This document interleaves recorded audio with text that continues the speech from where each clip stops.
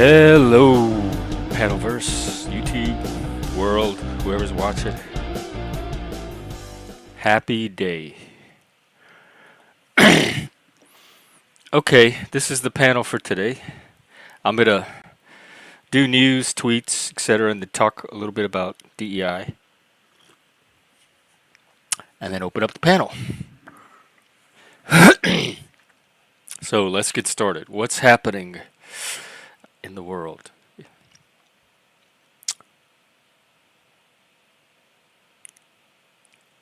Politics.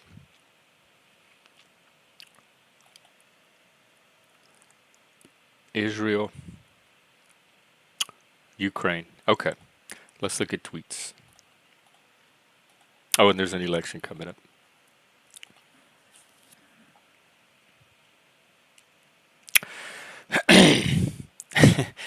The Democrats just put out I guess I'll play it. What the hell? I played the last one. Remember that last Harris ad where the women were at the voting booth and they're like, oh, we could vote. Our husbands are not looking. And they look at each other and they're like, we got this, sister. Hey, Daniel Berry. They put out one for the men. I'm curious if this is actually even if you're Democrat, be honest. Is this actually appealing to you or is this cringe? Come on, boys. Let's make America great again. MAGA. It's your turn, buddy. They got a flag. Before you cast your vote in this election, think about how it'll impact Like the he was people going you for care Trump about and he's the gonna most. switch that. Daddy!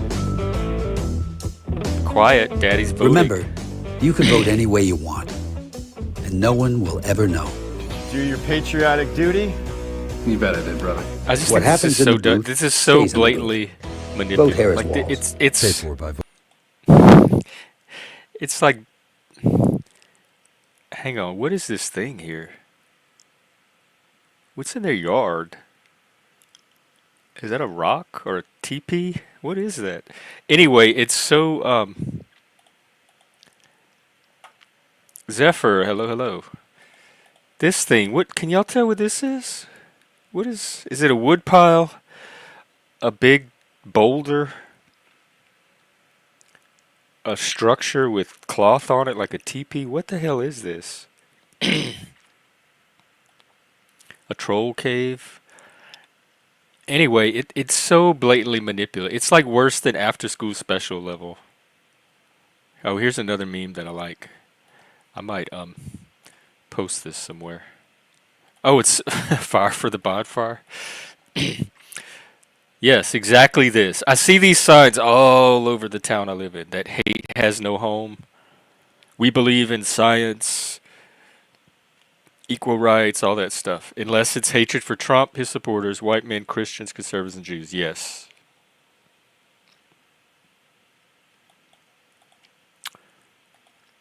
All right, let's see any more tweets. Oh, watch this, y'all. To me, this doesn't seem legal, but I guess it's a private company. I don't know what the laws are. But I know there's a Supreme Court case about a fuck the draft t-shirt, so I think there's precedent for this. I would sue if I were this guy. They're kicking me out. Can you believe that? What's going on? Yeah, I'm They're just kicking asking. me out because I'm wearing Trump. Yeah, Trump, I'm just asking that not you cover Trunks. it up, just like if anybody else is coming in here with a Kamala Harris. I'm asking. That's same. Well, it doesn't seem legal. Okay. I have no problem giving you anything in writing. Wait till you hear her I'm just name. asking right now if you wouldn't mind covering up. I didn't come to you Because I'm rudely. wearing a Trump shirt. I didn't come to you rudely. Has this nothing to is do. rude. It is rude. I understand that you feel that way. And again, Suppressing I'm gonna speech ask is that you rude, leave whether with you me. think it is or This not. You're welcome this to You don't get to come say over what's here, rude. or This is you're gonna really walk out with him. unbelievable. Unbelievable. You live in a bubble. I like What's to your make, name again? make Sorry? it all pink. It's right here on the card. It's Queen. What is it? Queen. Queen. Nice fair. I declare. I wonder if I'm thinking like after next week, this is all going to be over. But I have a feeling I'm still going to be showing tweets for years and years and years about crazy political stuff. It's not suddenly going to end.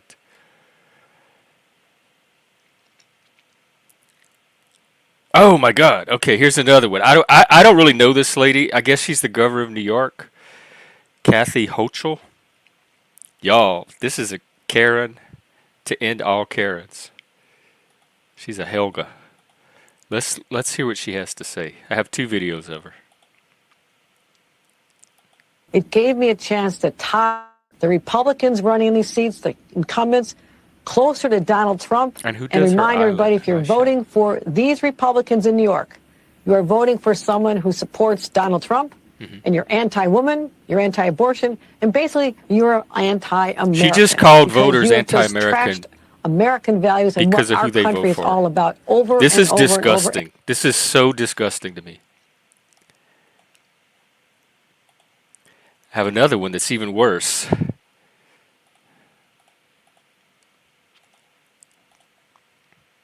Young black kids growing up in the Bronx who don't even know what the word computer is. They don't know. They don't know these things. And I want the world open up to all of them, because when you have their diverse voices innovating solutions through technology, then you're really addressing society's broader challenges. Oh, that's my God. That's how they are here. That's how the people are here. These are the people that need the DEI. Oh, you think I don't know. I might be begging for some Panelverse drama after next week. It's the groupthink. It's the tribalism. Hey, Jeff. It's the propaganda. And I know they say that Trump is a cult of personality, and that happens all on his side too with the MAGA. But none of that erases the feeling I get when I watch these videos. It doesn't excuse or explain away their share in it either. And if they're trying to take the moral high ground, then take the moral high ground and act differently than the people you're criticizing. These are gutter garbage trash people, to use their term. Okay, so here's what I did with the AI. You know me, I love playing around with the AI. And I started talking about one thing that has always bothered me with the DEI and systemic racism talk is this concept of systemic. And my little autistic brain knows systemic as a very specific thing. It's the structures that make it, it's the policy. So if there's a policy on the books that says don't sell to black people, I would say that policy is discriminatory. And we already have laws to address that. What DEI has done with pretty much every linguistic category out there is expand it to include whatever your vibes tell you that thing is. So racism is not lynching or discrimination anymore. It's anything that makes somebody feel bad related to black people.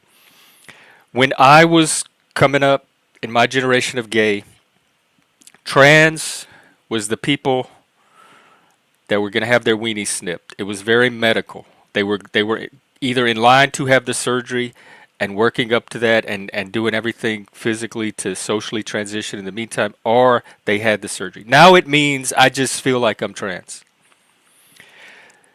Systemic to me has a very specific definition, and it's what's written in the policy. So to show a systemic barrier, you pull out a policy and you show in the policy where it directs the practices to align itself with that policy. As far as I know, other than men in the family courts where the policies are very explicitly against men, there's not any systemic discrimination or racism toward particular groups. Except for one group, and we'll find out as we go through this. But now systemic means anything that makes me feel like it's racist or discriminatory. So they've taken this vibe epistemology and they've used it to explode and distend these categories to the point of unworkability. Watching The Apprentice. You talking about like the first season talks about Donald Trump's story and Roy Cohn. I watched the first season, but I don't remember much of. I don't remember much of the like introduction of it. So what I did with the AI, I started asking it about these systemic barriers, and it gave me the usual barriers. Access to credit and capital. Unless there's a policy on the book saying don't give credit to black people, that's not systemic racism. But they use the word systemic in its broader meaning of system-wide or widespread or ubiquitous. But that's not necessarily the system being racist. That's individual practices. Okay, this is what the AI defines systemic barriers as.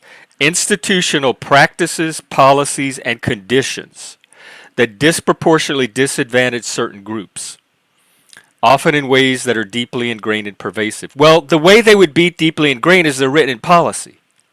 So to me, the AI says practices, policies, and conditions. I would limit it to policies. So I start asking about what like practices, because to me, unless the policy is dictating the practice, then those are just individuals going off of their own like norms or whatever. It's not a policy. It's not a structural part of the system that's directing the racism, if that's in fact what's happening. And then conditions, I wasn't sure what that was, so I talked about it. So it gave me examples of some of these practices, policies, and conditions. And I can tell you right now, it gave me a list of like, I don't know, probably close to 20. I can't find a single one of them that's an actual policy. They all seem to be practices and conditions or historical stuff. Like, for example, this one showed up a lot. Unemployment benefits, the complicated application process. It's not that complicated. I've done it on the phone before. You just call and talk to a person, they walk you through it. The fact that the application process is subjectively perceived as complicated is considered a form of systemic barrier. Well, that's not racism. Like anybody that goes through the process has the same process. So if some people are struggling with the process more than others, how is that racism? Things like language barriers, insufficient outreach efforts. So if you don't go out in the community and tell people about these things, that's racist. None of those are policies. Jack the other day was up here giving the example of black people not having access to computers. And we said, well, there's a library. Anybody can go to the library and have computer access. So then he came up with, well, what if they live 10 blocks away? They have to walk to the library. That's a barrier. That's not a systemic barrier. That's not a structural barrier. That's not a policy saying make sure black people stay 10 blocks away so they have to walk. Don't let any black people live near the library. Don't let them rent cabs. That would be, to me, systemic racism. If there's a policy that's in the way of these people accessing what they need. None of these things are policies. School funding, healthcare accessibility in many rural and low-income areas. There's a shortage of healthcare providers. Well, unless there's a policy saying don't hire doctors in these areas, it's not systemic. It's not structural. It's not the system dictating the racism or the lack of healthcare providers or whatever. And lack of healthcare providers is in itself not racist. So again, the category got extended to where they see racism everywhere that the rest of us don't. Transportation barriers, look at there. Clinic hours. So if you don't keep your like a certain hours open where it's convenient for more people, that's a form of systemic racism. I call bullshit on all of that bullshit. So anyway, it's just list and list and list of this. I'm not going to go over all of them. One category that does come up a lot, and I said there's one group that does seem to be still kind of discriminated against. Low income. This affects many low income people. Minorities are impacted because it affects low income. Well, if minorities are poor, that's a class problem. That's not a race problem.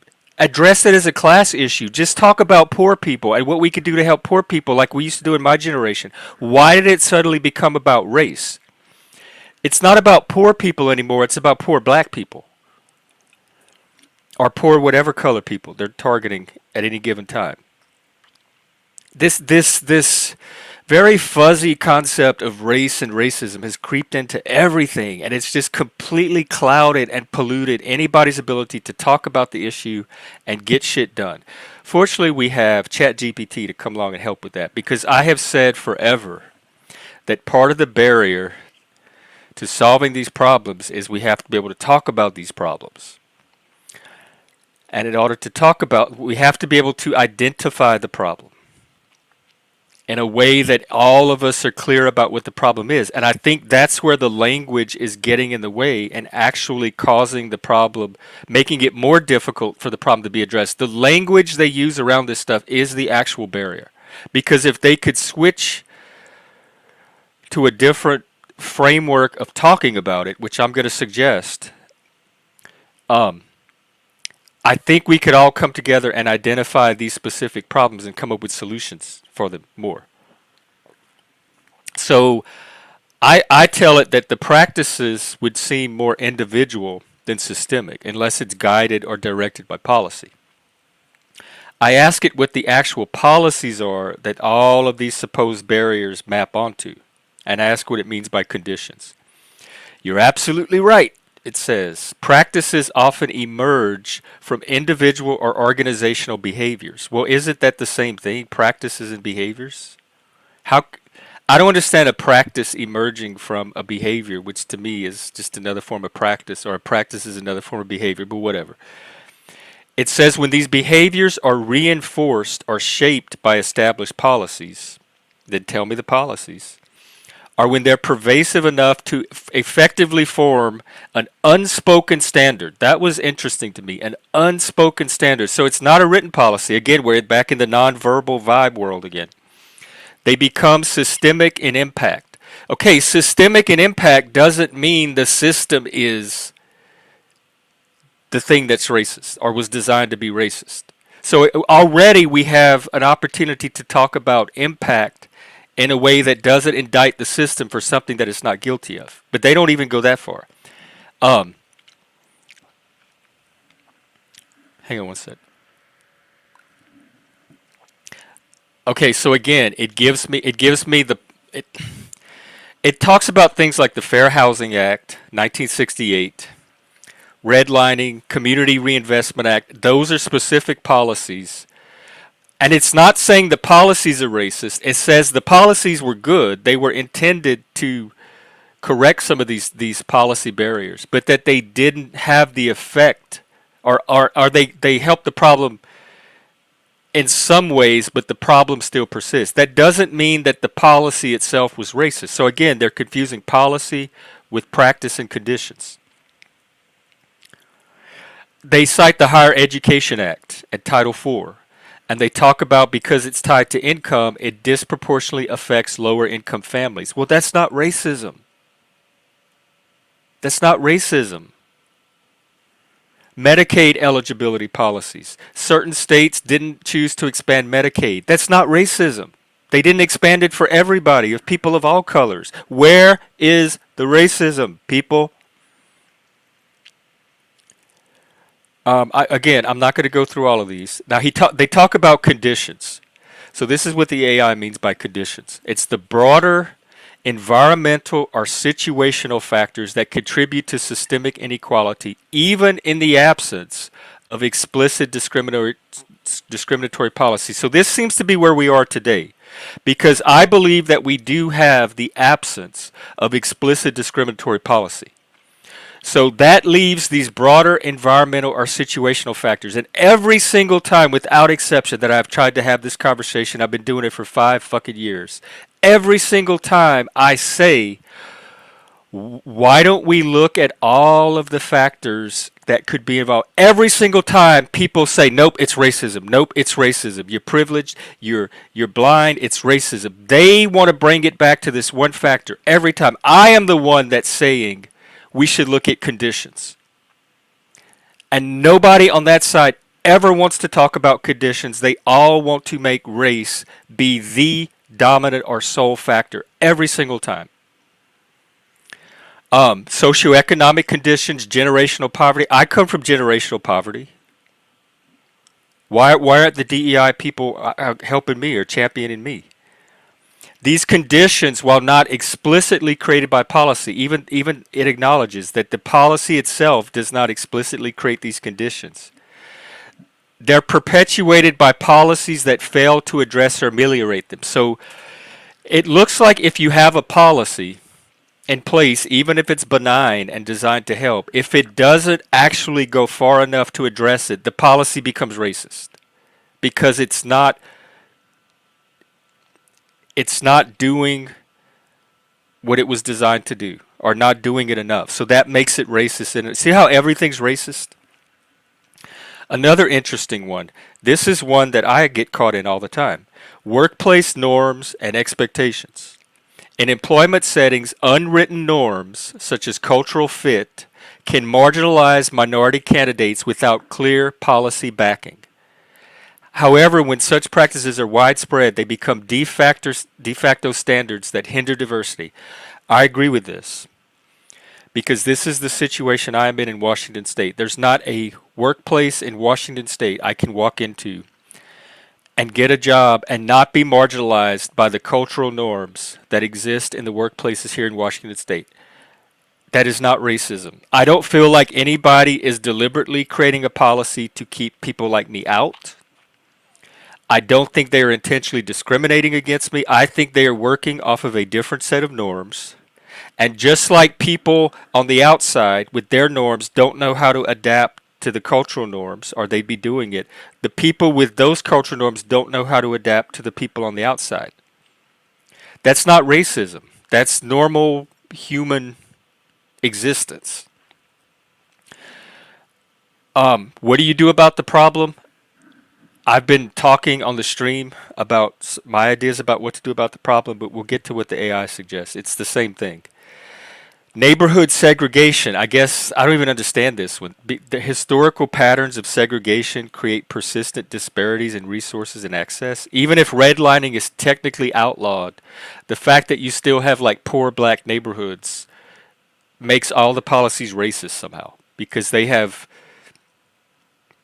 less access to, or their access to higher quality public services is limited. How do they not have the access? Is it the like I live too far from the library thing?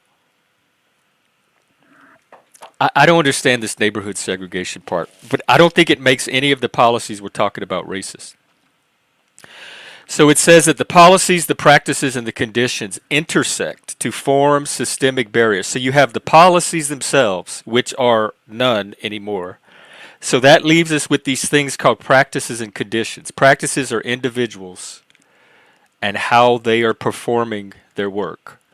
And the conditions are these situational factors that can influence an outcome. So we're left with those two things, individuals and conditions. Those are the barriers. The barriers are individual people and environmental conditions. Policies shape the opportunities directly, and I believe that here in the United States, the policies more or less guarantee equal opportunity for all Americans. The practices themselves can either counteract or reinforce the policy. So if the practices are the problem, stop laying it at the foot of the system and start dealing with the individuals within the system that are engaging in these practices that are supposedly causing these disparities. And conditions provide the broader social context within which these barriers operate. That's that fuzzy, like zoomed out kind of group abstract layer that I don't always see. Like a policy like zoning regulation, for example, it might appear neutral, but when it's combined with segregated housing patterns and localized school funding, it can create a pattern of persistent entrenched inequality. Okay, but that's not systemic racism. That's something else. And if it's something else, we can come together and talk about that one thing and try to figure out what the problem is in that area. But we have to get past this race thing to have the conversation that people keep throwing up as a barrier. By insisting that, no, it's race, race, race, race, we have to reprogram people's brains because everybody's racist. Addressing the barriers requires not only changing explicit policies, which we have. If anybody can point me to some explicit policies that still exist that we have not changed yet, let me know. But also considering the practices and conditions that together have these effects. Okay, I've been saying this for 5 years, and everybody's been fighting me and pushing me back and resisting every time I'm trying to have the conversation that the AI says is the one we need to have to solve these problems. So then I tell it that I fail to see how something unspoken, if it's this unspoken standard, can be structural or systemic. And it tells me I raise an important point. How can something unspoken or informal rise to the level of being structural or systemic? It can't. To make sense of it, it says, let's examine the dynamics of how systemic barriers operate. So the nature of these barriers, for something to be structural or systemic, it generally needs to have an observable, repeatable, so far that's scientific-ish, impact that extends across an organization, community, or society. So we can look at effects and impacts, and those can be observed. If black people are like not graduating at a different rate than white people, that's an observable effect, and we can start there and then work backwards to see why that is, instead of assuming that it's race. These barriers become systemic when they are consistent, predictable, and sustained over time. I disagree. I don't think, unless the system itself is dictating them, I don't think that makes them systemic. So I think, again, we have some category confusion.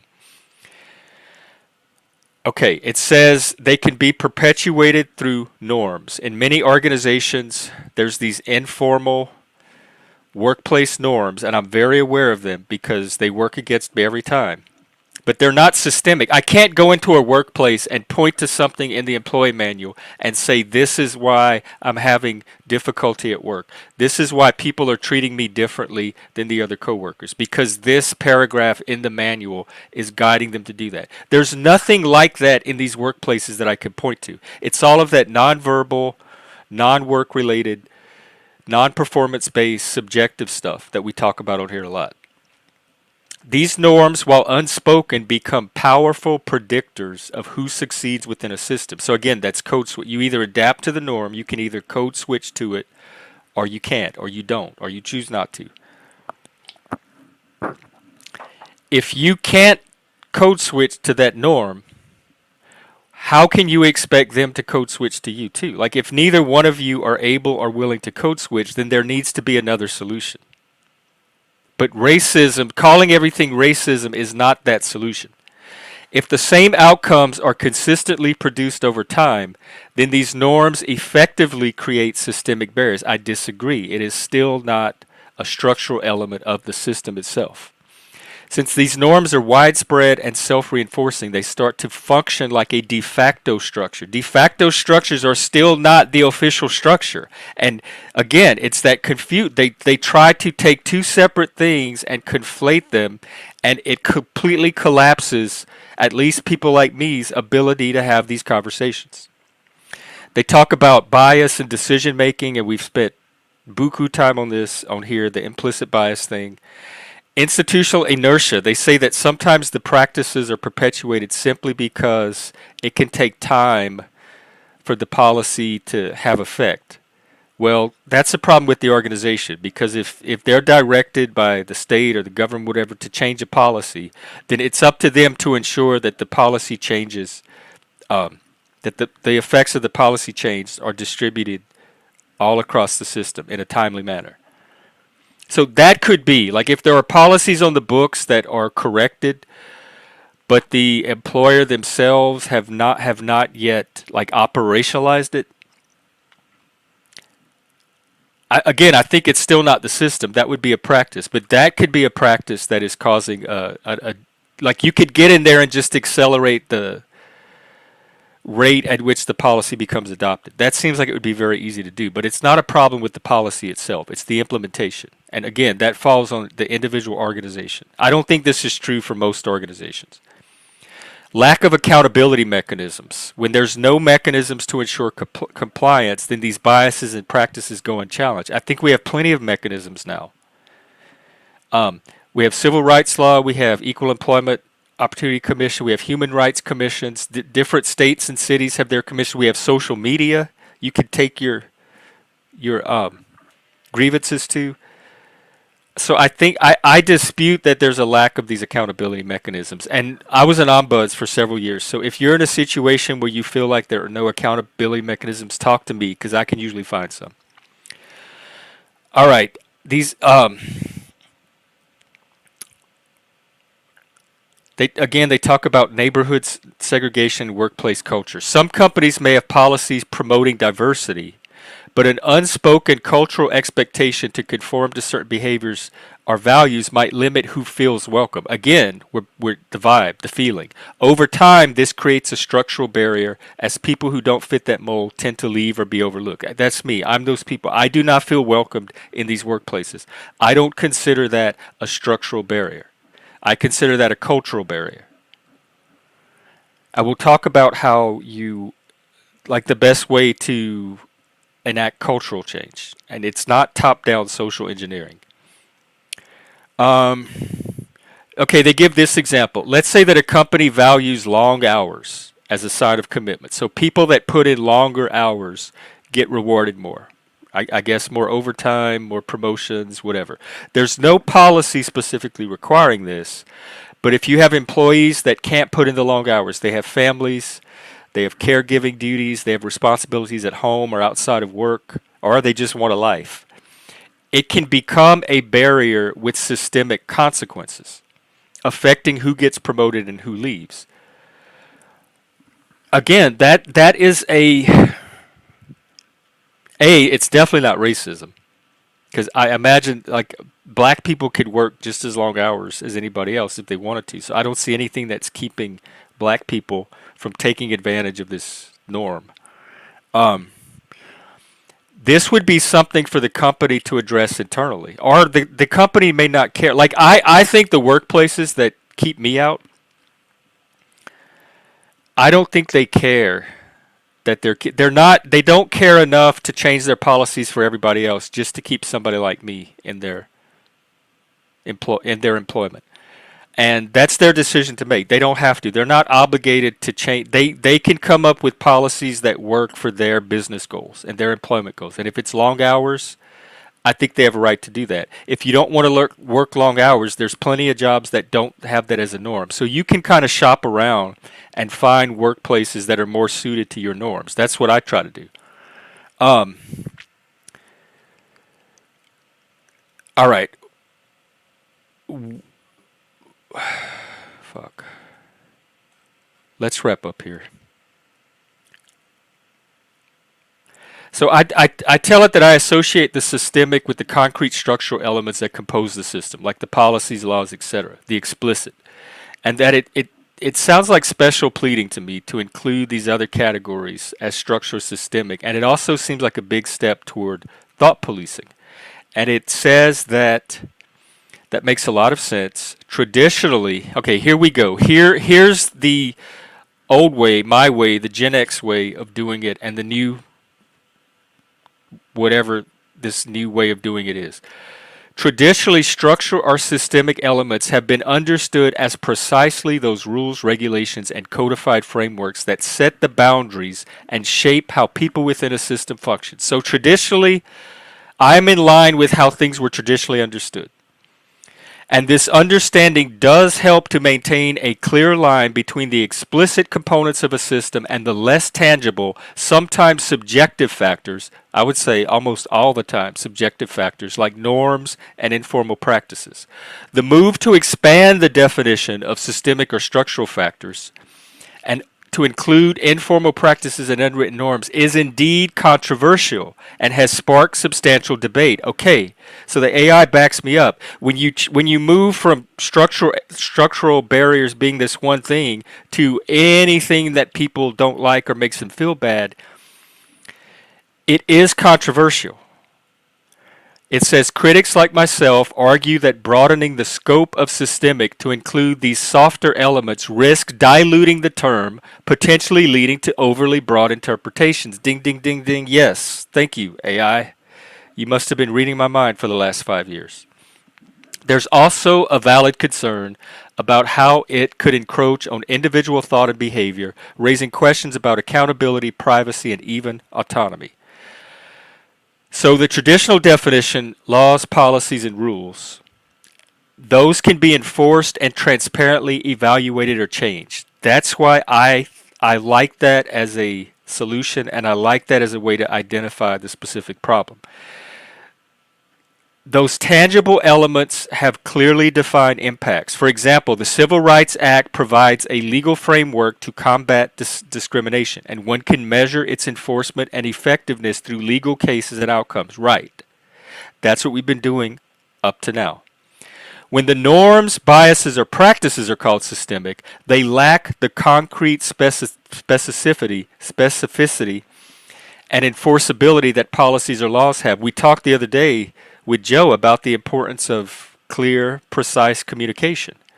This can create ambiguity as informal norms and cultural expectations vary and they're not easily codified or regulated. Without clear boundaries, it becomes challenging to address these elements in a way that respects individual freedom and autonomy.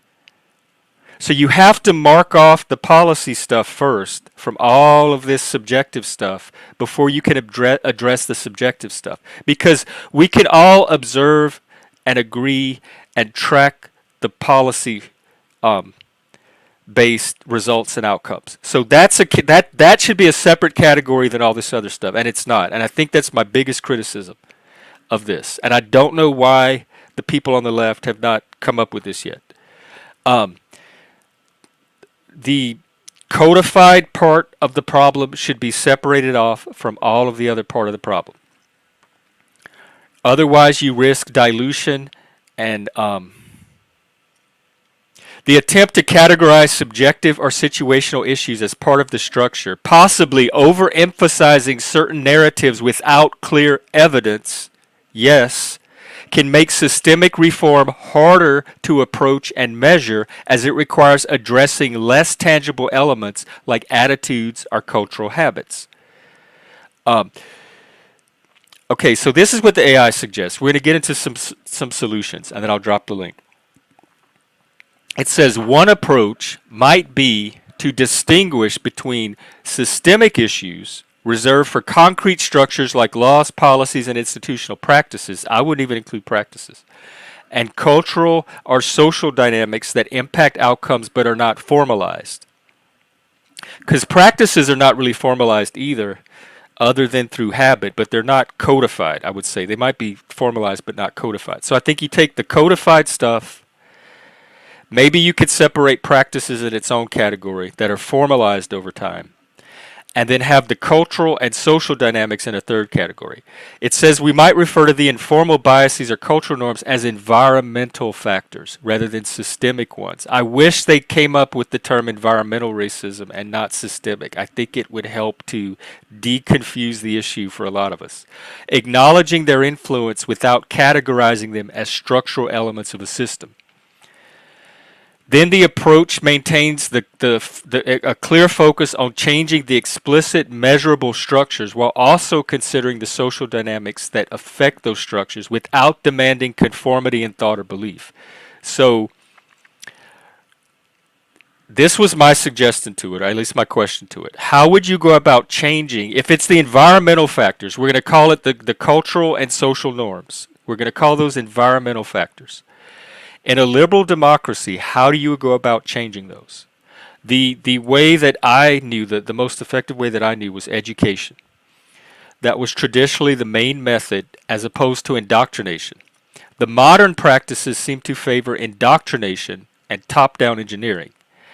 It says you're absolutely right that in a liberal democracy, addressing environmental factors like social norms and informal practices has traditionally leaned on, listen to this, education, open dialogue, and gradual cultural shifts.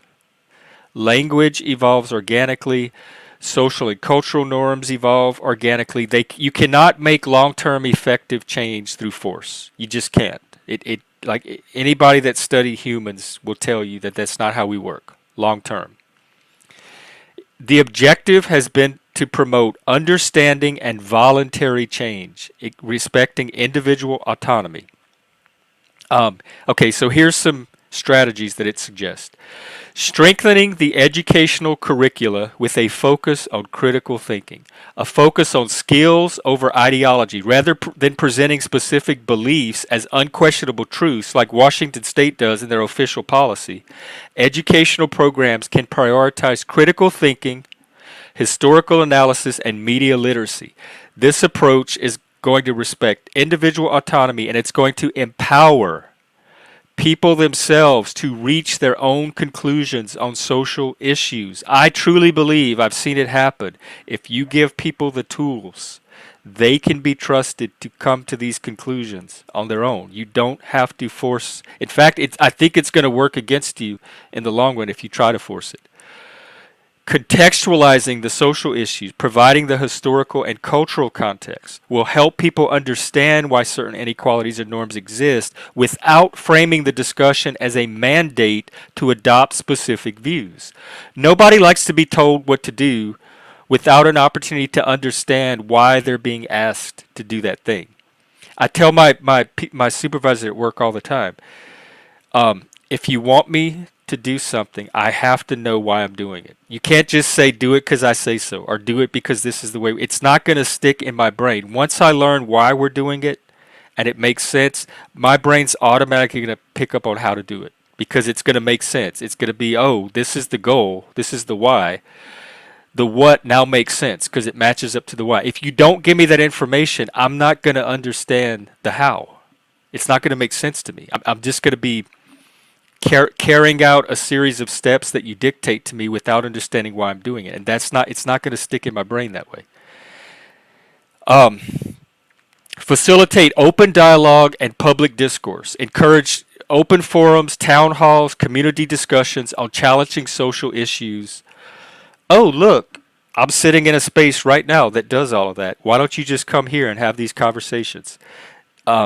It ensures that people feel heard and can engage in the evolution of social norms voluntarily rather than feeling forced to adopt a particular stance. Yes, instead of having conversation continually shut down when it doesn't align with particular ideological beliefs or norms.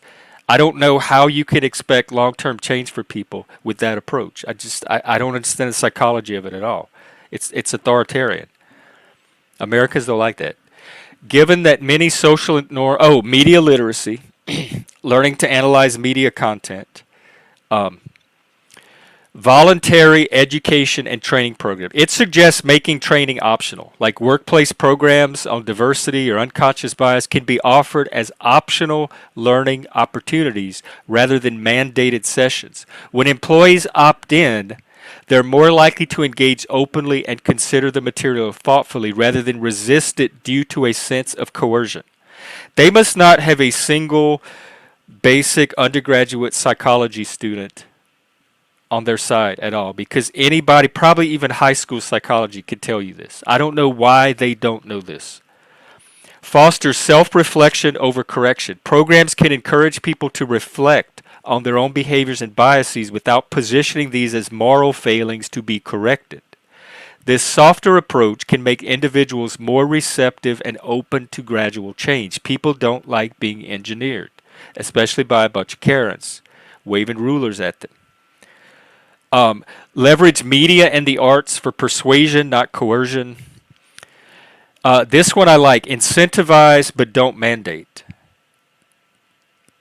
Offer rewards or recognition for inclusive practice. I would say find models of workplaces or settings doing the inclusion that you're looking for in the way you're doing it, and just point people toward those models and like as a standard to aspire to, like an aspirational workplace goal.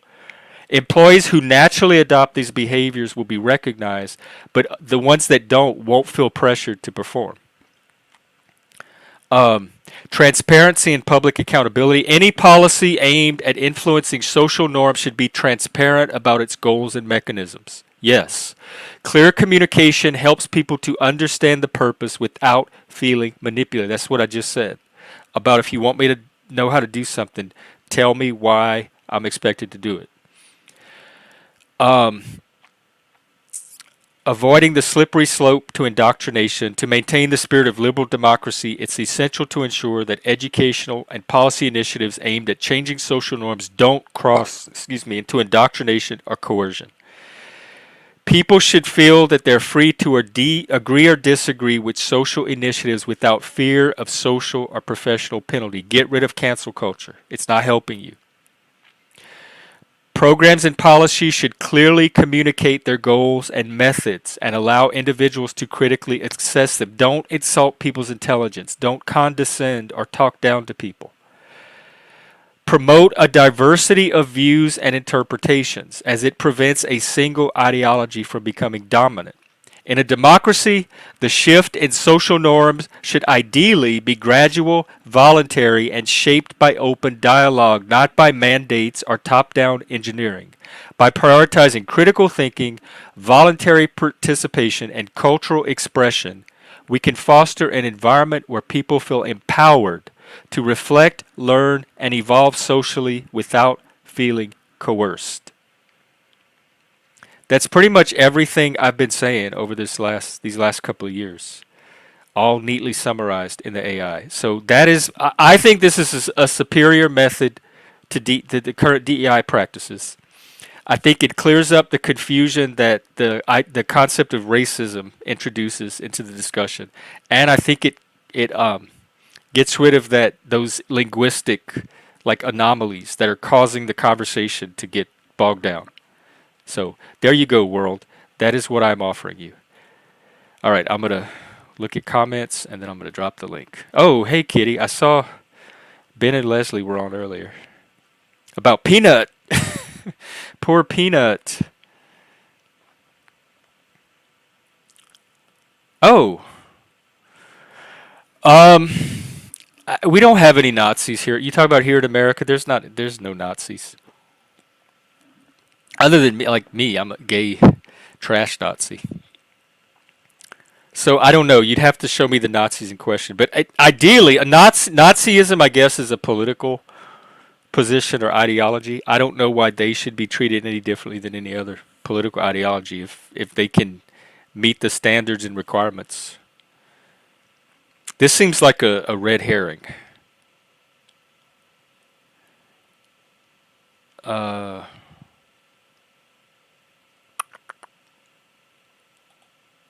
Yes, I agree about that too. Feminism is completely off the rails, and it's damaging its own cause.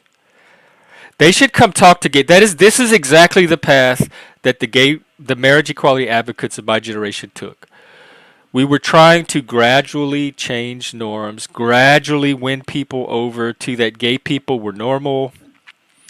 We could contribute to society. We were your neighbors, your friends. You could have us around your kids. Nothing was going to happen. The society wasn't going to fall apart if we got married, etc., etc. We did kind of like a outreach PR type approach that just kind of won over hearts and minds on an individual level. We came out of the closet. We made ourselves visible.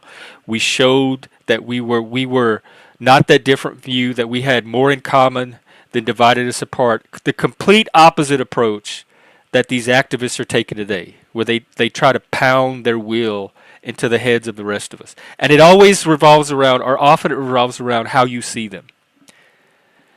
You can't control how people see you. You cannot force people to see you a certain way. And my generation of gay people didn't try. We tried to present who we are, and through that, a lot of people came around to seeing us because we were being authentic, we were being transparent, we were showing ourselves as we actually were.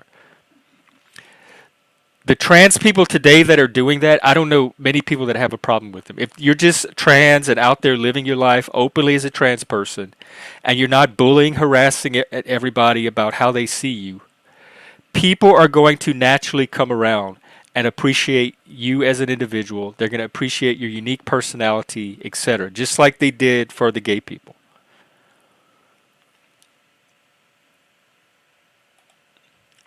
Yes, exactly. This. That was the big argument I had with Jack Darko, who is a scientist, that it's not it doesn't have the rigor and validity that the hard sciences do. It's a soft science, and that for a lot of us, without that foundation that the hard science would give it, it's just not enough. And then they try to bully, and beat it into you anyway. The helper class. I think that might be me. Hey, PLS. Right. Well, Zephyr, we're from the sticks and stones generation. Words will never hurt me. I don't know what happened to the. It's like they took every norm of Generation X, and Generation X parents are the ones that did this. By the way, the parents of our generation took every one of our norms and just reversed, and taught their kids the opposite. I don't know how that happened. Exactly, and what's the option? Like, are poor people suddenly supposed to go move into the middle class neighborhoods and gated communities? How? They live in the poor neighborhoods for a reason, because that's where they could afford it. Like on the Monopoly board, not everyone gets to live at Boardwalk. Okay, yeah, I'll put it in just a second.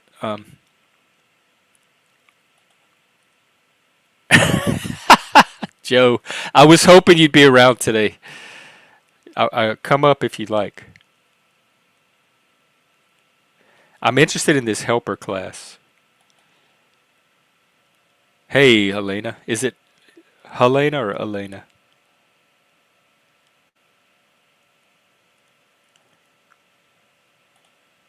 Have no ability. Yes. I'm very, especially after seeing this AI summary, I'm very disappointed in the thinking that's coming out of the left, if you could call it that. Right, that kind of stupid bullshit. Yeah, I do too. I love that all this is archived. Okay, let's see. Yeah, this is definitely a troll. Although I don't mind it much. It's kind of a joke at this point. Your dad was racist? Oh, wow. He would tell you, like, don't date the Mexicans? Shift! Welcome. I've been watching. Y'all, let me drop Shift's channel. She does some wild streams. Y'all are missing out. And she's live a lot. So, if you can't find me on a panel, you might find her streaming.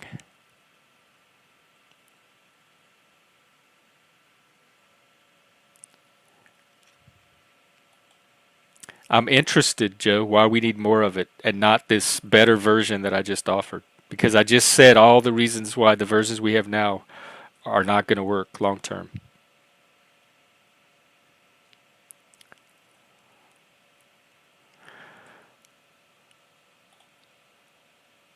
Yes, that's Zdobez, that's exactly what I'm trying to do. That's what this topic is to do. Yes, exactly right. Hopefully my ideas will win out. I just, and I've said this over and over, and I still accept the challenge from anyone. You give me a classroom, and you put the DEI trainers in a classroom next to me, and give me some people you want me to train, and let's see which one of us achieves the more long-lasting, inclusive results. Whatever your DEI goals are for inclusion, diversity, etc. I assert that I can meet those goals in a more humane, effective way long term than the current DEI trainer. So I'm willing to go up against any current DEI trainer and test it out. Yeah, I had a Norwegian friend actually that he's a philosopher, and he doesn't even use the word critical thinking. He said there's no reason to use the word critical. You just call it thinking. There's no reason to call it critical thinking. Just teach people how to think.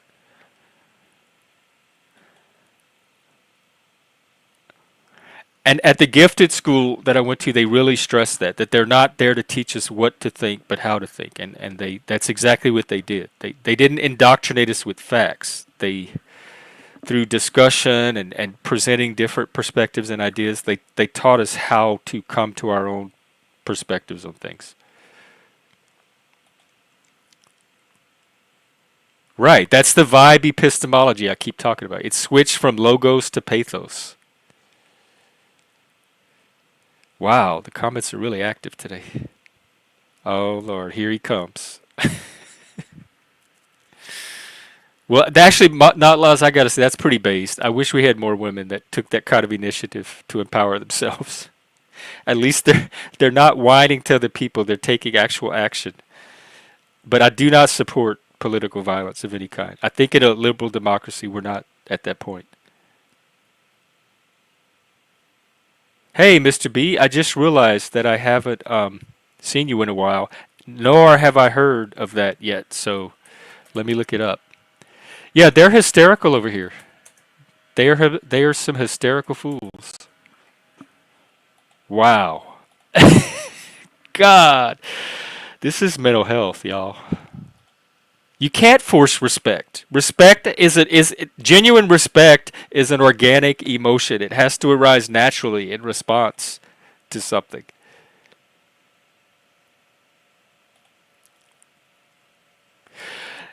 Effigy, I've done streams on this too. The grooming comes from queer theory. You should look into it. There absolutely is an agenda in there to sexualize childhood innocence because it's this belief that childhood innocence is a false concept imposed by the patriarchy, and children are born naturally sexual, and that natural sexuality should be allowed to emerge at as early an age as possible in order to liberate them from the false construct that the patriarchy imposes on all of us.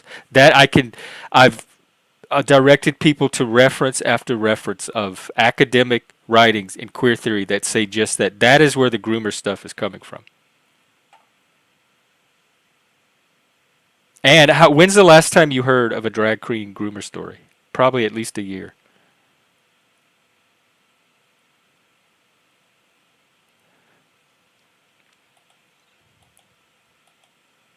I don't know what you're talking about here. I didn't say anything like that. If you're talking about queer theory, I just said multiple sources. There's Gail Rubin.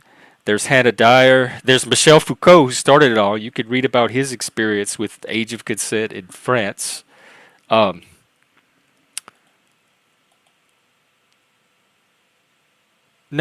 In fact, I'll find the video. I would try to play it, but I'll probably get my channel shut down. Look up Queer Theory Bingo or something like that. They name the sources. And Anton, who's been on the show several times, has a whole. I'll drop his channel. He breaks down some of these academic articles in great detail and shows the queer theory in them. So I don't even have to do the work. Look, Anton's done it for us. Go check him out.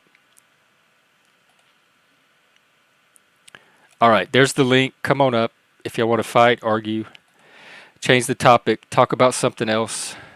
We got Hank. Yes, I'm here to fight. You're here to fight? Yep. So, when I super chat the question, are Nazis systematically discriminated? Your answer was, I don't know. That is incorrect. I don't know that was my complete answer. Were you asking if they are or if they should be? Are. That I don't know. Yes. They are. Because their official platform goes against YouTube terms of service, mainly, let me read it, mainly the hate speech policy. The official platform goes against YouTube's hate speech policy, so on YouTube, Nazis are, by your standard, are discriminated against systematically. Oh, on YouTube. Well, I don't know the specific YouTube policy around that. And YouTube is a private company. I was talking more like workplace. The state structure that guides how workplaces work. Oh, but aren't most workplaces private companies too? Right, but there's still federal and state regulations that that regulate. Hey, Dobez and Axis. So what's the limit? The limit to what? The limit to the. Are you asking me, can a Nazi get a job? Can an openly out Nazi hold a job in America? I believe that that legally they can or should be allowed to. Jeff, I don't mean to be intrusive, but since I have 3 Satanists on the panel, one including me, my son's trial starts tomorrow. and I've asked for every, I'm an omniist, so I've asked from each denomination to send justice, light, and prevalence to my son's trial that starts tomorrow.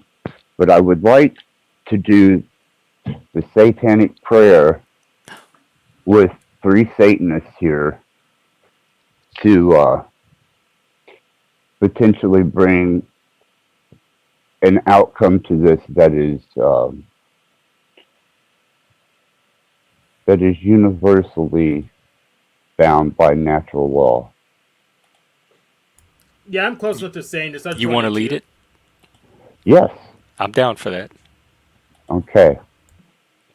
Now, this is probably not for the masses, but the 3 of us up here that are Here, I can. recognizing and devotees of a primal source in natural law. Our Father who art in hell, hallowed be thy name. Thy kingdom come, thy will be done, on earth as it is in hell. Give us this day our day to sin, and forgive us our trespasses as we trespass upon others. As we forgive those who trespass against us, let their trespasses be not forgiven, but delivered into our evil. For thine is the kingdom of hell, and the glory and forever. Satan. Hail Satan. Hail Satan. I hope that helps you, Axis, and him. Thank Yeah, I you. hope he gets his money back or whatever. Money back. He's up for murder 1, brother. Okay, same difference. I didn't know Well, what it drove trial was out the about. non-Satanists. Dobaz, you can come back up. The prayer's over. I thought Dopez was the one that's saying this. Oh no, it was you, the Black Gay Okay. Witch. Oh, okay. All right. I guess I miscounted then.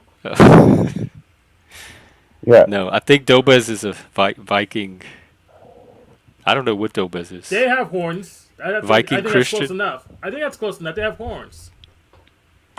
Well, I'm an omniist. I mean, I showed you the other day, Jeff. I have the complete runic around my thigh with the protection seal of Odin. I am an omniist. I observe all of religions, mystery schools, and teachings, but I ascribe to none. I only utilize that which serves me. Well, I'm a Christian Satanist. Do you want to invoke Jesus too and get some help from him? I done did on Jack's channel. Oh, okay. So, but you're So you're welcome going to to. the different channels and doing. Yeah, and I'm a Oh, Unitarian that's Universalist, okay. and that's pretty That's much cool. the same thing, except we have institutional support because we build our own. Yeah, I mean, why gather one denomination whenever I can have the whole of all teaching and understanding projecting a beneficial outcome to this? Because cost benefit analysis. That's very pragmatic. Yeah, some of them clash with each other and will have a reverse result than if you had like a laser focus. But that's why you pick cafeteria Christian style pick and choose. Dobez, what's up? Well, I just thought I'd join in for like an hour before I go to An sleep. hour to. How's your visit? They left. Oh. They didn't stay here long. It was just a weekend because, they have work and everything. So they just took the night train up. We spent yesterday together and they took the train back today. Nice. So it was, yeah. But another friend is coming up this week. He was intending to come for election day, so we wouldn't watch it live. But it doesn't seem we can make it to that. So I'll be watching that alone. Well, Or we'll maybe be not. here for sure. I think all the streams are going to be like active that day. Yeah. Everyone's going to be watching. I definitely know I'm not watching it by myself. And I'm probably not gonna watch it at all because the policies identical, pretty close. You're just gonna wake up and be surprised. I'm probably gonna be asleep, Yeah. so it's probably gonna happen in the middle of the night, as usually happens with American things. Yeah. When I was younger, my dad, he wanted us to watch the Super Bowl, basically just because the commercials, like that was the only reason. We didn't care about the sport, just to see the cool commercials. So we would stay up like those days, just wake up in the middle of the night to watch like a 5-minute segment of commercials, and then the concert or whatever they have in the middle, and then go back to sleep. So like everything in America, everything cool happens in the middle of the night. That's so annoying. Yeah. So Jeff has problems with code switching. I actually do not have that issue. You're able to code switch to your workplace norms? Most norms. I mean, I've been on Officer Snap Show, and he doesn't like me at all. I'm a master code switcher. That's why I go by the lizard audio avatar. My issue is that my physical appearance and my voice isn't attractive, and that's gonna knock me down too many points, so I don't have as much leverage socially. And it's really nothing that the helper class can do about. In fact, they'll just pay peekaboo about that fact and don't give me any workarounds. So, like, there's no theory of mine. There's barely any good social models. The best ones I can find is Enneagram and MBTI.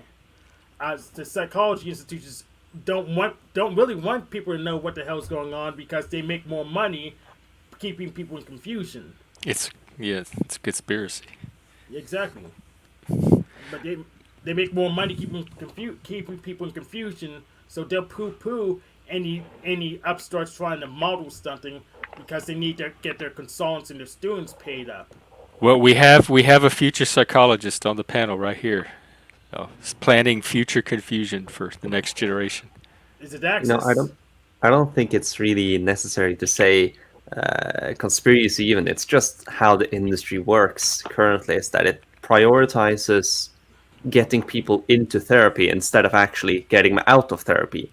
Like they have the wrong prioritization. They care more about, I'm helping people instead of having helped people, which I think that should be the proper way of looking at it. You want people to get in and get out as fast as possible. You want them to actually fix themselves. And the whole industry, both all the way down to the research, to the pharmaceuticals, to the actual clinics, and to the regulations, it's all made to make it so that they can keep patients for as long as possible.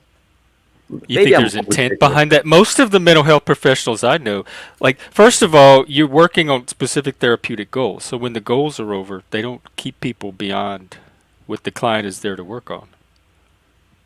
Like, I don't know any mental health professional personally that treats clients beyond the need to treat them. Now, there are some people that use therapists as a regular, like, confidant to just check in and process with, and they may see that person for decades and decades and decades, like a counselor, like somebody would use a priest. But that's different than working on specific therapeutic goals. And that's also determined by that person, because that's what that person's need or wish is for that relationship. But I don't know mental health professionals that try to get clients in and then keep them there just to get the money out of them when there's not actually working on anything with them. Yeah, but they think it's not an explicit goal, but it will really help with the bottom line. So we're just gonna do it, and it's okay. It's their choice, and it's a pattern. And so it may not be a systematic problem because it's not officially explicitly coded in law, but it's a patternmatic problem that's really hard to break because of so many people conspiring to push the pattern through.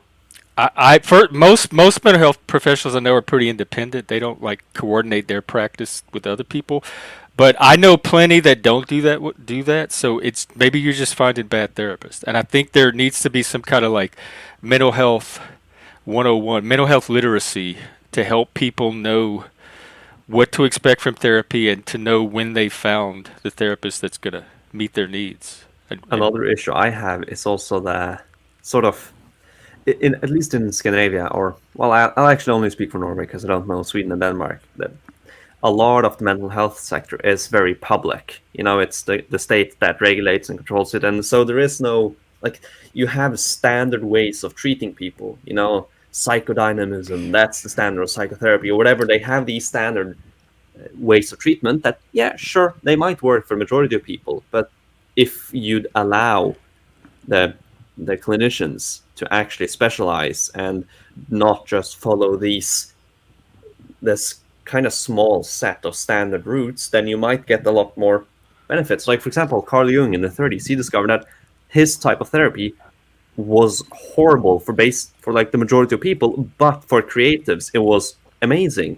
But now, like, Jungian psychologists not taught at a professional level at all, like, that is a separate thing from being a psychologist, at least in Norway, because it's separated out. But So you can't specialize in Norway? you can specialize, but there's a limit to it. You can't just...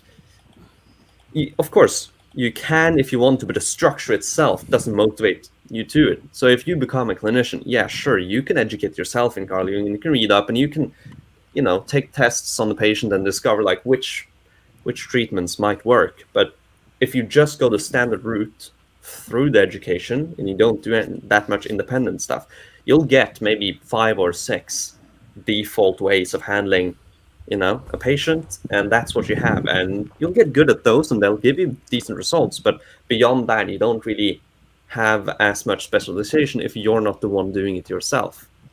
Well, And yeah, that's how most specializations I know works. Is it's self motivated. People specialize because they have a particular interest in that specialization. yeah, but you're not as motivated since it's public. You know, if you do better, you get paid the exact same amount. Like, of course, there's some people who... Oh, you mean the incentive system in Norway doesn't reward yeah. additional specialization? Yeah, it doesn't Because really do here that. in the U.S. they do it probably because it's an underserved market that they can, like, Yeah. it's not as a competitive a niche, so they'll specialize in. Or honestly, most people I know in the mental health profession that specialize is because they have a passionate interest in that discipline. Either that's the therapy that's worked for them. Hold on, Jeff. I have a video, if you don't care to wrench me, of my last conversation with my in-home, which was Friday, that I think you need to observe to see how us who are being treated Ooh, yeah. by the medical facilities, in-home nursing, and home health care are actually spoken to, spoke down to, and belittled and demeaned, and have no business in the field, but yet seem to be prominent. Would you like to see? Yeah, can you drop it in the back? And why are you using this? I wouldn't let that person back into my house. Oh, they're not. They're not allowed okay. back in at all. But I just wanted to use this to show you. Last Friday, this was my final interaction with this. I don't even know how unempathetic, vicious, horrible person. But yet, this is the common amongst in-home healthing and nursing. That I don't know. I'm talking about like mental health professionals that have private practices and see patients in their office. That's mostly the ones I have experience of. So how home health nursing is done, I don't know.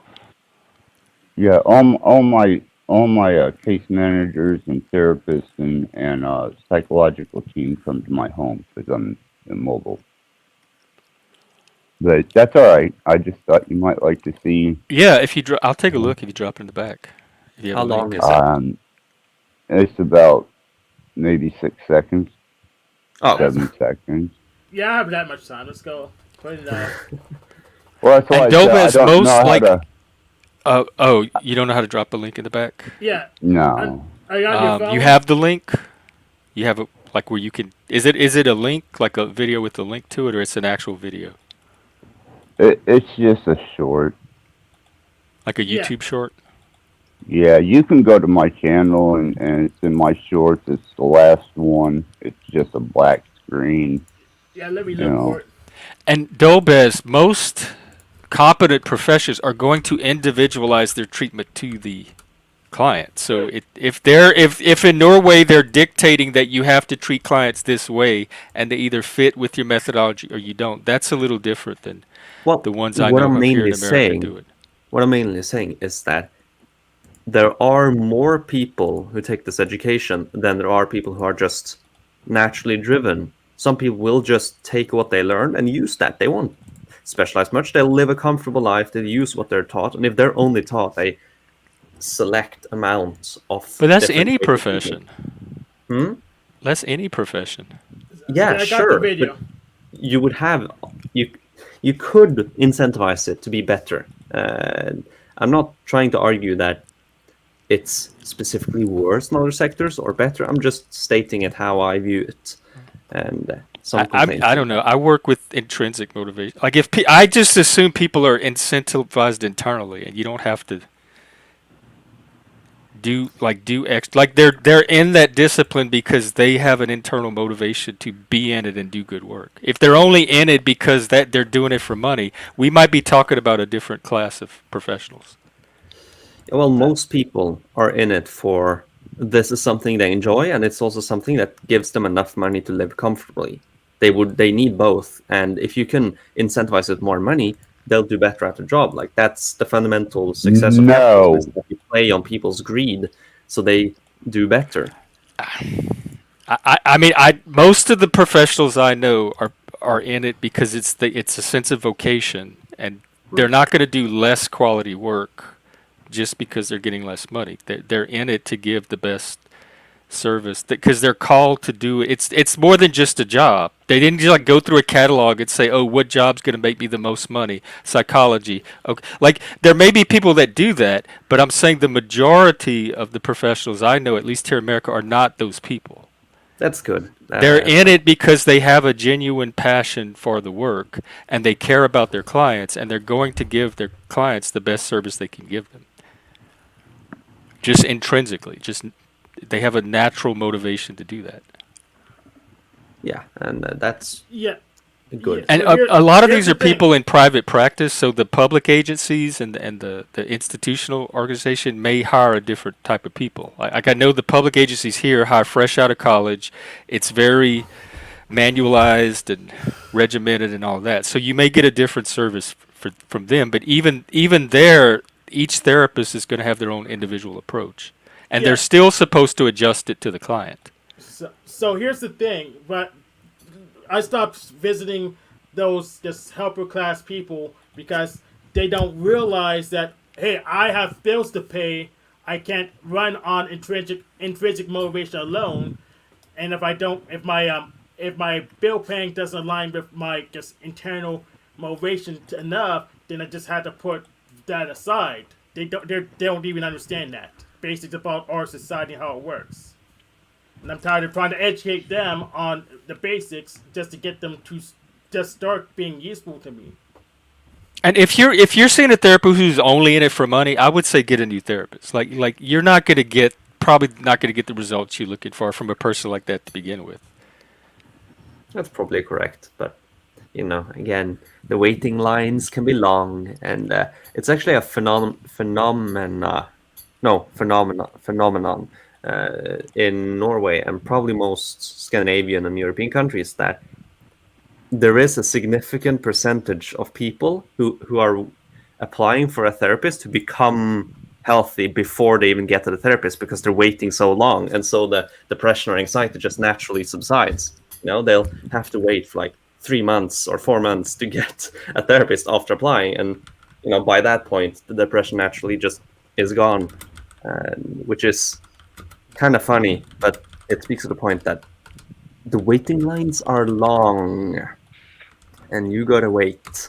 And so when you first get one, if you try to get a new one, that could take you a month or two, and so you don't really want to risk that.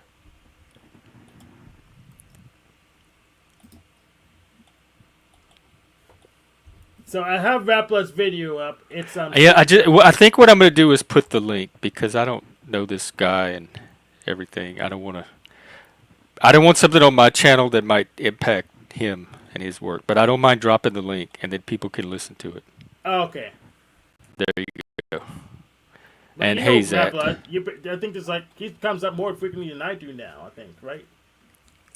No, Jeff offered me such a wonderful courtesy during state of duress, and now that he's done and shown his mantle, I feel a lot more comfortable coming here knowing that there's going to be least amount of conflict, resistance, and an open level of conversation with the diversity. Wow, I never hear that. Least amount of conflict. Yeah. Wow. Well, I'm flattered. I'm skeptical, but I'm flattered. But no, you're like, yeah. Now that I think of some of these other channels out there, yeah, you're probably not too wrong. If there's going to be conflict, I at least try to make it constructive. Or you stop it before it gets out of hand. Yeah, if it's too much, if it's just drama for the sake of drama, I do. Yeah. And I much appreciate that. So therefore, this makes this kind of a safe place for me to be able to come to, and I'm in good company at the And I most know you're part. you're stressed. You're going to be under a lot of stress the next few, probably what, weeks, months. Yes. Yeah. Yeah. So, you are a great resource to me at this point in time, and you proved to be of great service to me. I appreciate that. Well, thank you. That means a lot.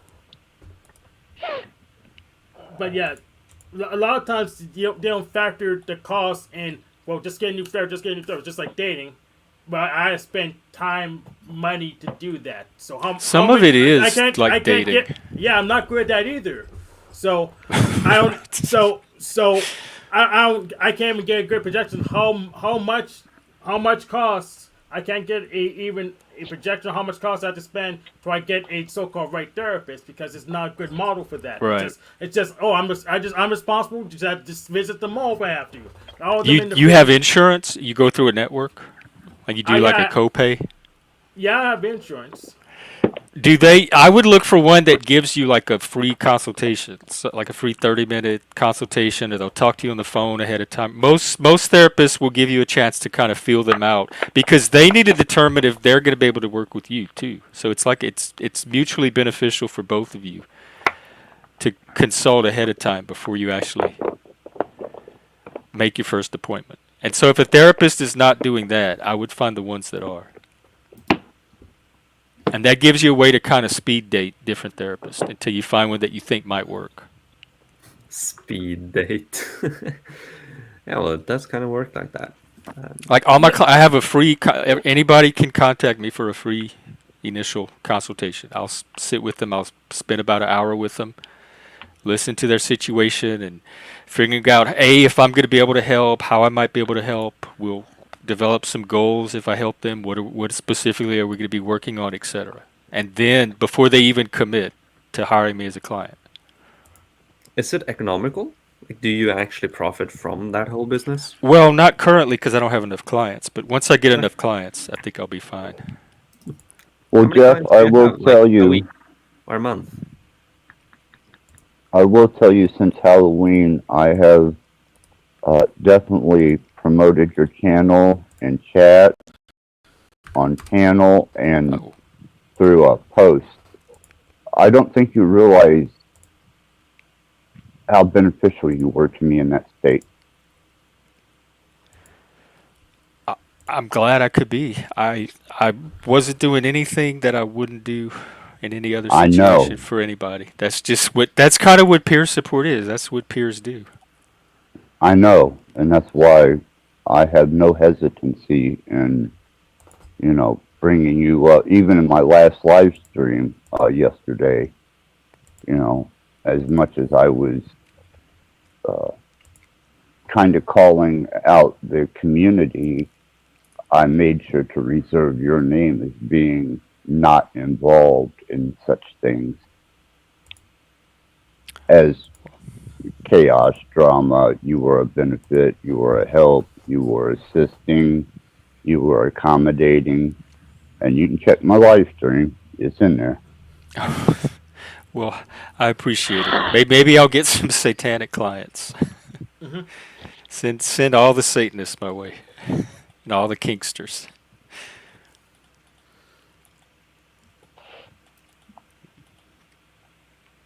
So pretty much, since I usually end up running through the whole list, unless I get frustrated and just don't want to talk to any of them because they sound the same, I pretty much have to recoup my power and solve every little problem on my own, which is just very, very, very expensive. Because Hank, if I understand from our previous conversations, you're mainly it's your dating life you're mainly wanting help with. Yeah, and they can say, "Oh, go on the app," or I even have a tab up. Well, try to pretend you're rich so you can get the gold diggers. Okay? They tell you that? Well, maybe we can get Dobez's take. Like, I'm not sure a therapist is the right professional to turn to for dating. Yeah, there are dating no assistants anyway. There might be another type of professional. There are no professionals. There's hucksters, and yeah, there's just hucksters. So this is just this. I like playing with fire. I have a tab. I have the tab open. I always shared it on Oh, Alex. Yeah. Yes. So pretty much he pretty much told an Indian guy to just pretend you're rich so you can get a gold digger. And that's as far as. Yeah, he told him to try go to the airport and get on a plane so you can make it look like you own it or something like that. Wait, this is stage? He just put on a suit? And Yes. Yes. Who's that gonna get long term? Nobody Exactly. So if you have to fake being somebody you're not just to keep a date. Yeah, so there aren't any real professionals left. It's just hucksters. So there's no win. There's a lot of people out there. I'm sure somewhere.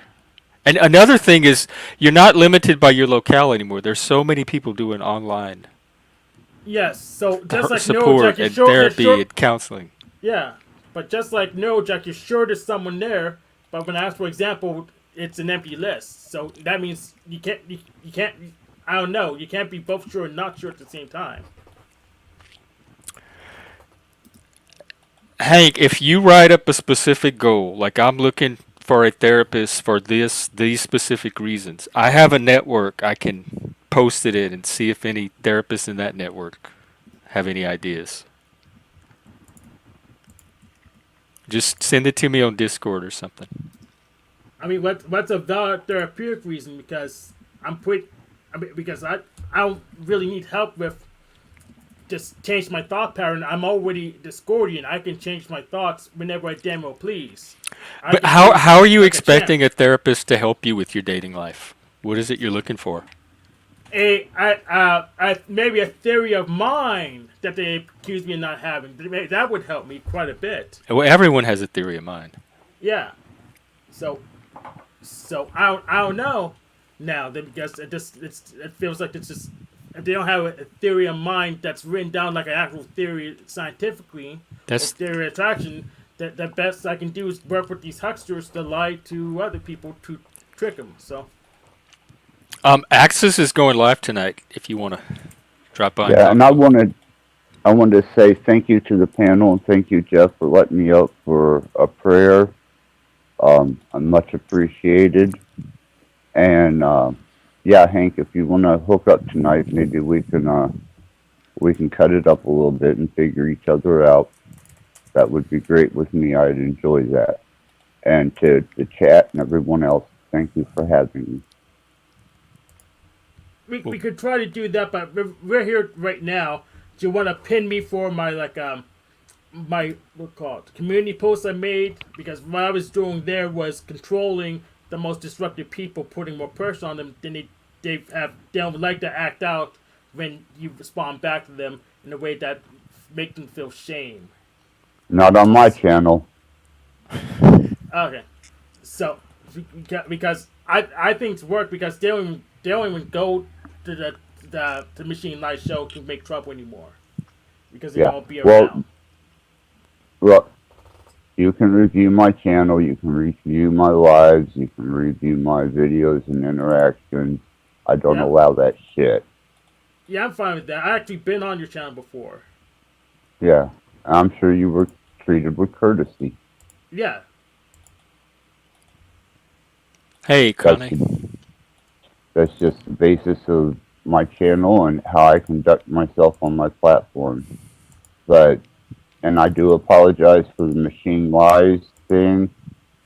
I'm dealing with a lot of stuff with this murder one, changing my whole home health care, going through medicine changes, and it just so happens that you got caught in a situation where you know I was in the wrong Yeah, for you're probably saying good. such a And if thing. yeah, you're probably good. And if not, I'll put in a good word in for you.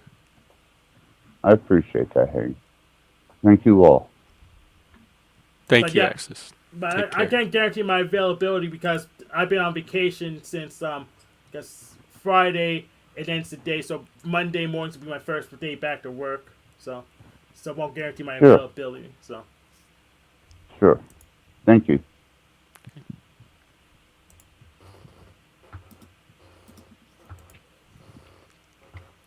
Well, Dobez, you have any other thoughts on therapy or how to help Hank? Well, I'm only 19. I don't think I'm qualified to talk about dating at all. I've just entered the scene, so it doesn't really. Are Yeah, you Hank? Are you wanting therapists to help you understand how women think? Is that when you say theory of mind? I kind of know how women think from the red pill videos, but all the therapists say, "Well, there's someone out there for you," but then won't point out who. So Well, how are they they're supposed to bullshitting. know who? You want them to like If they don't know, then a they binder full should of women? if they don't know, then they shouldn't make the claim that there's someone out there for me. It's that Yeah, I simple. mean I agree, but that's not really what the main role of a therapist is to tell you where your girlfriend is. Well, it's my It's more about responsibility, you. but I don't have any tools to find it. I don't have any good tools, so I have to really go in my workshop and build all the tools from scratch. When there's someone half my age that can just gets it without any training whatsoever, then it's my fault. Ridiculous. I don't think it's anybody's fault that they're single. But that's not something like you only have limited control over other people, and it just if you haven't met the right person, that doesn't mean there's anything wrong with you or that it's anybody's fault. What the doesn't the mean best way I know to do it is to expose yourself to as many opportunities as possible. Like put yourself out there. Talk to 30 women a week. Somehow, coffee shops, online apps, go to bars, wherever the women that you are interested in dating hang out. Wherever they are, you have to go be around them and Yeah, get as when my hit large of a rate's too dating low, pool I to draw can't do from. any math. When my hit rate's so low enough that I can't even put, it doesn't make it to a percentile. I can't do any math. I can't really. Whatever. It's my responsibility somehow. Even though I don't freaking have any tools, I'm gonna blame myself. Well, and the tools come after you find the dating pool. First, you have to find your dating pool because that's where you're going to use the tools.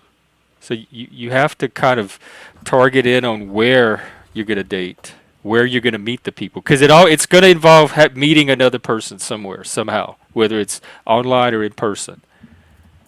And so you have to figure out where that's likely to happen. Hey, Ricardo.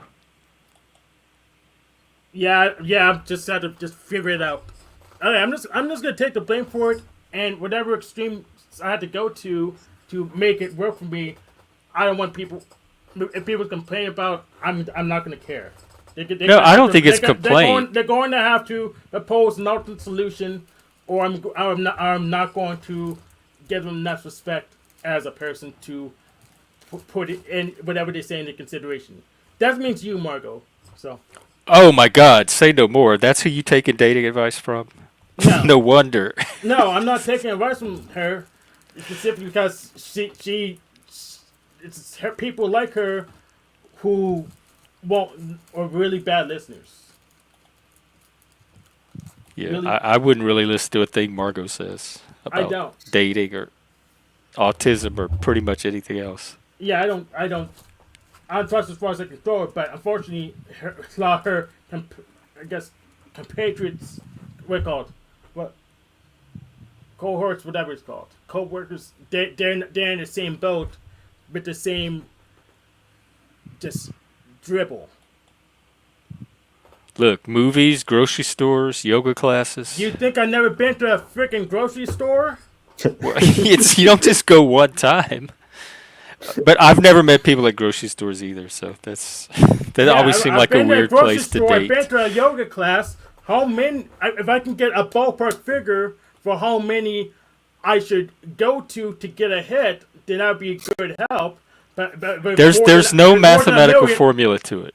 Other than like strictly probability, you can work some like if I go to a bar with 100 women, I'm gonna have more of a chance than if I go to a bar with 10 women. There's stuff like that, like more women, more odds, greater odds. The more chances you have. Okay, what's my base rate? What am I multiplying together? What's my base rate? I don't know. That maybe a mathematician could help you more than a therapist, if that's what the kind of answers you're looking for. As a mathematician, you know my base rate. They could ask me to come with it. Because that's more of a math question than a therapy question. Yeah, I'll look for a mathematician, but I don't know how I'm gonna find my base rate. With But the math of it doesn't really matter. You just have to go where the women are. Like you're not gonna date sitting at your home in your bedroom. The women are not gonna come knock on your window and say, "Hey, Hank, I'm here to date you." Yeah, you have to go find them. Yes, and when I go out and find them, they won't gonna respond to me there either. They don't respond to me there either. You have to find the ones that will. I don't know where they are. Then you have to get creative. Go find autistic women. Go find Asian women. Go find Jamaican. Find women that will respond to you. Don't date upper class white women. Yet, but it's my fault. They don't. The only way people like you and NoJack's gonna get it is like go whole real life stream. Then you can probably just make fun of me for doing that. I'm not making fun of you. I'm in the same boat. I don't know how to date any more than you do. But I do know if I want to date, I have to go where the guys are. They're not going to come to me. I have to go find them. And I use mostly apps and websites, so I can sit at my house and browse people. But I could easily go out in person where the guys are and meet guys there. But I don't have any better luck than you. Yeah, that's a good point. Sometimes it takes me 100 different nights of going out to meet one person. I guess if there's any advice at all to give, it's don't get discouraged. It's a long game. You have to try until you meet. That's weird because it's people half my age that's getting far more hits than I am. But they might have different strengths than you have and different weaknesses. Like you may have things working against you. And I've told you before, I think the autism works against you with a lot of people, just like it does with me. And there's nothing you can do about that. You have to go find people that are autism friendly. Yeah, Rappler, I stopped going to church because my church is supposed to be super liberal, open church, and they're supposed to support DEI, but they don't give a crap about what I have to say. So I just stopped going. I didn't go to church this morning. Where do the Discordian women hang out? Find you another Discordian. How should I know where they hang out? Well, I don't know. You're the Discordian. They hang out with their drug dealers, probably. Oh. Try that. What do you mean, try that? Maybe stay away from that. I feel like we're, the demon and the angel on the shoulders. Try a drug dealer. Maybe not. I would say maybe not drug dealer, but try unconventional environments that you haven't tried before, like that you would not normally think to try. Because you've tried you've exhausted all kind of the mainstream options. So now you have to think creatively and find alternatives to that. Honestly, try bingo. Go play bingo one night. See what kind of women hang out there. Get the grannies. Yes, and grannies. Maybe. Called it. Maybe they're there with their daughter, their granddaughter. Unlikely, but I mean, it's sort of you just gotta live life, look for friends, and hope that there's a significant female percentage in those environments, and that some of them are compatible with you, and then just hope that they're single. That like there's a lot of hope and a lot of statistics, and that's unlikely. But eventually, you will come across that person. You just need to seize that moment and be open. Some people are so scared of. This might not be you actually, so I don't actually want to say that. But And Joe's in a similar situation, and he goes to coffee shops, he goes to different board game events, he goes to bar trivia with his friends. So he puts himself in situations where there may be other women around. So at least he's getting exposure. But it like I said, it might take 100 times. It might take 200 times.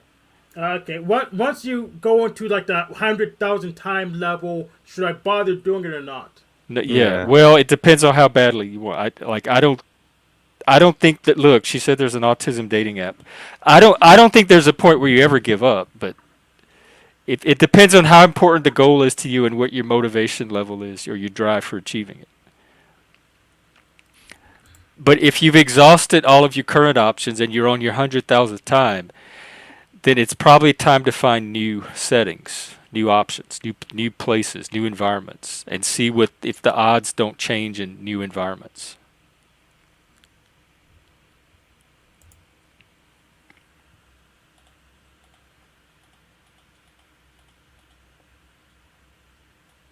Rebecca Joseph asked for keepers or just for fun.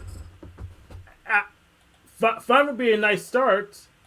If I get any fun at all, that'd be great.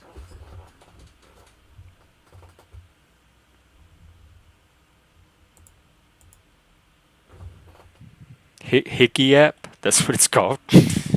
seriously, Hickey. Autism, ADHD, neurodivergent dating app and social community. Wow. Here, I'll post the link. that is. I didn't actually expect that to exist. No, I didn't either. I did expect it to exist, and it's probably full of bots. Oh yeah.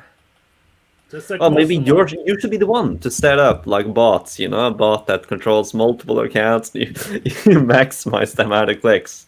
Just set up dating bots with your profile and spam them all around. Well, It's a space where neurodiversity is embraced and being atypical is celebrated, just like here. They don't give a lot of information. exactly. Yeah, well, you got to see inside, They And want it's you to not have just it. for dating. You can make friends, find community. It's for neurodivergent people to meet each other in general.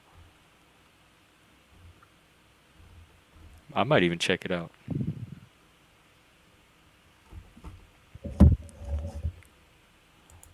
Well, the fact that it doesn't have a web interface is telling a lot.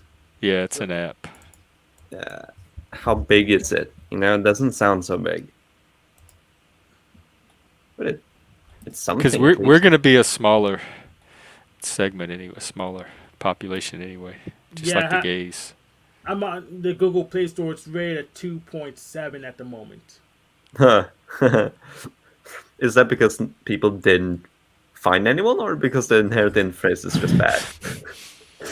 That's a Two big autistic people flapping their fists at each other across a crowded room. Move, groove, rock, snap, flap, and hum. See, this is the kind of people I'm looking for.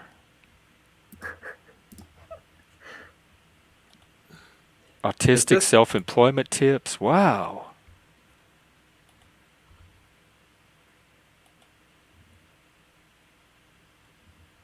Can I ask a question, Jeff? It might be personal, so you don't have to answer, but considering you talked about this, was your previous partner autistic? Oh yeah, he was very Yeah. neurodivergent. He was very ADHD, but there was some autism mixed in there. He was just like me. He was gifted, autistic, ADHD. He had Hmm. the trifecta. That's one reason that we were so perfect for each other, because we had our neurotypes were so similar. Yeah. So it can be possible, even though that combination, is very, very rare. In addition to being gay, it's really rare, but it can happen. You just gotta be a bit lucky and seize upon that luck. And Hank, have you tried speed dating? Do they have speed dating events where you are? I'm not in those circles at the moment. They probably do, but I'm not in those circles. Because I've tried a few of those, and I've met people through there.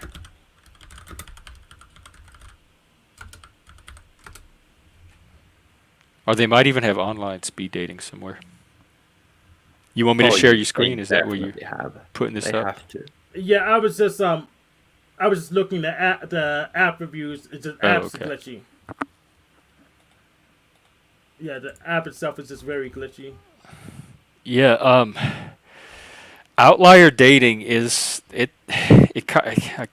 might even deserve its own topic. Maybe I'll do one.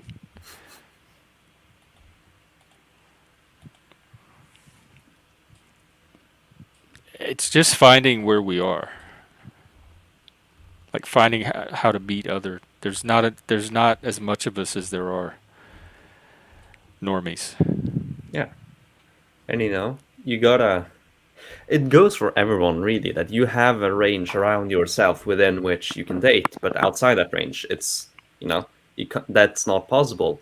And for some people, that range will be more constricted than others. And that's just, a matter of fact. That's how it is. I don't think I could date someone who isn't at least appreciative of deeper thinking in conversation. I am a debater at heart. I don't think I could date someone who didn't like, having dense conversations and stuff. That's very limiting. But that's how it is, you got a limit. You can't just be open to everything. Well, it depends on your goal. But I mean, realistically, if you want actually something that's sustainable and beneficial, then you need to be restrictive. And that, that makes it much harder. How young.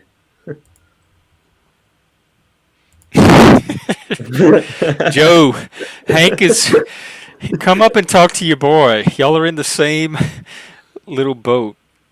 Maybe y'all can help each other. Well, if it's Isn't fun, he it's an fun. accountant? Huh? Isn't he an accountant? No, he analyzes stocks, but he works from home. All right, then he should have enough mathematical problems. Yeah, he would probably have some math skill.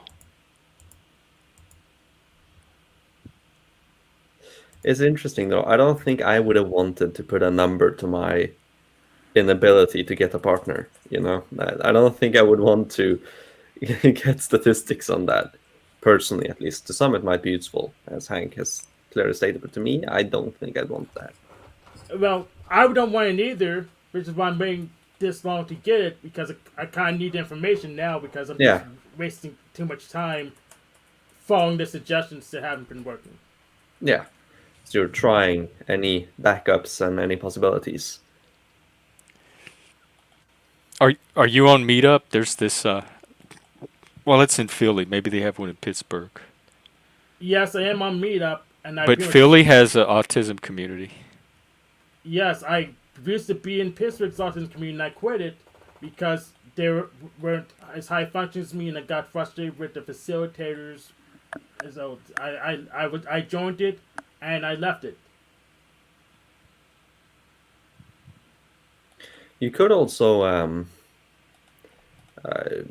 don't know, I know a lot of people who have met through Discord, so you could browse public Discord servers and tailor them to your interests, and then join them and join in the conversation, and hope there's some single ladies there that appreciates you. That is one road you could try. I've been on Discord since. Let me check my profile. Oh, you're an oldie then. You've been there from the start almost, I assume. I think it was kind of late. I'll guess mid 2017. 2016. June 2016. God, man, that's the beginning. I was like early 2019. Okay. Yeah, so like that's really early. You know, you've been there since the start. When did Discord start? I believe it 2015? was. Oh wow. Yeah. So Yeah, I joined Discord once the True Capitalist Radio moved from this Power Talk that couldn't even use to Discord, and since then they got banned, and the host got banned. And I don't like the host, but I do hope he joins the Keystone Cop crew because that's part of my plan to eliminate them, but keep them close together where they can't stand each other.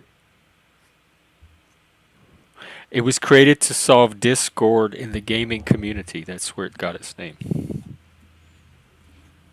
They were trying to find a way for gamers to talk to each other in a user-friendly way that didn't impact game performance. Yeah, it worked. We did that today. We played Barrel Trauma, and we still have openings, by the way. We're looking for a full crew, so if anyone wants to play, find us in the gaming channel.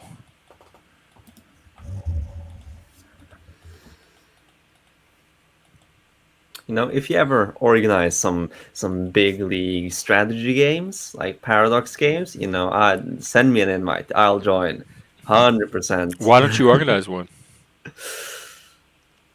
Let's just say that the sort of there's a very steep learning curve to those games, and I don't think like you'd still be considered sort of a newbie, a very beginner after over 50 hours. You know, it's only when you're into the 100 or 200 hours that you begin to really get a grips to the game with the game. So, most games, or most Paradox games, I mean, some games you get instantly, but yeah, and I don't Paradox want games to. are- Yeah, and I don't want to put too much time into games that aren't either already free and open source or don't have a huge modding community already that is self-sustaining or fault the original developers, because it's just too much time to reinvest. Yeah. Also too much money. Do you know? Oh, wow. Yeah. Do you know how expensive Paradox games are?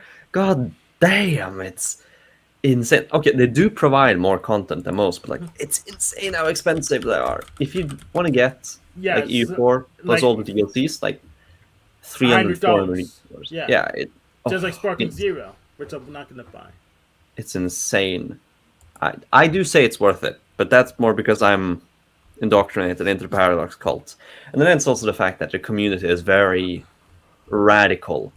You know, if you see a radical, like if you're just scrolling Twitter and you see like a really radical post, it doesn't matter if it's like extreme communist, be it classical communist or woke communist, or if they're really Nazi, like they're most likely a Paradox player. Like there's a funny meme that the Hoi 4 pipeline is, you know, either become a Nazi or you become a furry. Like that. Those are the only two paths if you play the game. Like it's very political, very extreme, and there's a reason I only play with friends and not any, you know, of the actual. What are community. these games? Yeah, Paradox Well, Interactive, yeah. the real-time strategy game. They have a vampire game, Vampire the Masquerade. Oh, I didn't know that. But like games like Hoi 4, so you simulate World War II, you know, or EU4, which is, you know, the colonial period. So back in my day, that would have just been called wargaming, and everybody did it. Now it's yeah. a Nazi thing. Yeah, I actually have Vampire the Masquerade. I think got from GOG.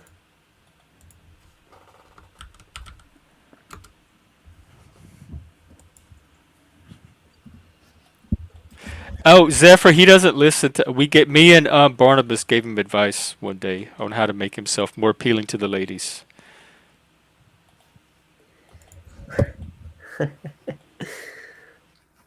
Yes, go. It's weird. Go Why on the is- path with my shirt off, like a clown? No, well, you say clown, but the ladies are not going to see it that way. So, like, you have to play to your strengths and use your assets, and that's definitely one of them. First, you got to figure out what your assets are and which groups they are. Well, we assets did. of. We helped him identify that. Yeah. And he didn't. He's not using them. And you don't have to do it on stream, but like when you go out in public, like wear a tank top or muscle shirt or something like that. Dress to highlight the features of you that are gonna appeal to people and draw in the ladies.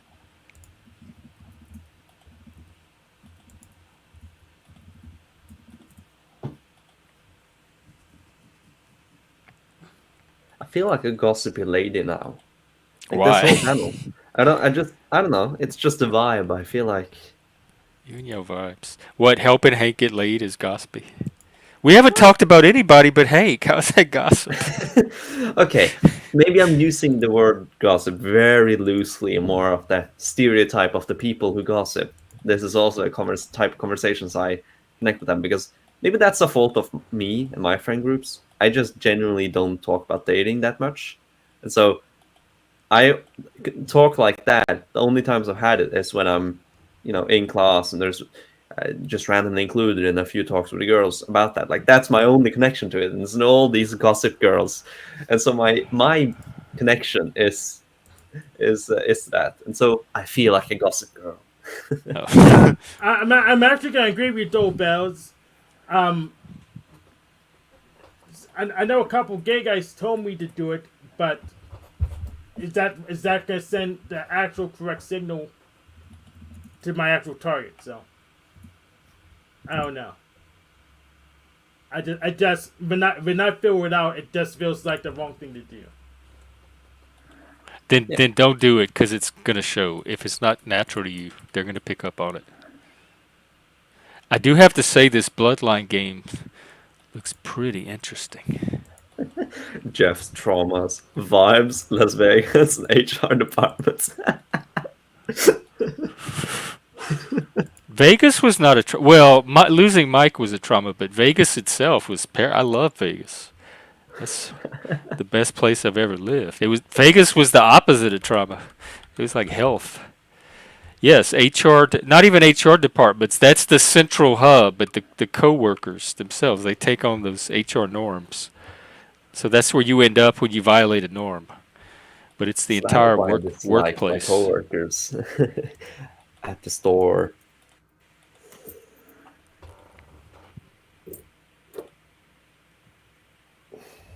I want to play this vampire my guns, game. I'm sure. I don't even think they're even that big. It's a game where you have to enter your birth date, so that tells me it's going to probably be good. Oh, it comes out in 2025. It's not even out yet. Damn. But they have the original Bloodlines. Let me check that one.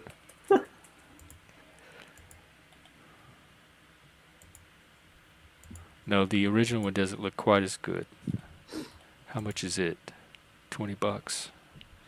That's a good price. I got too many games going on as it is. Ooh, this one's where... Is that a swastika? Probably. Oh, I wouldn't be surprised. It's some other insignia. Probably one of the clans. Huh. Ooh, got a werewolf. What does it look like? Uh, Insignia, I mean.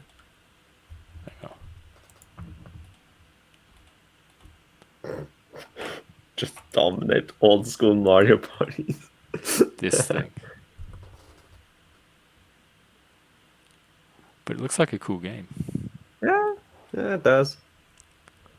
I wouldn't play it, but it looks cool. Oh, it's Troika, so that's not the same. That's not Yeah, no, that was something completely Paradox. different, I guess. So Paradox is doing the sequel, and it looks even better. Oh yeah, Yeah, that's just. I think I have Bloodlines as well. I got them both on GOG. You have Bloodlines? I think Oh, how is it? I didn't play it, Oh. but I do have it.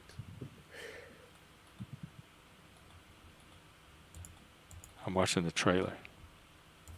I hate games with cheesy narration and dialogue trees. Oh, did you see the new Dragonborn? The one I've been playing video clips of on stream with the woke one. Oh yeah. I've seen all I want to see of it. I don't want to see anything more.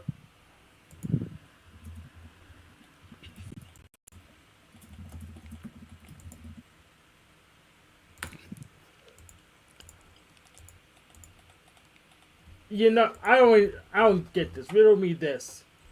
How am I supposed to even get to playing my game library when I'm supposed to be going out and meeting more people and having the same useless interactions over and over again? Because you don't have to do everything for a lot of time, and then I don't know. You probably Hey, I have- don't think you have to do anything you don't want to do in this situation. Yeah. Like, you I would should only do play the things that games are if you fun. want to play them, and I would only go out and meet people if you want to do that. And for meeting people out, like, what you should prioritize is things that you find fun or you think can be fun, that are social and have potential for meeting people. Like, you shouldn't just do stuff just for meeting people, because then you have no guaranteed thing in common. But if, for example, let's say you think archery would be interesting, that's something you could go, just try, because that is a chance of being social and finding someone, and it's also something that might be interesting. I don't know if it's actually that for you, but if it is, then the people you meet there, you will at least have something in common that you can extrapolate to, more stuff in common. I don't think it's necessarily that useful to just go out and meet people in any scenario possible, because you have no guarantee of commonality. And if it's not fun for you, that will be noticed by others, that people feel that, people sense that. If you don't enjoy this, the best thing you can do for your looks is to be happy. Maybe not smile wildly, but like actually enjoy your times. Like, seek out things that are enjoyable, but that also have a social aspect that is likely to have some girls at least. Yeah, this is a great idea from Joe. Go to nerd conventions. I've been to nerd conventions before. If you don't go with a group you already know, it's really no penetration. Do you So do you have a that gym? goes- Is there a gym you work out at? I know. My work's my gym. Oh. I had to do physical labor for work, so. Well, maybe consider a gym, because that would let you show off your assets to the ladies. Yeah, it's a waste of my money. I consider it a waste of my money. You might have to invest a little bit to date. Yeah, If you go out, you pay covers and buy drinks. The thing is, it's like you're telling me like I'm just like I've never been here before. Well, I don't know what you've tried and haven't tried, and I can't read your mind, so I'm asking the questions I would ask anybody in this situation. If that's too frustrating, we don't have to have this conversation. I'm just trying to help. But I'm working with limited information here. The only way I know how to get it is to ask questions. Okay. Well, no, I don't think a gym's that useful to me because I already do a physical labor job all the time. Well, it's more about like More showing than 40 your, hours a week every week. like putting yourself out there in a setting that's gonna feature your best assets and show them to the people that need to see them. Because you have to attract people. You have to give reason of people to people a reason to want to talk to you. Especially on the dating market, because they're filtering out people constantly. They're filtering out everybody they don't think there's potential with, and they're filtering in the ones that they do think there's potential with. So you have to give them a reason to think there's potential with you. And physicality is one way to do that.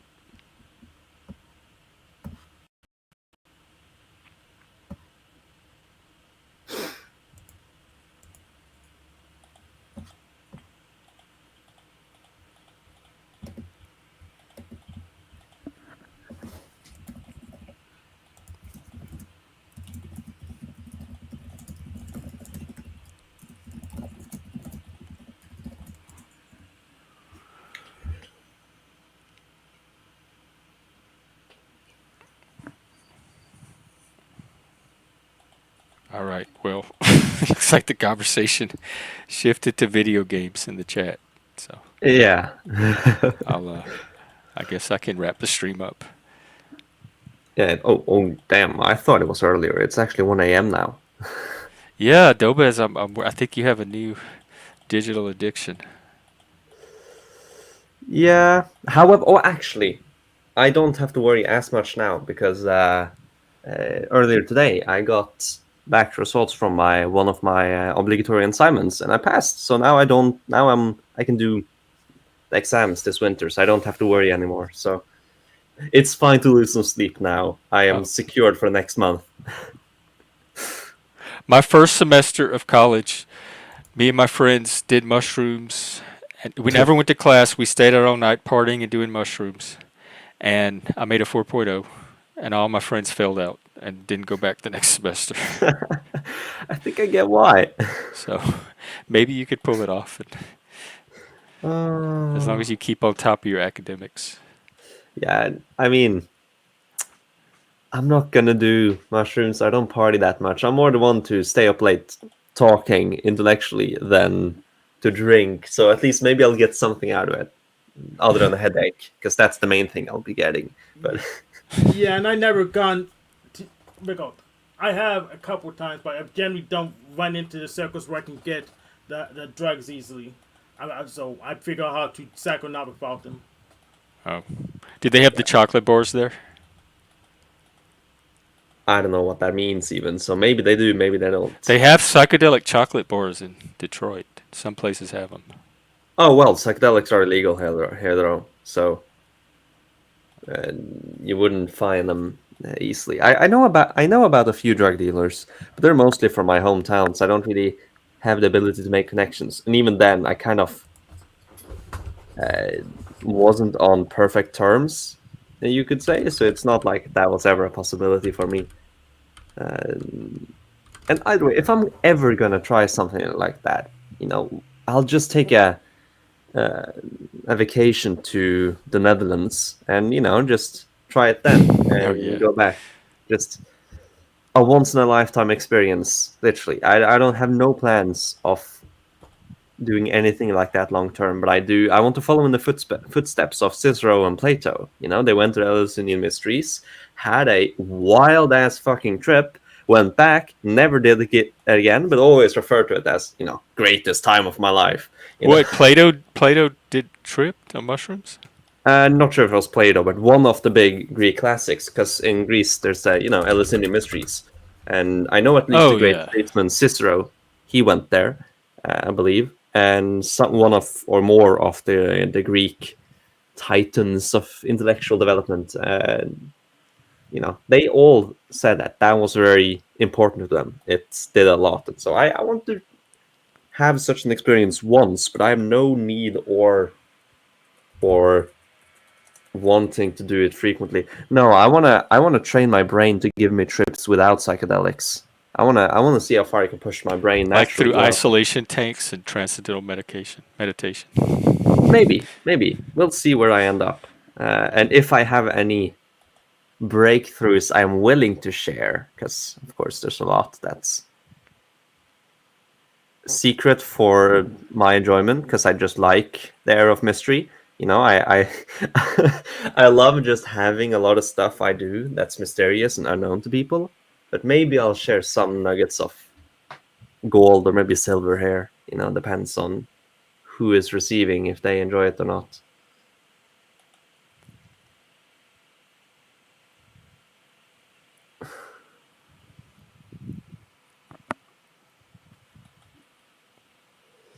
But that's all just me blabbering on without actually any sort of intention behind.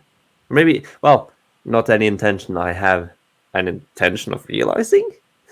That's a very clunky sentence, but you get what I mean. You get what I'm saying. Yeah, I do. You know what's funny though? That technically it wouldn't be so hard for me to actually find it. You wouldn't need a dealer even, because Norway has Cows. No, psychedelic shrooms grow naturally in Norwegian forests. So when it's mushroom season, you can just go out and get some shrooms. If the police find out, you're in trouble. But if they don't, you're completely fine. So, that. Hey, don't compare me to Danish, okay? It's okay to compare me to Swedish, because I'm half Swedish. But Danes, don't you dare. If that was a Danish person, you wouldn't even understand it was clunky. You would have thought I sneezed.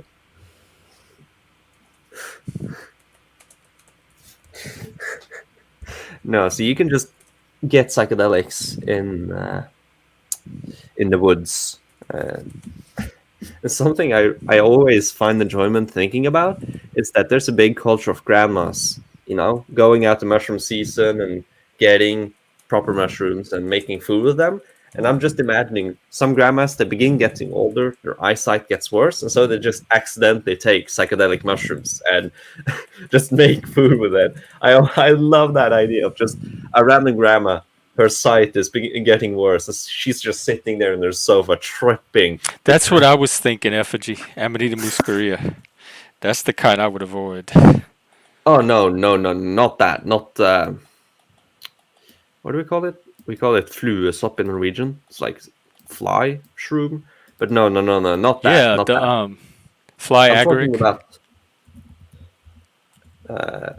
flying sop. I'm going to search up what that is in English. Amanita muscaria. No, I know what that is. I'm going to search up what that psychedelic shroom is. We were taught from a young age, don't eat those. They're called like the... Yeah, I don't Is know it the what red they're- ones with the white spots? Yeah. Well, they're not That's that rare, actually. They're really common. No, They're red. everywhere. Red. Yeah. They're red. Yeah. That's Amanita muscaria. Oh, this is just psilocybin. Huh. Yep. Okay. So, yeah, it's really common. But that's all over the place, in Norway at least. All over the place. And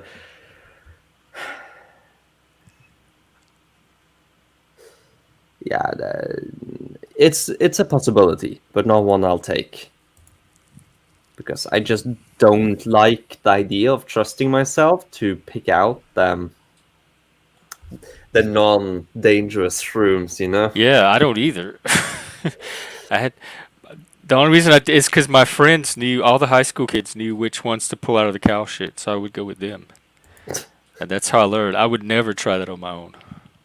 Yeah, and I'll just wait until it's legalized because it's most likely gonna You're be right across the water from Amsterdam. Why make it harder yourself? Just go there. because I want to wait until I want to do this as a sort of experiment. I don't want to do this when I'm still developing. I want to wait until I'm more myself and then see if there's any When is changes. that going to be? How are you going to know when that's going to be? You might need the shrooms to tell you when that Maybe, is. but I think I'll have a gut feeling sometime. I don't know. I will have I trust myself. I will know when the time comes. I just trust myself with stuff like that. I don't have to have set ideas. I just when the vibes come, they come. The vibes are going to come when you run into somebody that has mushrooms and say, "Hey, Dobes, look what I got. You want to try some?" And suddenly you'll be like, "Yeah, I think it's time." Maybe they will, or maybe not. Like I have talked with another friend, the guy I'm studying psychology with, and he also wants to do that. Sometime in the future, we just fly down to Amsterdam together and and trip out, and then go back.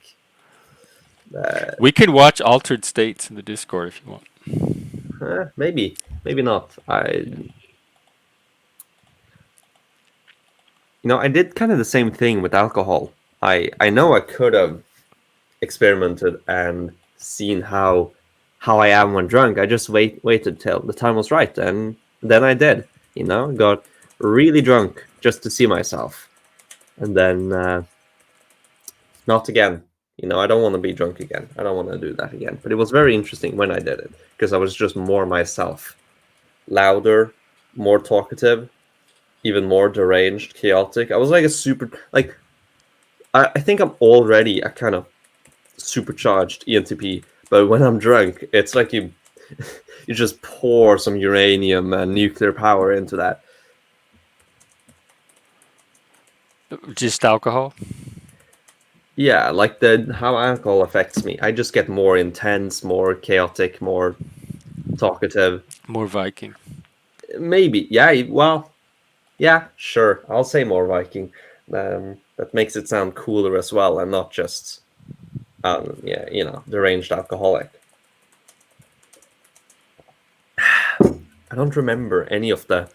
I know I had a lot of deep conversations. I don't remember many of them. And that's not a factor of the alcohol. I did remember the weeks prior. It's just been months ago, so I don't remember. I do remember distinctly, though. that I was admiring the host's fridge because the fridge was like in a corner. So, it was really strange. It was like a cornered fridge that had, the door open really weird. And yeah. So I just stood there admiring the fridge for a while. That I do remember very clearly.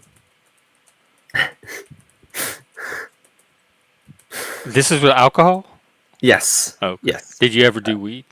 No. Well, go were to doing Amsterdam weed, and start with that at least. That'll give you an idea if you want to go further. No, I'm not. I'm not a weak ass. I wanna. If I'm gonna only do it once, why not do the more heavy stuff that's not central nervous stimulating? Because I don't want to touch that side. Then do that.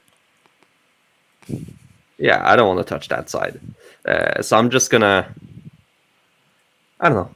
I want to see what the science is talking about. Seems to have the most effect, and then try that. Or not. Maybe I'll find out that I don't need it. That those things can happen. I believed I would never try alcohol because I didn't want to be drunk. I was so scared, Oh, but I'm gonna lose myself. But then I just changed, I kind of want to try. I'm curious, but it could also change the opposite way. So the future isn't set in stone. I don't know what's gonna happen in the future. I don't know what I'm gonna do in the future. Maybe I just won't have the opportunity to, and I'll forget. It's very possible. Well, hopefully you're waking up and going to class in the near future. Do you have school tomorrow? Technically. Oh. It like means depending on how interesting our current conversation is, it decides if I'm oversleeping or not. And I think it's already too late because my potential sleep time is getting smaller and smaller. I don't think I'll wake up in time. So I just Mine is too. This thing's affected my sleep as well. I'm not getting nearly the sleep I should be. yeah. Well, the Between difference is- this and the gaming and the movie watching and the taking care of life stuff, all of that is cutting into sleep. I will say though, when you're doing like, didn't you do a 12-hour stream or 10-hour stream like on Halloween? Uh-huh. Like I know that's the extreme end, but even this is like 2 hours. That it's impressive, but that's Oh, this also is a nothing. big reason. This feels like laziness because I'm not putting in at least 5 or 6 hours today. What? Then you gotta. How much does those extra hours actually do? None of them are doing anything other than hopefully growing the channel. Let me see if I'm growing at all. I never check my numbers. No. In fact, I lost a sub, so no, I'm not even growing. I'm Damn. plateauing. So what that says is that you should actually map out the statistics for the optimal amount of guests. See how many views did each stream get. how many YouTube does subs. that for you. Yeah, but you do it together with you do the math and see how many guests you had that stream, which guests, what topics, and you can try to map out what gains you the most, and then try to combine that with what you enjoy the most, because you should also focus on that, and then see the overlap and focus on that again. So, for example, say when I came on, the stream did so much worse. I think when after Axis did his satanic prayer, the numbers plummeted. I don't know if there was a correlation. That there's definitely a correlation. If one of the panelists, me, temporarily left, I think quite a few left permanently as well. I don't think there's anything to it specifically. It's just not what people came here for, and therefore it. Well, I'm not sure what people came here for because we don't ever offer just one single thing. So we offer true. such a hodgepodge. I'm not sure what any group of people are ever here for specifically. Well, the only commonality is you They're here for and the me. type of guests you I attract. guess. Yeah. Because I see it more as providing a space for the panelists themselves. Like when Axis needed to come up. So yeah, that for sure. if I were working as a peer, at some agency here in Washington State, I would be doing the same type of stuff that I do online for free, but I would be getting paid for it. So that is what I prioritize, is the type of peer work that I would normally be getting paid for at a job. And then the audience, the other conversations outside of that are just extra stuff that happens in between the actual peer work. But I'm here to mostly do peer work. And so I prioritize that every time. And that's not always the most interesting for viewers. So this thing is kind of partly a show to entertain people, but it's partly a way for me to deliver my services to the people that need it. And when that gets prioritized, then the viewership suffers. You know, it's funny though, because you say, or the viewers are here for the panels and stuff, but like the only reason I'm here is because of you. Like I am here because I consider you a friend. I don't care about most other panelists or the views. Of course, some part of me is, you know, the vanity of being public and showcasing my superior and supreme intellect. You know, that's definitely a part of it. But I could do that in other ways. Well, that's a form of peer support too. I mean, it's a space for you to do that. Yeah, that is true. That is very true. And no, the biggest thing you provide is actually something that's not yours, your time zone. You're uniquely positioned so that when a lot of other of my online friends are asleep, your stream is up and available. So my social urges draw me here. Like, there's a very high correlation. Like, if you want to see the correlation between, you know, what's happening in my day-to-day life and the streams I join, I almost exclusively join the days I haven't talked to other friends. So it's very clear this is... Oh, so if you've had a busy day and you've got your social needs met, then you don't necessarily go on a stream. Yeah. Maybe sometimes I do, because I'm already on a streak of talking and I want to continue. I want to continue about and talking and just being social. And you are open enough that I'll at least a substantial amount of my interests are covered in the mutual zone, and so I know I can get interesting conversations here. Of course, if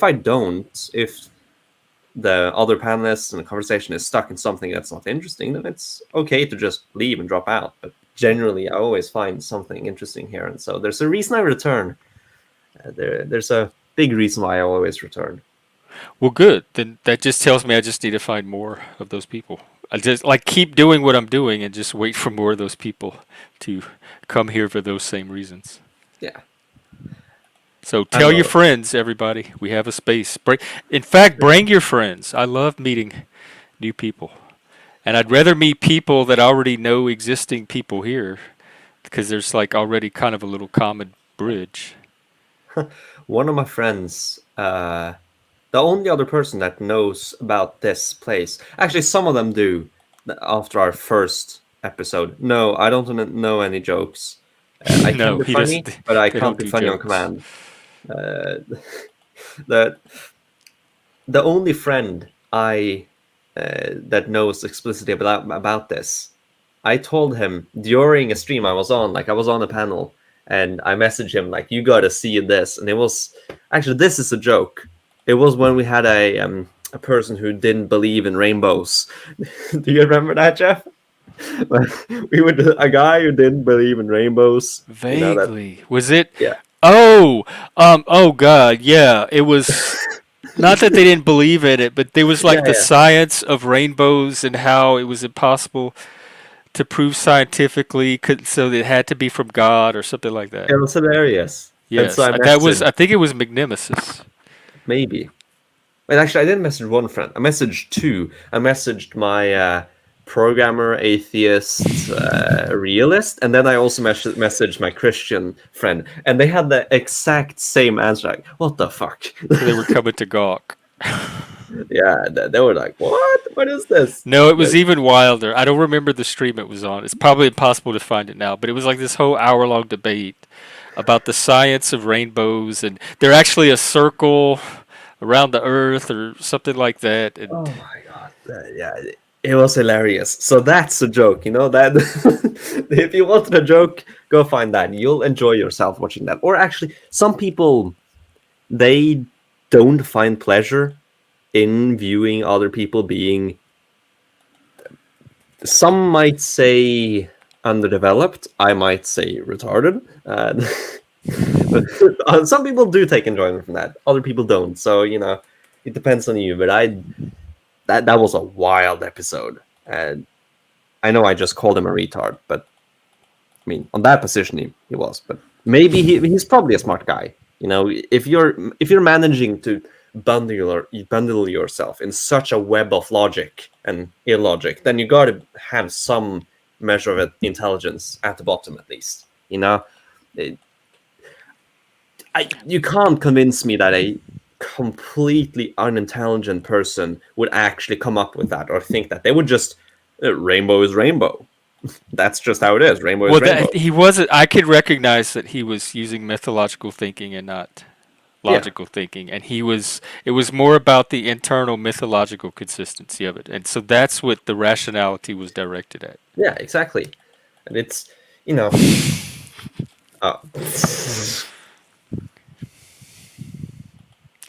Not Laz, you make me sad and want to cry for you sometimes, just like the cheese.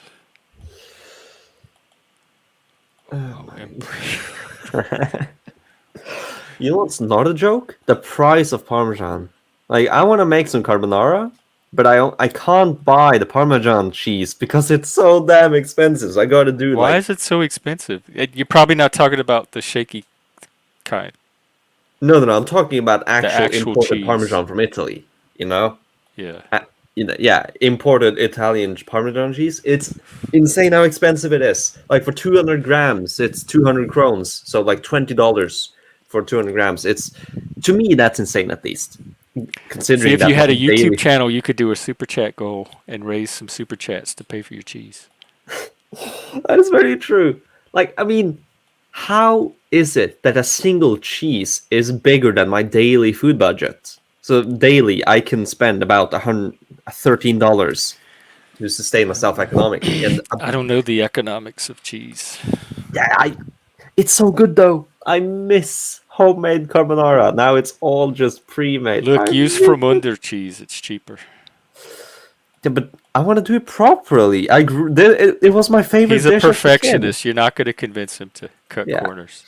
Also, like cheese in general, like I'm a mouse. Like my whole family are mouse. We eat so much cheese, so much dairy. Like we probably consume like 2 or 3 cows a week in total milk production. We just we're a dairy family. That and sounds now, Norwegian. It's so expensive. It is very Norwegian. We love our milks and cheeses. It's actually funny because my great grandpa, the inventor, he worked and invented in the milk industry, and my grandpa grew up in that factory tasting milk to see if it was bad or not. It's like milk. They make people drink the bad milk, so you don't have to. Yeah, that was how you tested the God, quality of milk before. This was in like the 40s and 50s. I hope they paid him what he was worth. Well, his pay was being the son of the machinist who lived very comfortably in Oslo. So like he didn't get paid. He was just a kid, It was just bring your kid to work day. To eat the bad cheese. Yeah, and drink the bad milk.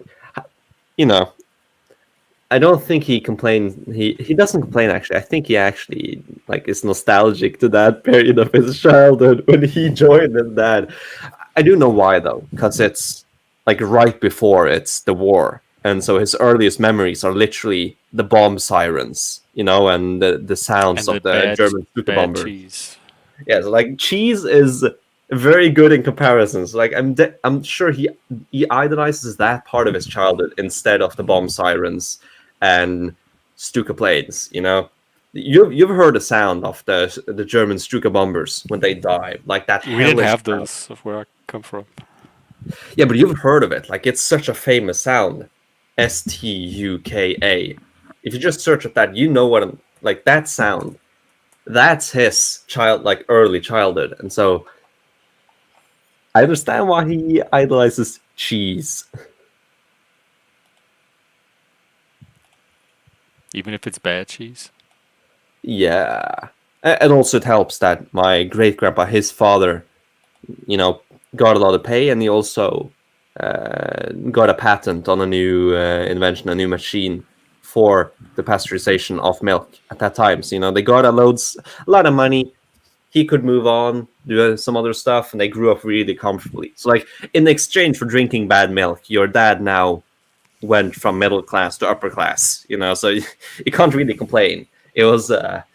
Wait, he made enough drinking bad milk to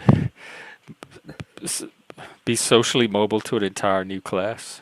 No. I'm being a bit ironic. No, his father, my great grandfather, he worked there as a machinist, and so part of the reason he could be effective and he could earn more is that his kid helped work, and that allowed him to spend time trying to figure out ways of improving the machine, and he eventually invented a new way to do the machining, pasteurization, got a patent on that. You don't think he would have figured it out without the son drinking the bad milk?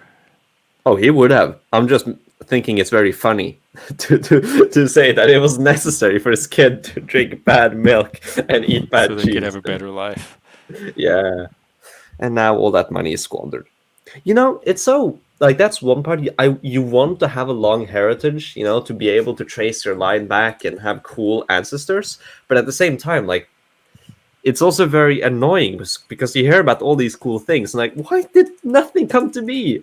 Why were you so financially illiterate? Like, you literally got a lottery ticket, You got a patent. You earn a lot of money. Why couldn't you preserve that? Disney Cheese Factory? What is that? Maybe I've seen it.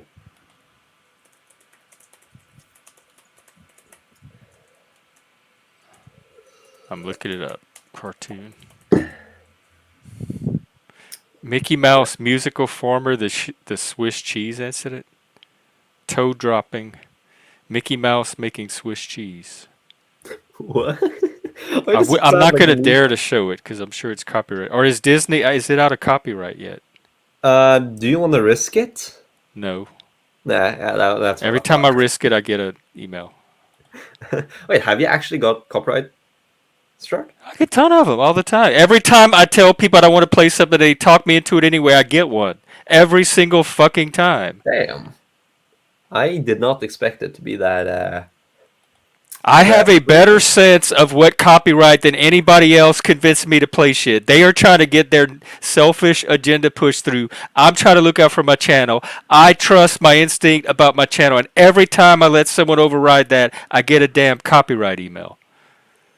Fuck all you motherfuckers. Quit trying to get me to play copyrighted shit on here. Yeah.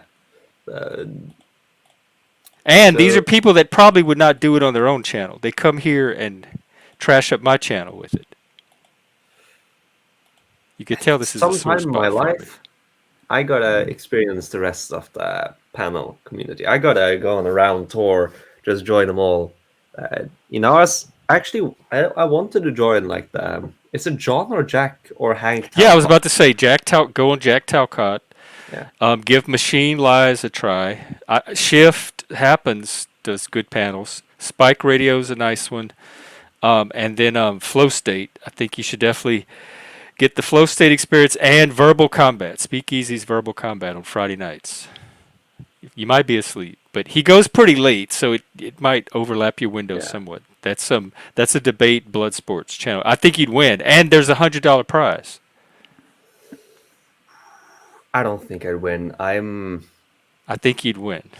The thing is, when I debate, I on instinct do argue better for my opponent than myself, and sometimes I just unintentionally give. Dude, it goes by audience vote. It's not even a serious. Don't take it. Don't overthink it. Believe me. Just do what you do here. You will win. I promise you. I'm doubtful, Jeff. I've seen and I've debated a lot. All right, then don't go on it. I'm gonna don't listen to me. Don't trust me, and don't go on it. I'm waiting till I have expertise, because right now I'm just... Don't waste your time. It's not that kind of channel. This is the Panelverse. You just said you wanted the Panelverse experience, so I'm trying to point you to the highlights. and that's one of them, and I think you would win. Then You've seen the people that show up on these channels and debate. I'll take your confidence and in me and try to preserve that. It's part confidence in you and part my knowledge of the Panelverse and who goes on those channels.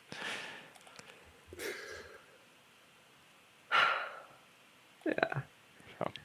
Sometime I'll have to do the RAM tour, but that's when I actually have the want to do that. Right now, I'm very comfortable just staying on this little side of the. Me too. That's same here. I've been on all the panels. There's a reason I stay in my little corner. Yeah, and it's more comforting. I'm beginning to actually know the people who come here. Of course, there's a revolving door. Like, there's a lot of people who were here 5 or 10 times. Pee-wee's Playhouse. Earlier today, but they're not here anymore, or people who only were here once and left again. But there's some people who have remained and are stable members, and that's it's nice to have actually build a more stable community and not just a rolling door. I don't actually get how the bigger streamers handle that, because they just have such a big audience that they can't. I know. I don't know what I'm going to do when I reach. I was on a stream today that had over 1,000. It was 1,000 and something people watching. That's how many viewers were active. But the chat was going surprisingly normal. It was like a nice active pace. So I think most of them must have just been watching from their phones or something. Yeah. But it's the chat like Sitch and Adam and Destiny. Oh my God, the Crucible has gotten so big you can't even see the chat anymore. It's just it's doing this. When that happens, if that even happens here, I'm gonna have to figure out some kind of system, because the chat having a robust chat that I can interact with is very important to me. And so when it becomes unwieldy, I'm going to have to put some kind of control mechanism on it. Intentionally make your channel worse for a few weeks, so you drop down and subs again to your optimal level. Yeah. Well, you can time the chats or have members only or stuff like that. So I'm going to have some way to filter the amount of people that can use it. I'm also, I don't know if this is a concern of yours, but I'm thinking also of the panelists or joins. I'm guessing you're different, but if I hosted something like this, I would prefer if there were majority stable guests and not people who just come and go all the time, But maybe they show up at the beginning and they stay for the conversation, or just in general over multiple streams, that you have more staples than you have just people who come and never come again. Like a lot of the big streamers like Destiny, they will put on some guests, talk with them, and then never see that person again. And that's all they do. They don't have any consistent. Moose, he's a college student. I'm trying to encourage him to pay attention how much time he spends on this stream too. Do you really want to add gaming to that? Are you on Steam? Jeff the Satanist wants my. You are on Steam, because I am. I remember you showed up on my list the other day. Yeah. Yeah, we're playing this Barrow Trauma game. I think I'll say just no before you say anything more, because as you said, I have so much going on either way. Right. Of course, I have a lot of free time, but I want to actually be able to just do with that whatever I want. I don't want to overbook. And I know it's not as if it's hard booked, but you know what I mean? Like a soft overbooking where you kind of feel like you don't have free time because you have so many things you got to do and want to do. I do know that. I don't want that at all. Which is why I'm very happy that until recently, my friend group was very spread across the earth. So I just have all the different time zones. I'm collecting them like old coins or something. You want to know something interesting right there, Jeff? When I said I'm collecting those old coins, I paused for a second because the original analogy I wanted to do, I didn't know if you were up to date pop culturally on that, and so I reverted to something you would understand. If I say collecting the Infinity Stones, have you ever watched Avengers? I saw. Wait, I get it confused with X-Men.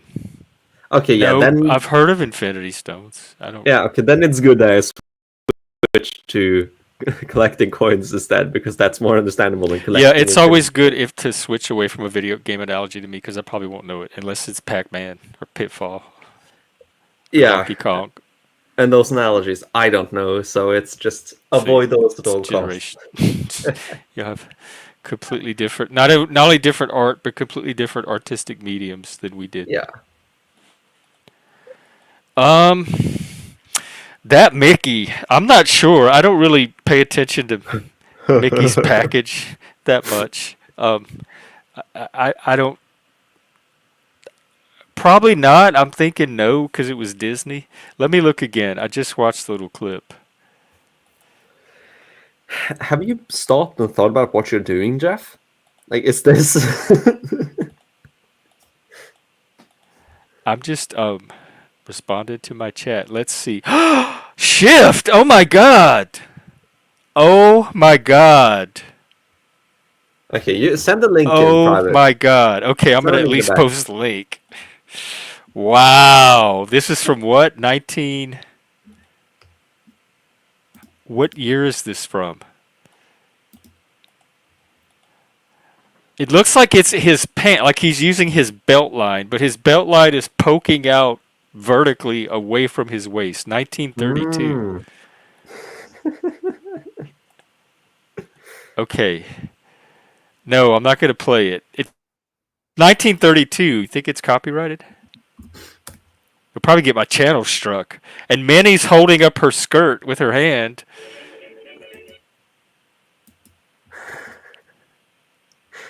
Okay. Oh my god! Okay, that looks very. And what's the role of the bird? Like, why even draw in a bird? You can only see its body. I'm a Why little did you disturbed. sit it Like, like I don't. that? Whatever the Where's the she parents are talking? protested today, I'm way more concerned about this Mickey video. Oh my god! All the comments. Why would he be whistling? That's staring gotta at hurt. That would not make me whistle. How soft is this cheese? Or rather, how hard is? Oh my god. Okay, let me pop this in the Discord so other people can experience the same pain. It's amazing. Where would this even go? It's amazing. You posted in like important updates or announcements, whatever you have a chat like that, and ping everyone. The Swiss cheese incident, they call it. I'd call it an incident for sure. Damn.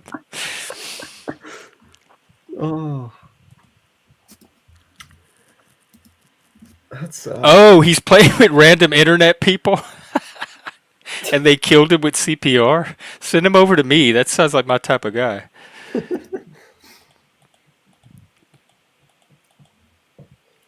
Okay, well, Captain, I expect I expect some proper training sometime soon, so I can be of use in this game.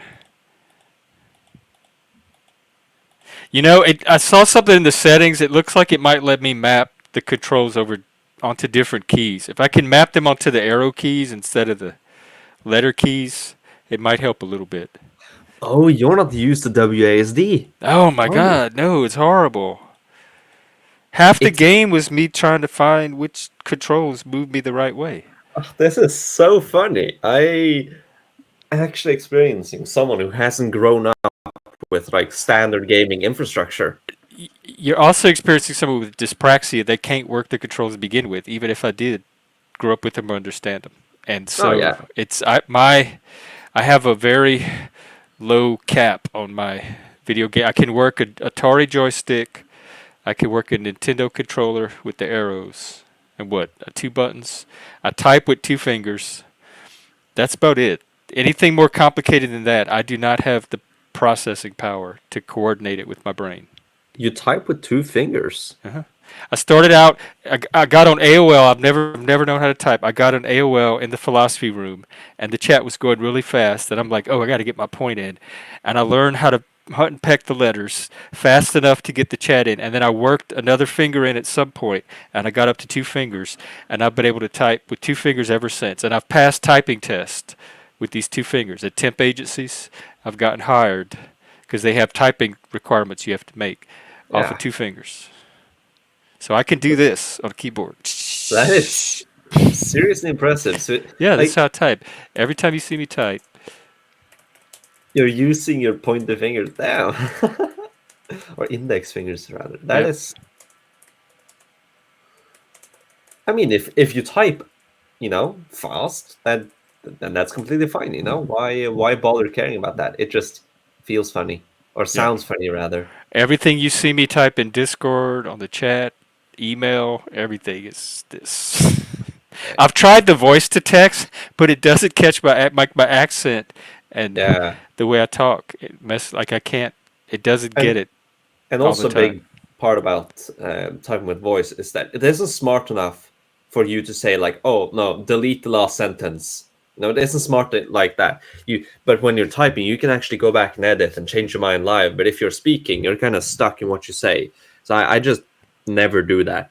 Oh, Also because, just in general, typing is equivalent in speed because I'll either way have to go back and look it over if I do voice. So why not just type? Learn from Mickey. Well, if you need to be even faster and don't want to use the other fingers, you... Like add a third finger? Yeah.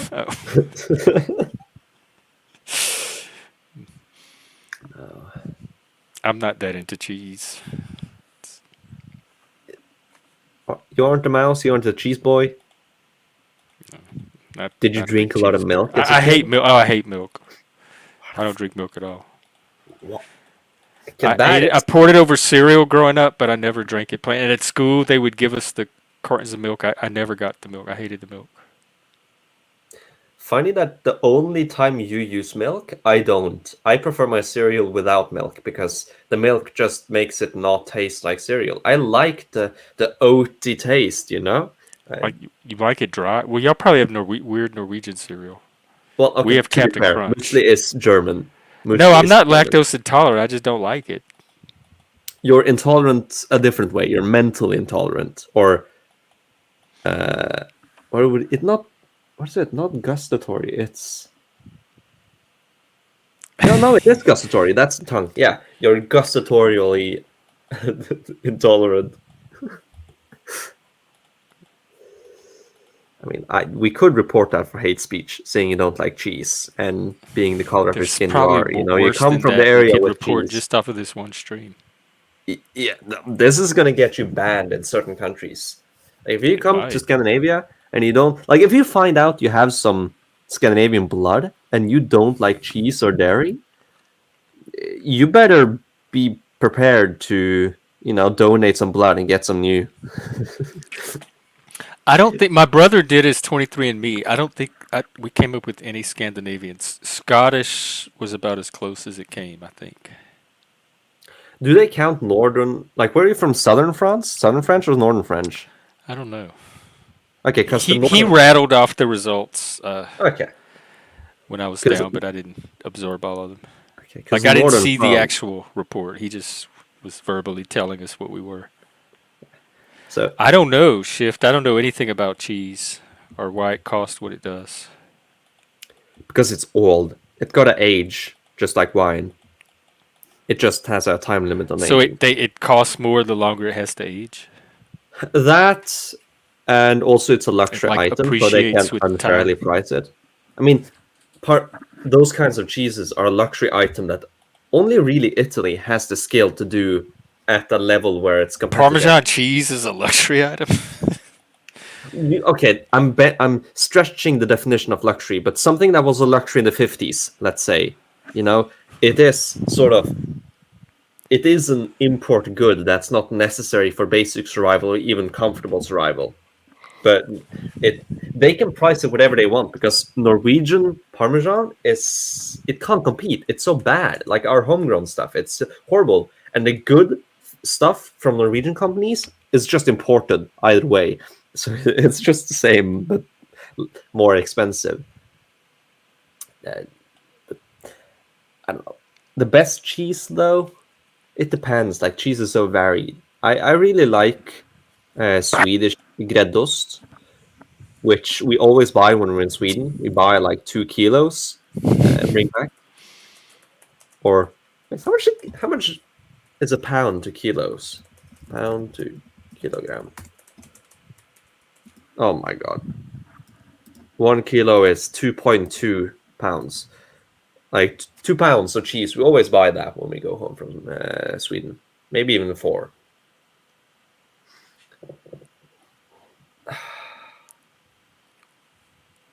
Yeah, thank you.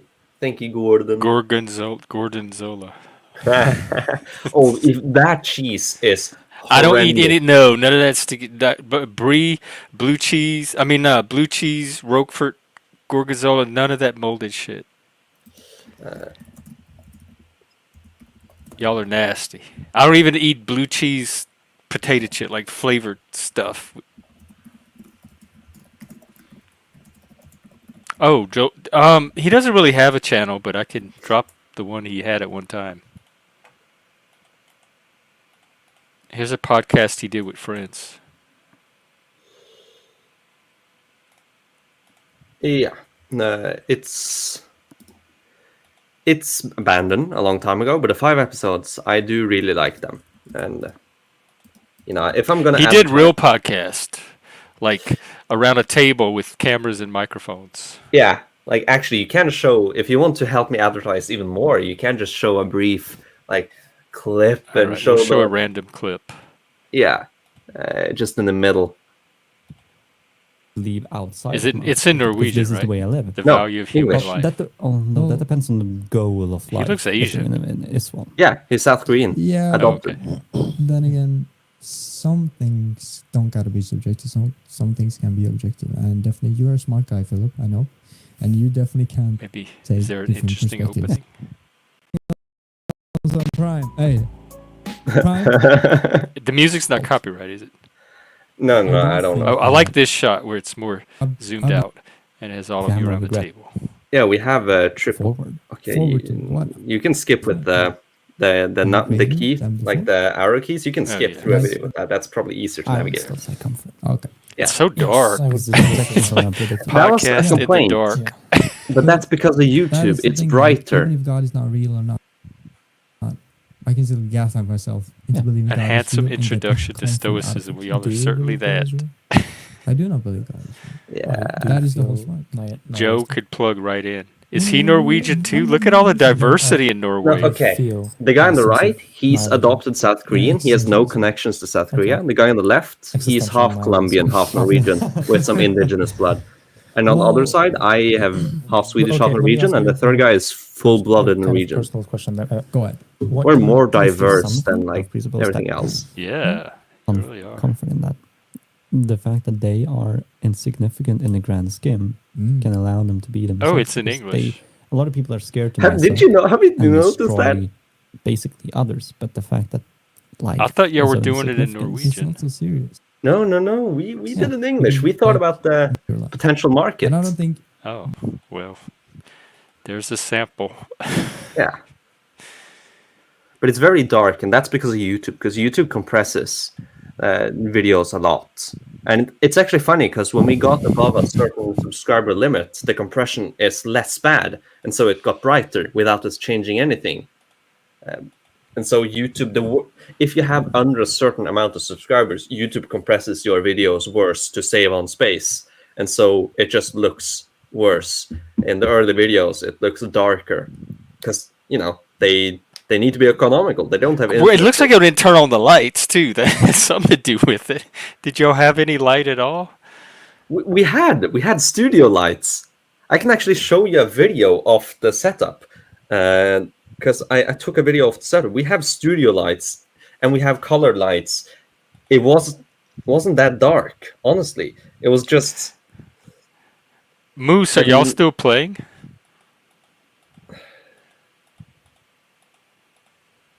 Was it before See, this? they're already addicted to this game. Yeah, I mean, who wouldn't? Who wouldn't? Wait, how long ago Me, was probably. this? Not that. Because I keep dying. and I can't do anything. I get that. Okay. Why am I struggling so with finding this video? Well, I know why. It's because it's like a single clip. I gotta find. Wait, no, it's after this, after Greece. Sorry for making you wait. But I do want to find this. Maybe I won't, or maybe I will. Is this okay? That's an 8-second clip. I think Yes, you're right. I've beat a few. I beat Karnov the fire-breathing Russian on Nintendo, and I've gotten to like a few levels on Mario. Beyond the first, I made it past the first Mario level. I don't remember. There was one level that had these man-eating plants, like Venus flytraps. And was there one where he's underwater? But beyond that, you are correct. Like that is my. I can play Myst, and there's some co-op games on Steam that I have that I can play. And I'm just learning Tabletop Simulator, and Moose could tell you how bad I am at that. Yes, you're making your audience wait. Don't mess. Yeah, but I'm struggling because the file size. You have to struggle in an entertaining way. You have to struggle in a way that you don't lose your audience. Discord is annoying. Well, I'm depending on you keeping the people entertained. But Discord is annoying because it has a max amount for the file size, and so my easiest way of transferring between phone and PC. That's not exciting. Okay, and another one, not lost. Castlevania. I played that one. I remember that one. Where you're like in this castle, and there's vampires and undead creatures, and you're going like from one side of the screen to the other, and there's these levels. I played that one.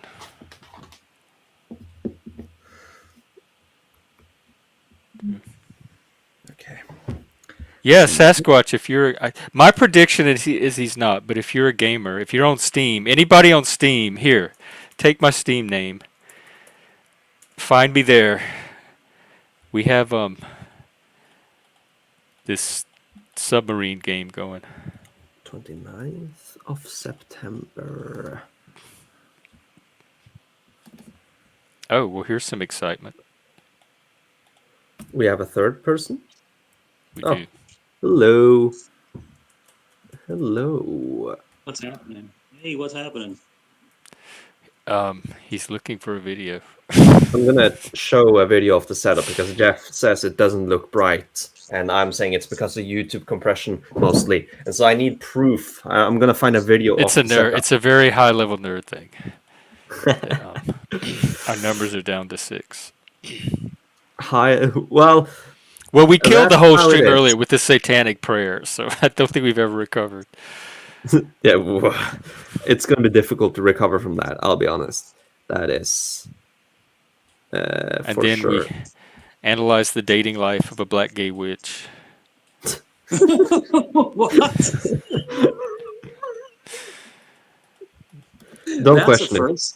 That's a first. Well, how was your day? Had to have been more exciting than ours. Yeah, it was good. How's everybody doing? Good. Yeah, I'm doing tired. I trimmed my beard. I trimmed my beard off, so I'm just scruffy. Let me see. I'm just Wait, hang on. Just stubble. You have like a 5 o'clock shot, like a G.I. Joe beard mostly. Yeah. But I took the beard off. Yeah, so it's like it's just stubble. Yeah. What you use an electric?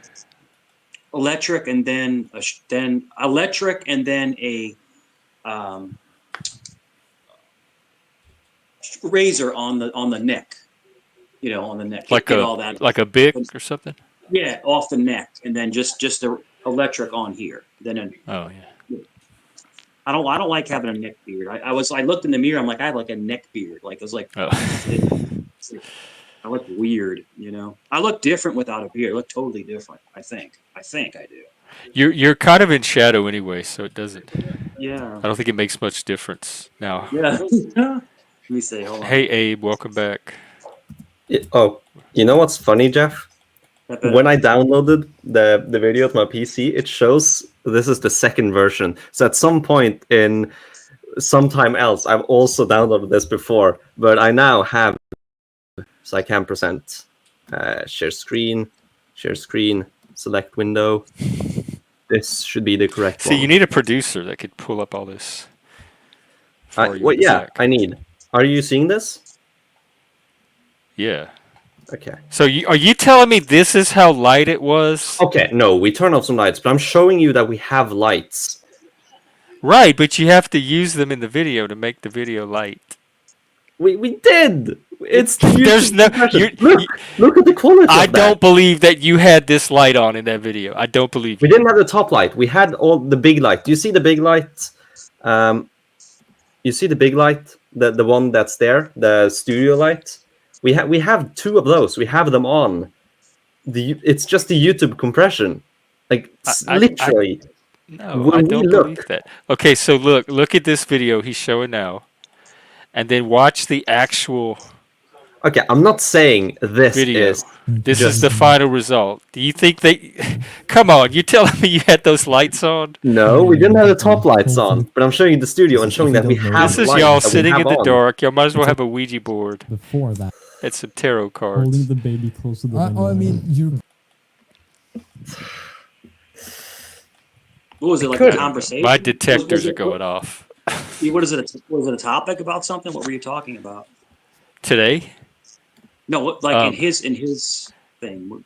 Oh, it's a podcast he did with some friends. That topic was about stoicism, but the topic is less important than he's telling me that YouTube is making it dark. That they had way more light in that video, but YouTube, the way YouTube does their compression is why it's so dark, and I'm just not believing it. I am telling you. It looks like y'all are sitting in the dark. Did you cover the squirrel? The guy when they took the guy. No, Benjamin Boyce did though. Here, I can drop that string. He and Leslie were on talking about Peanut. This was ages ago. Oh, by the way, I'm gonna plug a bit. Do you want to listen to a podcast with a monarchist who's not actually a monarchist? We're making fun of him by calling him a monarchist. You should watch that episode. I love it. Oh my God. I'm watching football. Saquon Barkley jumped over somebody. Oh, it was so cool. Sorry. Swapping football. He's like running. So he's running he's a running back and he's a giant. He was a giant and we let him go. What happened to him? He went to the Eagles for more money. Oh, you mean yeah. The team. Okay. Dude, I have two Saquon Barkley jerseys. I have two jerseys I can't wear anymore. And they're nice jerseys. But he was running today in the game. He's running towards a lineman and he jumps over him. It was freaking wild. Guy's a maniac. And he's had ACL surgery. So he's a phenom. He's a phenom, dude. Yeah. Sorry, just football stuff. Sorry. I get excited. Yeah. Foosball. Yeah, but the whole peanut thing, that's I was on another panel earlier and it was a big deal. It was like, that's messed up. It really is. They went and they took the guy's pets, And the raccoon. Fred. Nobody says anything about Fred just because he had rabies. Yeah, well, Fred doesn't have such an iconic name. That's the only difference. But if you if I were I would be like, they're taking your pets, Fred and Peanut. Like it multiplies the number of victims, and that's good. But they leave Fred out, and they focus just on Peanut. Poor Fred. I have a squirrel that I feed every day. He comes. Well, it's a she because you can see the teeth on it, and we throw peanuts out in the yard, and the squirrel picks them up. Takes them and buries them or eats them. And I told you about my pet squirrel. I told you about this last time. I had a pet squirrel. I told you about this. Maybe. A few weeks ago. Yeah, we had a pet squirrel. We did. It was a little baby squirrel, and we would feed it, and it got bigger and bigger and bigger. And it never lived in the house. It lived outside, but it lived but it would come every single day for food, and it would come and sit right next to you. I mean, it was like the coolest thing ever. It was like your pet squirrel, but it wasn't like it wasn't inside the house like Peanut. It was outside, but the thing would come and it would come right up to you. Like you'd sit outside because we had a bench outside, almost like a park bench outside our house. The same squirrel?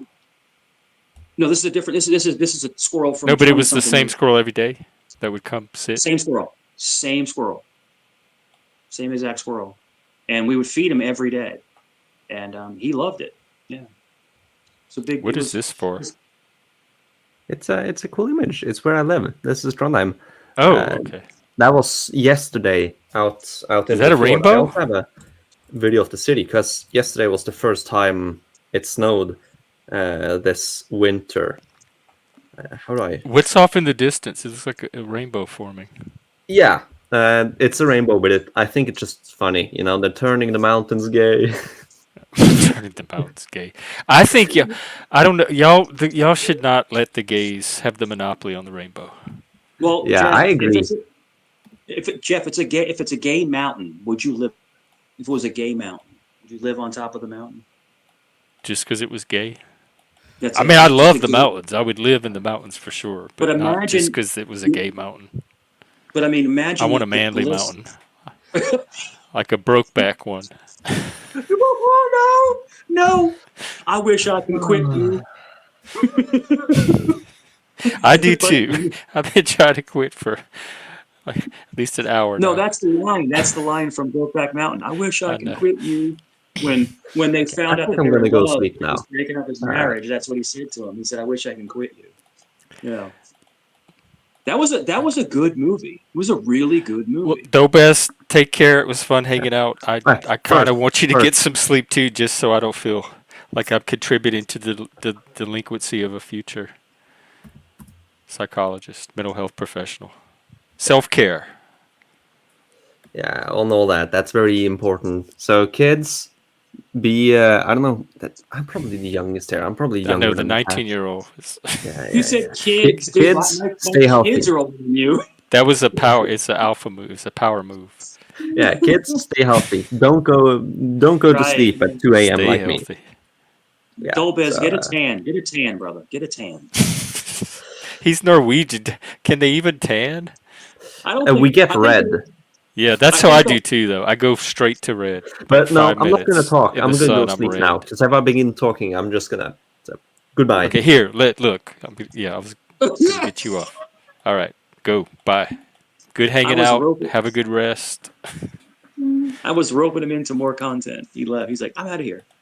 Yeah, I'm pretty sure. I think I read it somewhere that Norwegians in the sun, they catch fire. That's how. They just like. You saw it on a YouTube video? Yeah, they just it's like engulf in flames. It's like their skin's like ivory soap. You know, it's like yeah. Oh my goodness. All right, let's get the likes up. Let's have some fun. People come up and make fun of me. Yeah, I want to experiment and see if the numbers come back. Yeah, after let's do it. We were having a really good conversation about DEI. Yeah, so and then I was watching. somebody wanted to come up and do a satanic prayer. And I looked up and the numbers were like dropped to here and everybody left the panel. Yeah, Jeff, it's not a good move. But hey, listen, it's your panel. I'm not gonna me, I'm not gonna say no to a satanic prayer. Oh my goodness. Yeah, that's just it's good to talk about religion, but not to start reciting things, I don't know. It wasn't again, it's a spiral. It's not a loop because every time I do it, I offer more and more towards a solution. Like deeper understanding, we peel back more layers and we get to more actualizable solutions. Mm-hmm. So if you watch today's stream, it's different from the streams that came before because it makes progress on the topic. That's what I do. Yeah. Mm-hmm. Do you think... there's no link? It should be pinned at the top. I'll drop it in, but... I love Kazoom. Kazoom's the best. There you go. If it's not pinned, it's supposed to be. Has Kazoom been up here before? I think he's been up here once or twice, right? I don't know. I can't remember if he's I been think up I've reached that part of streaming where I've had so many guests, I'm not even sure who's been on or not. It's like people will lambaste me saying, "You were on my panel. You don't remember?" Dude, it's like 3 months ago. No, I don't. Now, I do remember the panels I go on more than I Yeah. remember who all comes on these panels. It was a nutbag. I was on there for like 30 minutes. I'm like, all right, man, I got to go. You know, Do it's you like do just someone- you go to random new panels, or these are I'll go panels to a you used to go panel. on? If I'm, so let's say I'm on your panel, Jeff, right? And you say, hey, go check this panel out, and you'll link it. I'll be, and they're on your panel. Just, I'll go, all right, yeah, and you're getting off. I'm like, yeah, I'll go pop on for a little bit and say what's up, just like showing support, Yeah. but not just like some random stranger. It has to be someone recommended, someone panel that I'm on. Like this. that's This is Mr. recommended. P's channel. Y'all could check out Mr. P. Mm-hmm. He does live panels too. And I'm always promoting new panels when I find some that I think the community's interested in. I drop them in Discord usually. But it's got to be someone who I like and says, hey, check this panel out. And I went there and I'm like, this is not for me. This person's like yelling and screaming and cursing. Oh, okay. I see what he's saying. I have a channel pinned and not the StreamYard link. How did these other people get on? I went through the chat. There was one in the chat. That's how Okay. I got on. It was in the chat. There you go. Thanks for catching that. I thought I had pinned the link. Okay, good. Well, somehow they managed to find their way on without the link, so they must have gotten it from the chat. Yeah, because I hit the pinned and it wasn't going anywhere. It was just like stagnant. And so I hit the one in the chat and then boom, there I am. Ah, Yeah, it happens. that was a mistake on my part. It's all good. You got to get the fancy moderators in here. But we had quite a conversation even with the people that did come up. Yeah. Hello. Hello. Kiz. How's it going? Kiz. Salute, Kazoom. Kazoom. Kiz. Good to see you. Kazoomy. Kazoom, what's up with the beard, dude? Jeez. What's with the beard? What do you mean? Oh, it's big? Yeah, look Let's at that, see. man. Is it for Yeah, it's Christmas? big. That's for sure. Are you working a mall this year?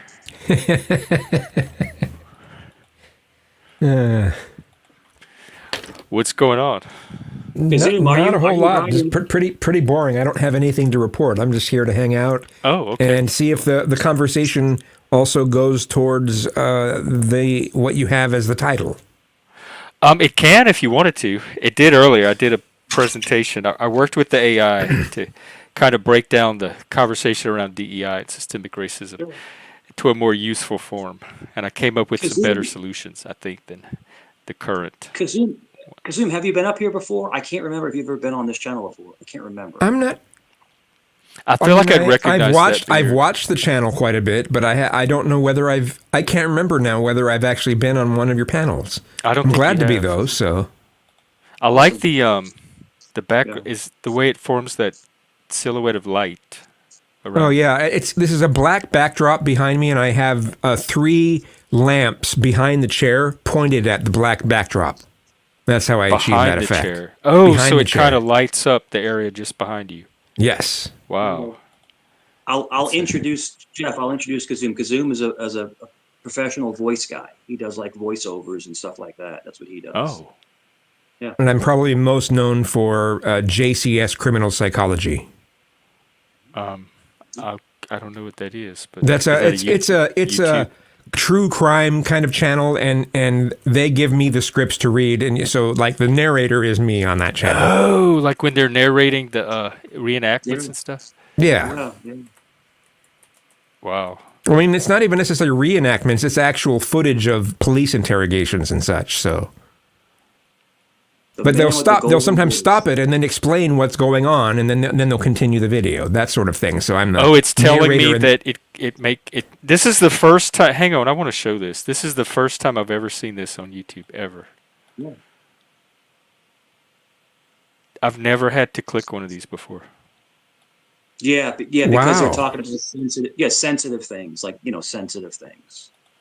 the nanny state. And I have to admit, they cheated a little bit on the last 2 videos where they were using an AI of my voice. So You already have an AI of your voice. yeah. You hear it. There's a bunch of AIs of my voice on TikTok.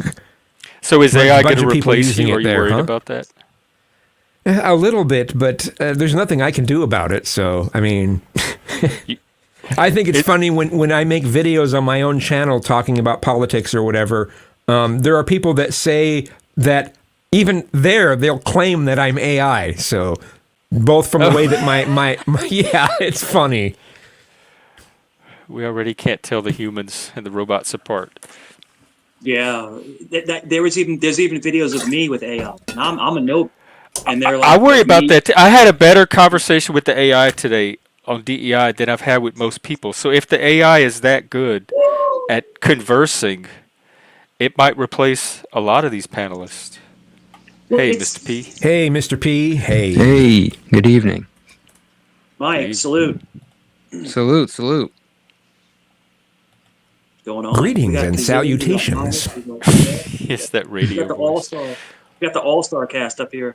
Mike, look at Kazum's beard. It's got its own zip. I love it. Look at that. I love it. I'm actually working on mine. Let me see.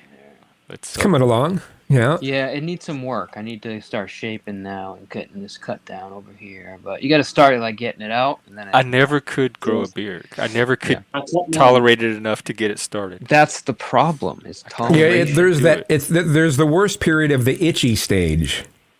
That's the worst part. How long does that stage last usually? About a month. Oh no, there's no way I could do it. I can barely go 2 weeks. The big problem I have, guys, is when I grow a beard, because I just shave mine off. There's like all that crusty skin under it. It's just dry skin. I don't know. And I don't have crusty skin. Well, I understand that. Yeah. But if you have olive skin, or if you have a certain kind of skin where it gets dry, you're supposed to use beard oil. It's like an oil you're supposed to put on. 100%. Yeah, I've seen that before. Yeah. They use that in Seattle. So there's this guy that I work with, he's I think it's not necessary for the story, but he's gay, so he like he's fashionable, whatever, and he has a big fucking like snow like kind of like Santa beard that extends outward from the jawline, and then it kind of evenly extends all the way down to the chin, forming that perfect like rounded outward beard. If you know what I'm talking about. Yeah. And I like asked a Kris Kringle beard? Yeah, like a Kris Kringle, but not the one that goes all the way down to your abs. It would just basically get right down to about your neck or your collarbone, basically. And I asked him, I was like, bro, like you literally have the perfect beard. How are you doing this? And the amount, bro, he has like an hour prep just for the beard in the morning. He washes it a certain way, then he straightens it. Then he uses a beard brush to blow dry it out, and then he puts in a conditioner for the skin, and then he finally ends it with gel. I'm like, wow, yeah, what? I'm not going to go through all that. That's expensive too. But dude, when I tell you it's a perfect beard, it's a perfect beard. Oh yeah, but now it makes sense. Like, I try to trim this so that you don't have these little scragglies that hang out everywhere. I try to trim this as much as I can. But I'm not going through all that. No way. Just a little hand trimmer.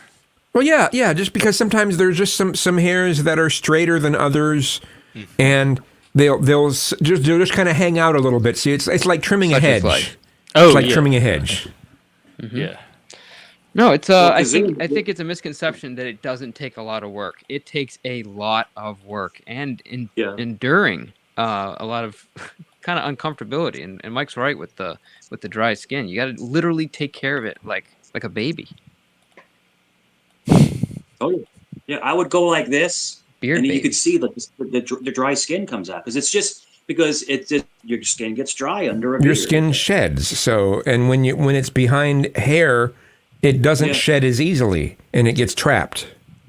But some people don't. But some people don't. They have like this big flowing beard, and it's all like beautiful. I think those people are half alien. Do they oil it though?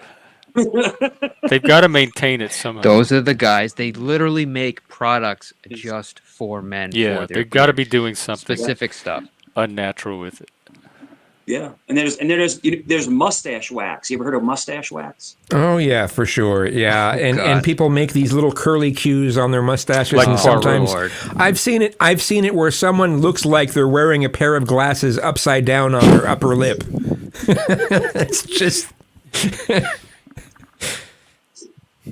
Yeah, I usually kind of afraid of somebody that walks up to me with the little twisty mustache. I'm like not sure how to deal with that person usually, but and hope it's not earwax. My son has a beard. My son has a beard. He has a sweet beard, right? Because he can have it for work, and he has a mustache, and he twirls it. And every time I see him, I go, she. It's like a 1920s gangster. Jack has a beard that he twirls.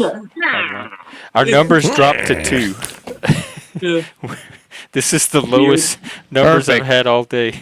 So that's exactly what. So if you ever want to close out a stream, let's have all of us Beard up here talk. talking about beard talk. The guys are talking about their beards. Time to go. Beard. Let's talk about beards.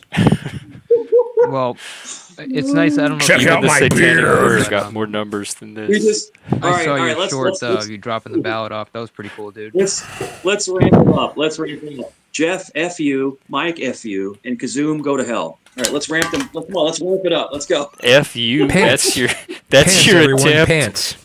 Some master trolling right there. Some master pants. That's it. Oh my goodness. No, but it goes up and down. But Yeah, we're back up to 5 already. The FU brought it 2 more people. Yeah, F you. Keep Let's going, shop you Mike. fucks. Dude, Fuck you. Fuck all you motherfuckers. Oh, I'm with just the thinking four. about there are so many people that hate you, Mike, and I don't quite get it because you're always entertaining, and maybe That's the thing. I don't How can know. you hate Mike? I don't get the hate. So All right, this brings up. a It's good more topic. about them than Mike. It really is. Yeah. I know. And they got way worse people on their side. If we talk about this, it might bring the views up. So the whole thing with me is that I have. Well, if we talk about this, it's going to cost $100 because this is drama court. Oh, it is I'm not- technically okay. We can keep it off. We can keep it off the drama. Yeah. So Fuck. I built something for Michael. Here, I'll be right back. Y'all keep talking. My signal's going out. I'll come right back. Go ahead. all right, hurry Jeff's back. getting tired of this. So Mikey, we talked about building something for you, and I just put the foundation in place. Sure. Okay, I'll so think about it. it's up to you. It's going to be like Yeah. put together and set up, and then it's just there. And I have a couple of people that are working on it that are fans, not trolls, not people with ill intent. Sure. And it'll be your spot, and you can do with it what you may. No problem. I appreciate it. Yeah, Kazoom has always been cool. Kazoom was like, Kazoom came on a panel. I was getting attacked one time, and Kazoom came up. He's like, "Dude, leave the guy alone. Like, what's going on?" But It's weird. The people, I don't know what people expect out of you. It's weird. Yeah. Well, I mean, I don't know what they expect expected. differently than who you are. What do they expect? It's Then like they they would want tune to out. control someone. It's weird. They want them to be exactly what they want, and then when that happens, they'll be disinterested. So I never would Yeah. cater to any of that bullshit. Mm-hmm. And I think the biggest But- problem is that I'm already. No, good. I'm sorry. I'm going to cut. Go ahead, Mike. I think the biggest problem is I'm very reactionary. When I come up on a panel, like me and Mike P and me and Kazoom, but like me and Jeff, we've had amazing conversations. But if someone attacks me, I attack back. I probably shouldn't, but unfortunately, that's just how I'm built. I attack back. But I never come up and attack anybody who doesn't attack me first. I don't do that.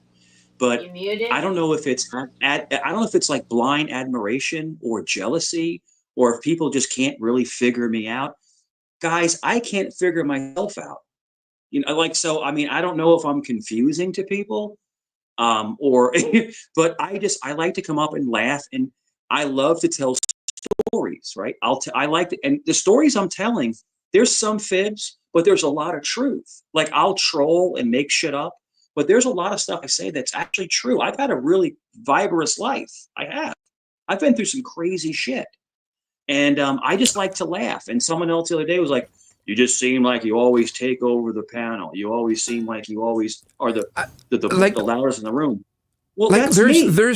there's some critique against you because of how you say something is delicious. Oh, it's delicious. It's so delicious. I'm like, why? What's wrong with that? Oh, the way he says it or something. And I'm like, what? What? So what? I mean, if someone says something is delicious, if it's delicious, then it's delicious. You know.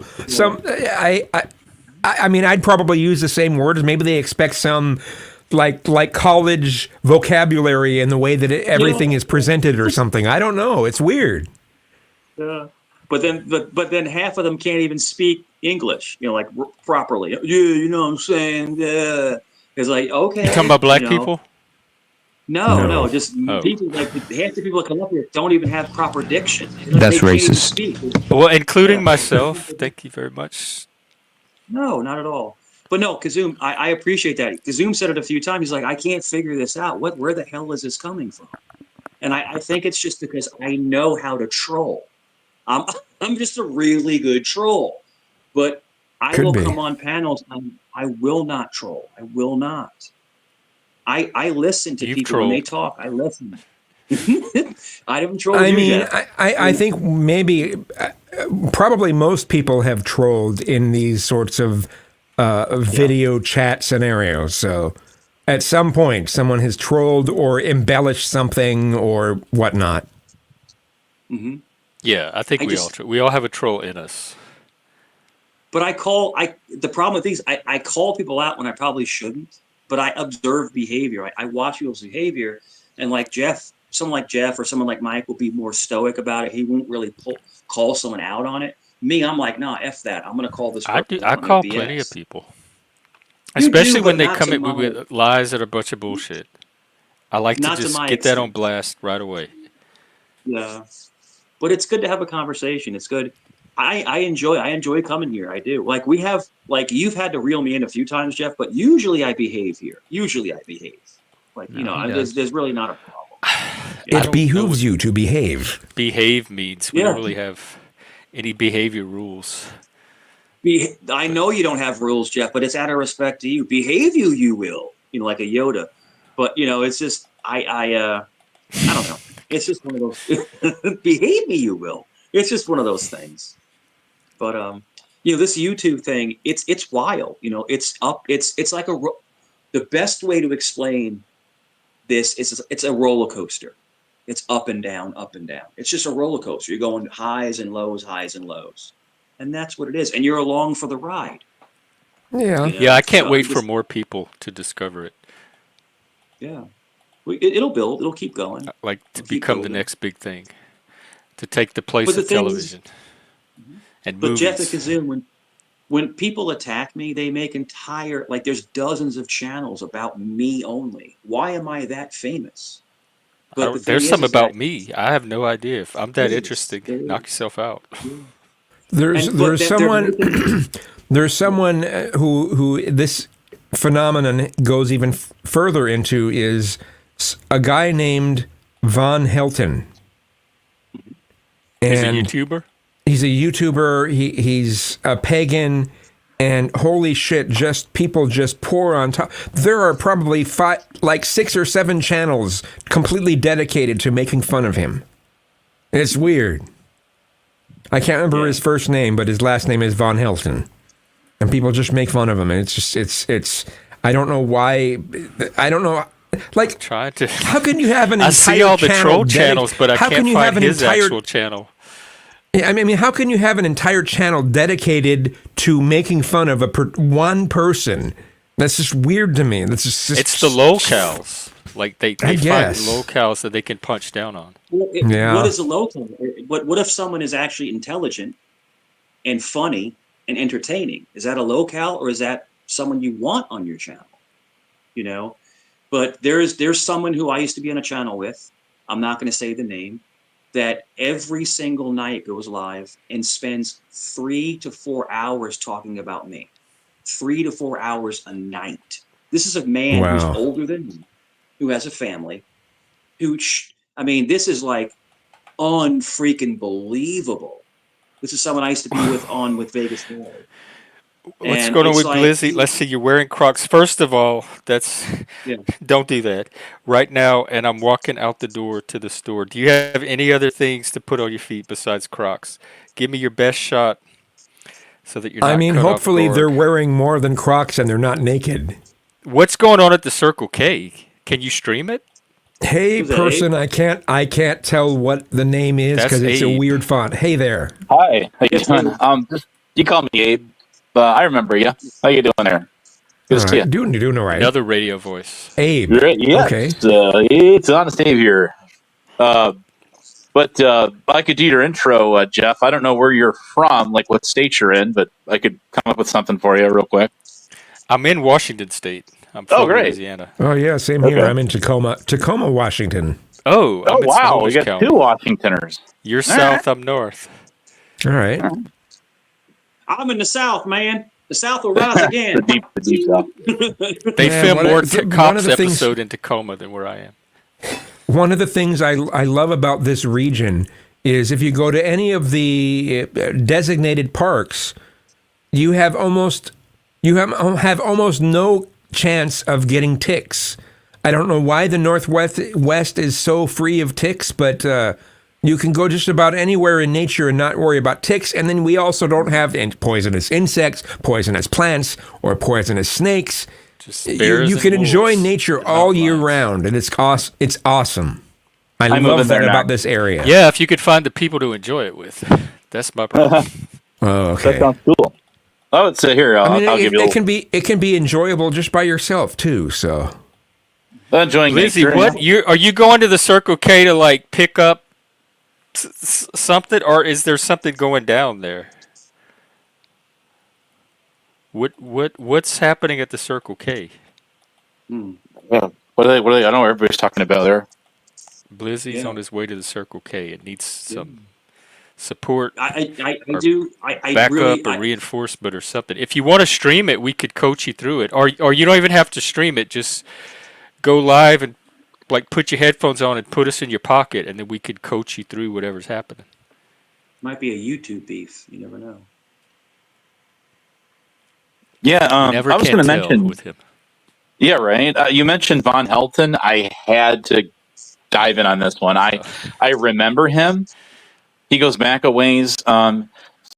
He's this kind of conspiracy theorist guy. And yes, there was an entire troll network devoted to him. One I remembered is Trolls, Haters, and Naysayers. If you've ever heard of them, they went after him hardcore. He's not the only one, but he was on their target, their radar. So yes, there is a sad story that wound up with him, and that he got trolled so hard that people actually got his kids taken away from him. So What? How does that happen? calls to child protective services. I mean, and but stuff yeah, on. but they can't just get people's kids randomly taken away for Right. no reason. No, that's true. I don't know all the particulars on it, but I know that people were after him hardcore, and that went on for years. And I'm sure there's more than just a few, even half a dozen channels devoted to him. So yeah, Well, he goes Abe- back a ways. Abe, let me ask you a question because me and you Sure. probably are the most trolled people around here. Like like in other words, Yeah, like, I'm they not going to troll. disagree with that at all. No, But like, what's the You're right. point of it? Like, what did they, Abe? What did they get him? well, They I mean, yeah. No, go ahead. No, I want to hear what you. I want to. Obviously, they get your get some insight. kind of like chemical reward from it, but outside of that, That's a good analogy of it. I mean, I think it's a lot of, it's the troll, the side of YouTube, the community there. They have to pick targets, right? Someone's got to be in the barrel. So you know what I mean? They try to find somebody. Yeah. no, go ahead. I want But to hear what you have to say. I don't know. I Abe- mean, Abe- yeah. But if someone is doing things that are egregious and stuff like that, I can understand that someone be, but if someone is just coming up online, being funny, joking around, Right. laughing, It's telling hate funny bonding. They stories- hate bond. It's like hate bonding Yeah. and virtue signaling. So in a way, it creates community, but it also this might be like the the one small sense of power that some people have in their lives. It gives them a feeling of power over somebody. So like a form of bullying. They're bullies. Yeah, in a sense, I guess. And so the power that you get from being able to bully or punch down on somebody else, I think it gives them that pleasure. And they may not get that in legitimate ways in their lives. Blizzy, what's going on? Oh, hey, what up? What up? I didn't know I was on yet. Yeah, I'm going to win a whole shitload of money on slot machines. Wait, you're going. Oh, they have machines at the Circle K? That's what you're talking about? Yeah. Well, like, we're in Texas, like, everything's kind of like fucking bootleg here. So we don't have, my bad, I'm sorry. Just let me get everything ready to go so I can walk out the door. Okay. What do you call it? Yeah, we don't have fucking casinos here. So our next best thing is slot machines at the Circle K. And I'm about to go win a whole bunch of money. You hope. No, I know. I thought you were maybe going meet somebody behind the Circle K. I was getting worried. No. I'm still worried, but less worried. Let's not take that away from I'm telling you, Jeff, you've seen the way that, like, matter of fact, even whenever shit's like iffy, watch. I'm gonna prove to you today. Right now I think I have like a $16 lottery ticket, and when I come home, I'm gonna show you that I know that when you know, you know. You feel me? I hope it works out. I used to live in Vegas, and I know how tight those machines. I had a friend that worked for one of the companies that made the software that ran those machines, and they can set them to pay out as tightly or as loosely as they want. So you're playing their game. Oh, Vegas is Vegas, though. They fuck you like bad. What do you call it? And I've actually, like, here in Texas, though, they won't actually give me the data, but I've like searched and searched and searched to find out like what kind of algorithms they work on. Damn. Yeah, like I've actually even like harassed, because you get an agent, and the agent like say I want to put $10 on a game, I'll pay the agent $15. They'll put the 10 on the game, and blah blah blah. Well, I tried to get them to tell me how it works, but they don't want to. So I like that hat. Does the agent have like a special skill? Like, what do you get for your $15? Well, the skill is that they just happen to know who because I don't know how it works, honestly. I don't know, because it's like 7 games. I don't know who owns them. I don't know how they're able to monitor them, because they are able to like cut you back if you start winning too much and shit like that. You know what I mean? Yeah. But one of the things you guys mentioned, this would be a Gen X, or well, I'm a Zennial, I guess you'd call me. Wait, you're a Zennial? No way. Oh, a Zennial, not a Z. Okay, you're like on not that a Gen cusp. Z now. Yeah. But a Z. So remember growing up back in those days, like even in the 80s and the 90s, even, right? Those slot machines were all mechanical, and so there was no way to program them to like only put out so much money, right? Well, they had, I mean, because there was higher probabilities of winning. They could set some parameters on there, like mechanically, but there was nothing computerized, you know. Are you talking about the ones where you pull the lever? Yeah, you pull the lever, Yeah. or any of those kind of. Everything's all programmed, like you say now, and they can calculate, and they can. There's a reason they make the money they do. Oh yeah, it's called gambling for a reason, right? Exactly. But yeah, I miss those old machines. I mean, do you even see pinball machines around anywhere anymore? No, hardly ever. Yeah, they're just not around. Another thing I couldn't play. If I can't play pinball, I'm probably not gonna be able to play this Barotrauma game. One thing that I loved growing up when I was a kid, the one thing that me and my dad loved to play was skee ball. Remember skee ball? With the I love skee ball. Oh sure, yeah. Yep, we did that. And you get the tickets, and then you got enough Yeah, tickets, and at you Chuck go E. Cheese, buy. you can pull out infinite ticket. If you know how to pull right, you can pull out way more tickets than it But spits out.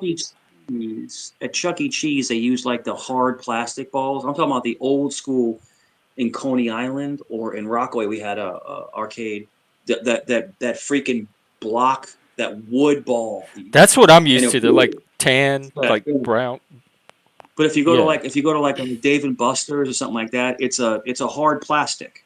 They don't use the wood anymore. They don't use the wood balls anymore.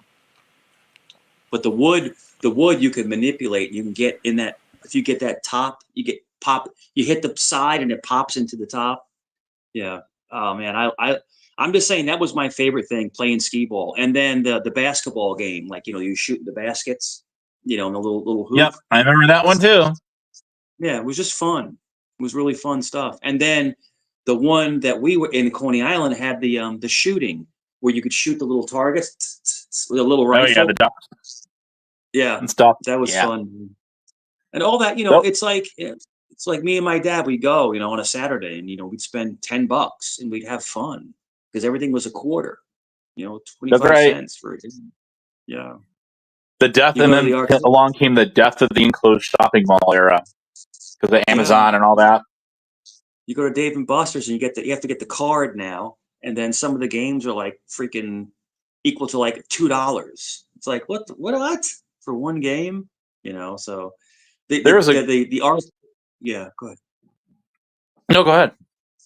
But the arcade was just like something. You looked forward to the arcade.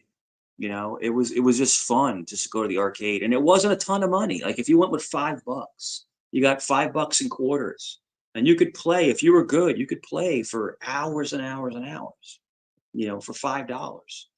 And it was fun. You hang out with your friends, stuff like that. If you had money, could top that really quickly.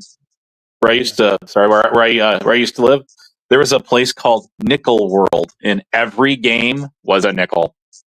Isn't that crazy? They had those in Wildwood, New Jersey. So in Wildwood, New Jersey, they had the nickel slots. It was a slot machine, and it was 5 Vegas had cents. penny slots. We used to take our bucket of pennies. And my dad would give me a roll of nickels. It was $2. He'd give me like 1 or 2 rolls of nickels. So $4.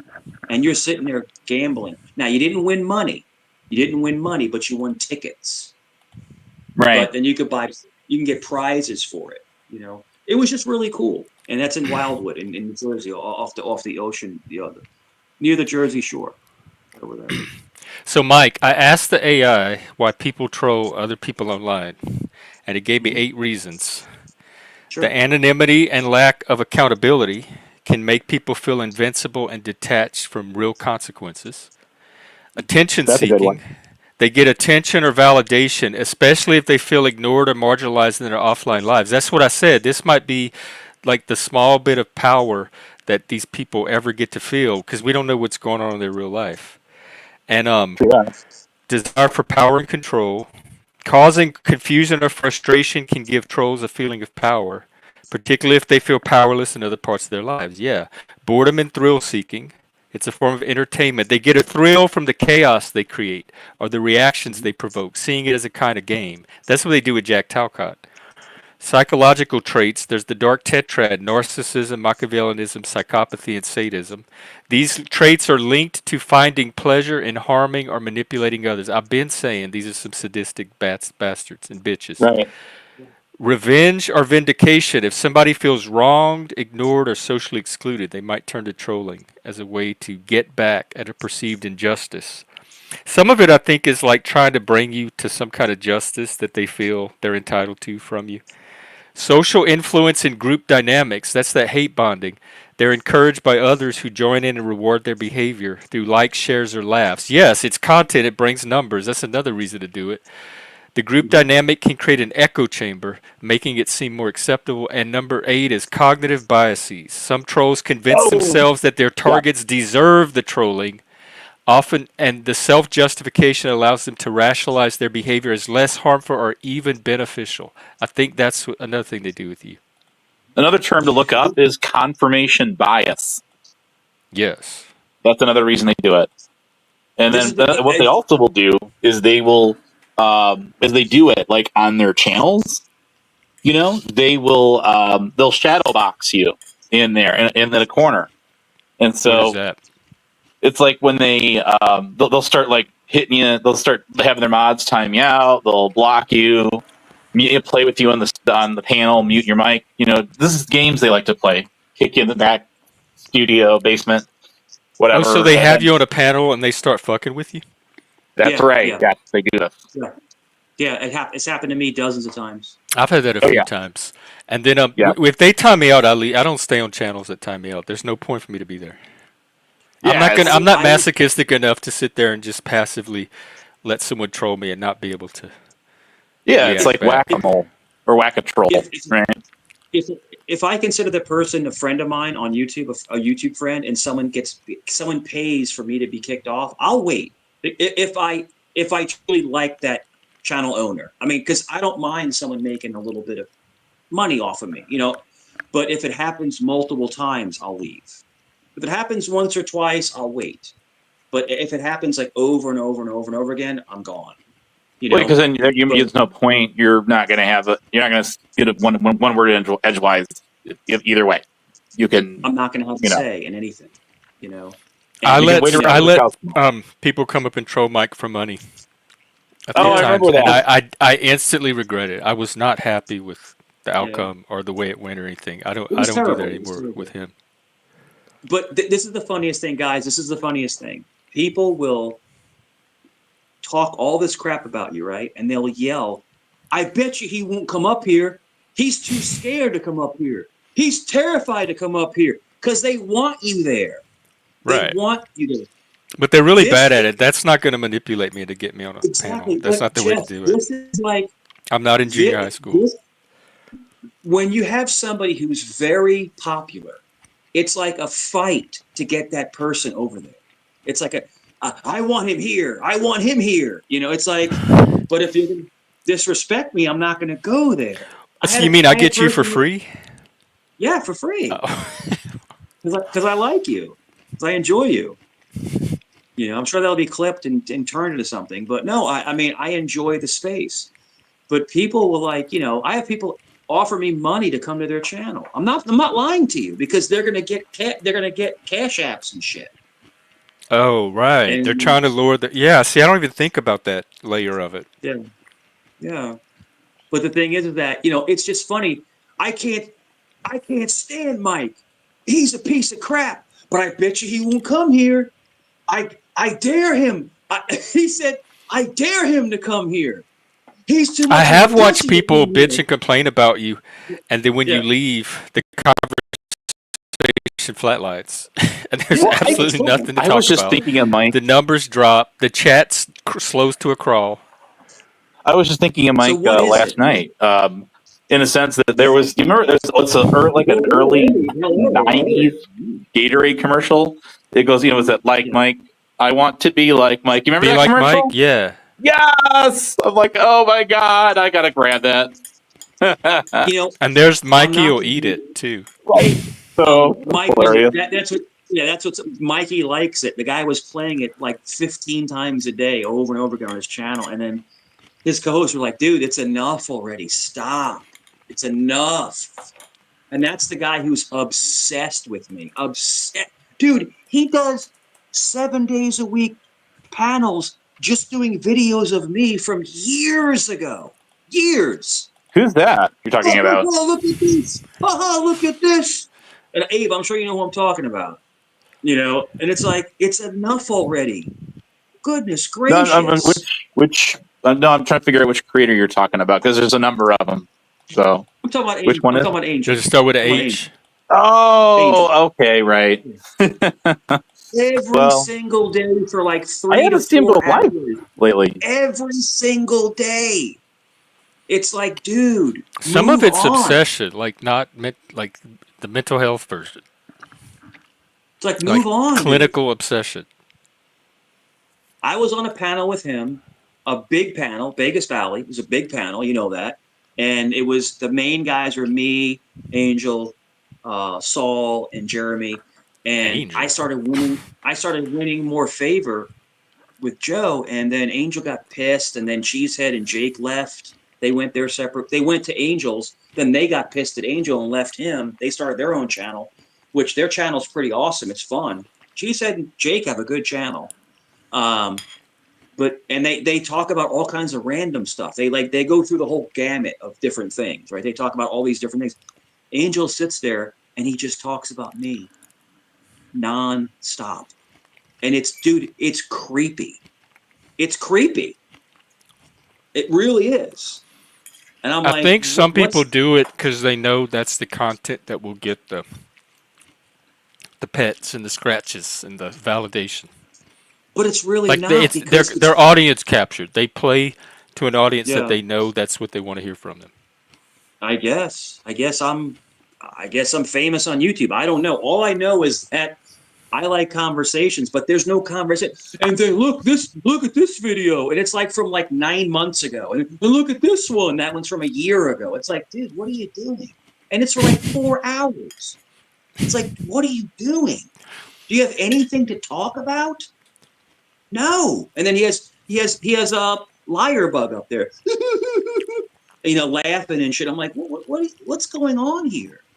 So I don't go there. I would just view a little bit because people email me and they're like, dude, people email me and go, this guy's unhinged, dude. Like this is not healthy, but hey, to each his own. To each his. If you want to go watch 1,000 videos about me, go for it. I'm not. It's like watching somebody slip on a banana peel or run into a pole over and over. Like America's Funniest Videos. And these are the videos where I used to troll all the time. I used to troll people, and it's like it's different than I am now. It's completely different. But it is what it is. But the whole point I'm saying is to kind of reel it back. Sorry for getting a little elevated, but the whole point is I don't see the allure. I don't think I'm important. I don't think that I'm anything special. I don't know why people focus on me. I don't get it. Because they love you, Mike. It's just I've often wondered if there was some kind of sexual undertone to it. Yeah. I don't think it's that per se. I think because you mentioned some of the channels that you were involved in with the Vegas Valley side. So, like me, I get trolled from a different side of YouTube than you do. But yeah, it's kind of the same. It's similar in that, yeah, there's one channel called COVIDs, okay, and that guy, I was like in the chat. I actually got on the panel. It's like 3 days ago now, and for 3 hours, these guys tried trolling me over the same thing over and over and over again. And it's like, okay, you stayed on the panel for 3 hours? No, I didn't. No, I didn't. I was on there for. I would come up, come down, whatever. So no, I was in and out in the chat, and the mods would keep timing me out and stuff. But I'm just like, dude, you guys, if it wasn't for me and for some of your guys' channels, you would have like absolutely nothing to talk about. You guys have nothing in common with each other that I can tell, except for talking about me. And it's like, come on. If you're going to talk about me, we got to think of some other stuff other than the same one-liners and trolling me over the same thing over and over and over again of the same stupid stuff. But they don't. They never get tired of it. To me, it's like comical that they kind of like. They do that with Jack Talcott too. He has a little following. Right. Yeah. That guy. Anyways, I gotta get the trash out, get some stuff. I just want to get up. And as soon as I heard that name, Von Helton, it was like, whoa, I remember this guy. I have to get on here and just talk about him a minute. Yeah, there's a couple others that are similar to him that people will just completely obsess, and they do devote entire channels. Yes, there's at least 5 or 6 channels I know they're devoted to Mike here. Me, not so much. They just basically go live, and then if I come around or if they want to blast me or whatever it is they're gonna do, they're just gonna do. I don't even care anymore. It's just like, okay, you got your cheap free entertainment for the night. I'm happy for you. If that's what fulfills your YouTube experience in life, hey, the more power to you. I'll continue living rent free. Any day that we can twice on Sunday. I already watch most of my content. People make of me. They sit and they think about, dude, they make videos when they're off work or when they're, dude, you are literally, they're obsessed. It's not, it's like, it's like a woman when you break up with a woman. When you dump a girl and she can't let you go. You know what I'm trying to say, Abe? Somebody said it's social capital. Like, it's a form of social capital that you have. It is. That's pretty funny. I don't know. If it wasn't for me on that particular side of YouTube, yeah, I honestly think they would have nothing to talk about. I really do. No doubt. It's hilarious. No doubt. And every time I turn this thing on, I learn something new about myself I didn't know the day before. If you catch my drift. So yeah, there is that. Okay, well, hey guys, it's been cool. I'm gonna dip in the chat. All right. Take care. Talking to you, good talking. All right, good talking to you. And wow, Von Helton, man, blast of the past. All right, cool guys. Take care. All right, thanks. Sounds like an old vampire. Yeah. Not laws. Are y'all still undersea? Abe's a good dude, Jeff. I like it. I've always liked Abe. Yeah, Abe's a good guy. He gets the same crap I get. It's like they get obsessed. I like most people until they give me a reason not to. I'm a people person. Right. Kazoom, are you there? Or are you gone? I think he's eating. He can eat. You can eat on camera if you want. I do all the time. Now I'm getting hungry myself. I might wind it down. I'll go till at least 4 hours. Oh, you're good. You're good. All right, there we go. Sorry it took so long. I had some food that came up, so it was good. Yeah. Like you threw up or your food? No. Some food went down. It was good food. I should reword that. So. Yeah, I had a really good homemade hamburger. So. Oh, nice. Wow. Cheeseburger. I make a mean burger, dude. I love making burgers. Now, did you fry it in a pan or make it on a grill? It was fried in a pan. Okay, yeah. It can still be all right. It's not as good as a grill. Grill will always beat it out, but still. That's what they used to make. It's certainly better than McDonald's or Jack in the Box or one of those other fast food kind of chains. I bet you don't. Carl's Jr. or Hardee's or whatever. You do something homemade. It's always better. What about? Can you pull off the fries? I don't think you can make homemade McDonald's fries. Oh, I can. It's expensive to make really good fries. It's really expensive because you use a good oil. Yes. Oh. Peanut oil. That's the key. Peanut oil is the best. Peanut oil is good. Even coconut oil isn't. The thing that I think it's funny how, like, okay, in the past they're saying, no, don't eat eggs, they're unhealthy. No, eat eggs, they're great. No, don't eat eggs. They're constantly flailing on all of these things, and it's just like the saturated fats actually weren't that bad. That wasn't the problem. It's all the sugar that we ingest. So they haven't figured that out by now in all the thousands and thousands of years of human cooking. You ever have a hamburger? Because you ever have a bacon cheese, not bacon cheeseburger, like a cheeseburger with an egg on top, a sunny side egg. Oh, it's awesome! I love that. Yeah, that's great. Good stuff. I just hamburger with an egg on it. With an egg on top. Yeah, no, it's great. As long as the yolk isn't totally completely runny. If it's like a gel, I mean that's perfect. That's perfect. Over easy, right? Over easy. I haven't had a good egg over sandwich medium. in a long time. Over medium. BLT and egg. Oh my God, Jeff, a good fresh burger on I like potato roll, like a potato roll. Or if you can get a fresh baked Kaiser roll, that's one thing. But if not, you get the Martin's potato rolls. You put an egg on there, like you said, not too runny. Oh my God, it is so good. Indeed. It is. Now, if you want to cheat, you can get the frozen fries, but I like the Nathan's fries, the crinkle cut thick fries, the Nathan's fries. I'm from New York, so we grew up on Nathan's. But yeah, but I can make think when I hear crinkle cut fries, I think of the low cost of the late 70s and early 80s. Because crinkle cut usually meant they were processed. So no, these are the thick little fat ones. That was the school lunch fries they'd serve. They're good, and you don't fry them; you bake them. Oh my God, Kazumi, they're so good. Nathan's fries. They only come one way. They don't come different ways. They're thick. They're not like thin little. They're not like the crappy ones where it looks like a fry but it has cuts in it. They're like little fatties. They're like little. All right. Yeah, they're good. Yeah. I particularly like waffle cut fries. Those are pretty cool. And some of those are seasoned, so it's like the curly fries at Arby's or something. My favorite French fry, of course, McDonald's is up there. It's up there. But my favorite French fry is Rally's. Yeah, I love Rally's Checkers. fries. The best. Same here. Five Guys fries are pretty good. Very good. Kazoom, very good. I'd put that in a second. But they're expensive. They're expensive.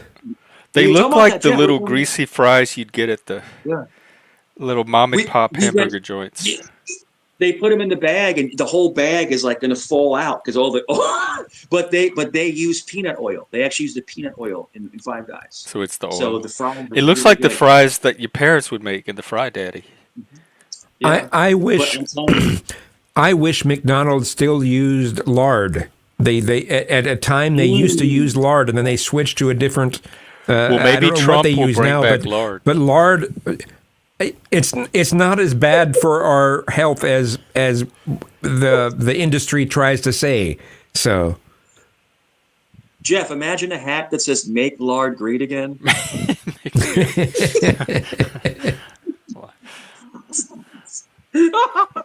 He's the man to do it. It's got like little flies flying around it because it's lard. No.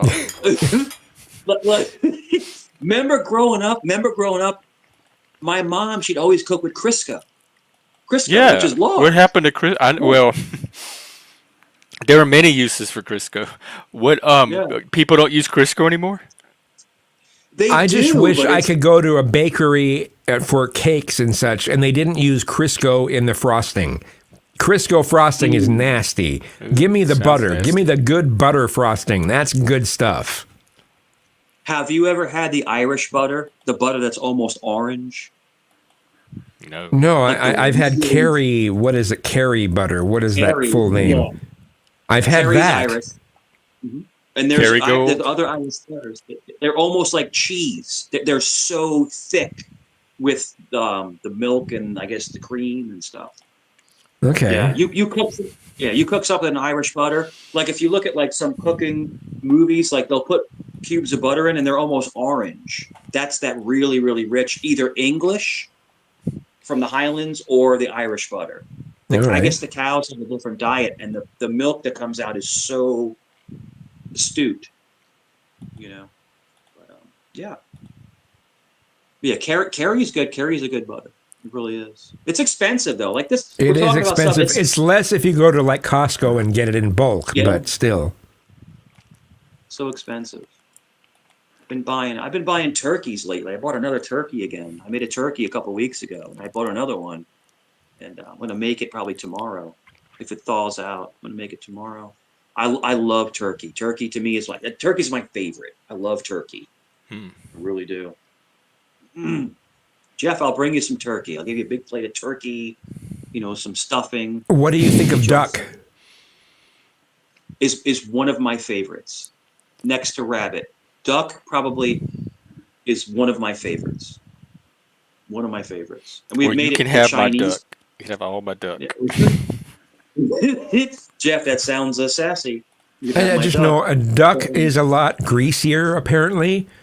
I've only had it twice in different forms, and I've always wanted to try it myself a different form than what they offered. So I've had it. We've done it where it's roast with the Chinese seasoning, and we've had it where it's just like with salt, pepper, and garlic, and it's just good. I like it. It's basically like the dark meat of a turkey. It's just all dark meat. There's no white meat on top. It's all dark. Yeah. Yep. But you can only get them from the international market. I was telling Jeff the other day, you can't just go to like Food Lion or Farm Fresh and buy a duck. You have to go to like the international places to get it. Just go shoot it out of the sky. I wish I could That's find what we somewhere do. that sold skinless, boneless duck. That would be awesome. Jeff, wild game is different than farm raised game. So that's a different flavor, different taste. Like if you go and catch a duck or catch a goose, like, just randomly, they're eating all kinds of crazy crap, and it's not going to taste animals, right. just as we are, animals are what they eat, just as humans are what we eat. Same thing. I'll give you an example. For last Thanksgiving, my sister and her husband, they live on they have not a farm, but they have a lot of land in North Carolina, and they have a lot of animals, and they have geese, chickens, ducks. They have all kinds of stuff. So when they came over, they brought, ducks. They brought a duck, a geese. They brought a chicken. I'm sorry. They don't have turkeys. They don't have turkeys. So it was a goose, chicken, and a duck. And dude, it was so good because it's farm raised, free range. Eating the corn, the feed corn. Not eating trash or garbage. It was really good. We had a feast. Yeah, it was good. And I don't eat ham. They had ham, but I don't eat pork. I don't they had care a for ham ham too much. as well. I like There pork. used to be a dairy around here called Wilcox, and they had the best tasting milk and chocolate milk and that I'd ever tasted. But they couldn't keep up. They weren't able to keep those standards up without going under. So they went out of business. But damn it, that was the best milk I'd ever had. And chocolate milk. Wait, what kind of milk? They didn't. Duck they milk? didn't put any additives in the chocolate milk, so it was just pure cocoa and sugar and their milk. It was really good. Yeah. No, I remember. There's one place. I have the bottle somewhere. There's one place. Hold on 1 second. I'll be right back, guys.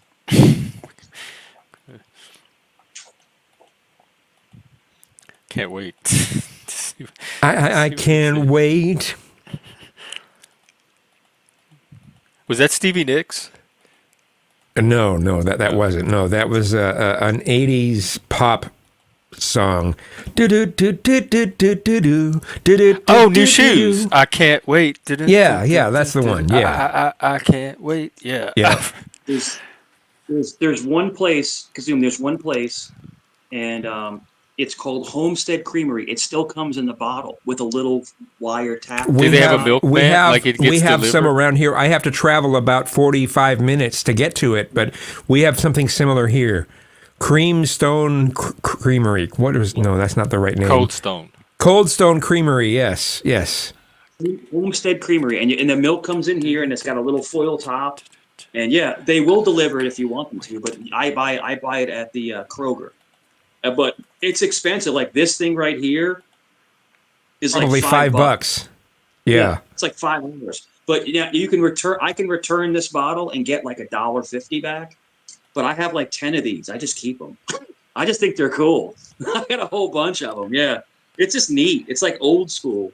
But this is the best milk I've had in a long time. It's thick, Indeed. It's like you can taste where it's not like convoluted, it's not like Walmart milk,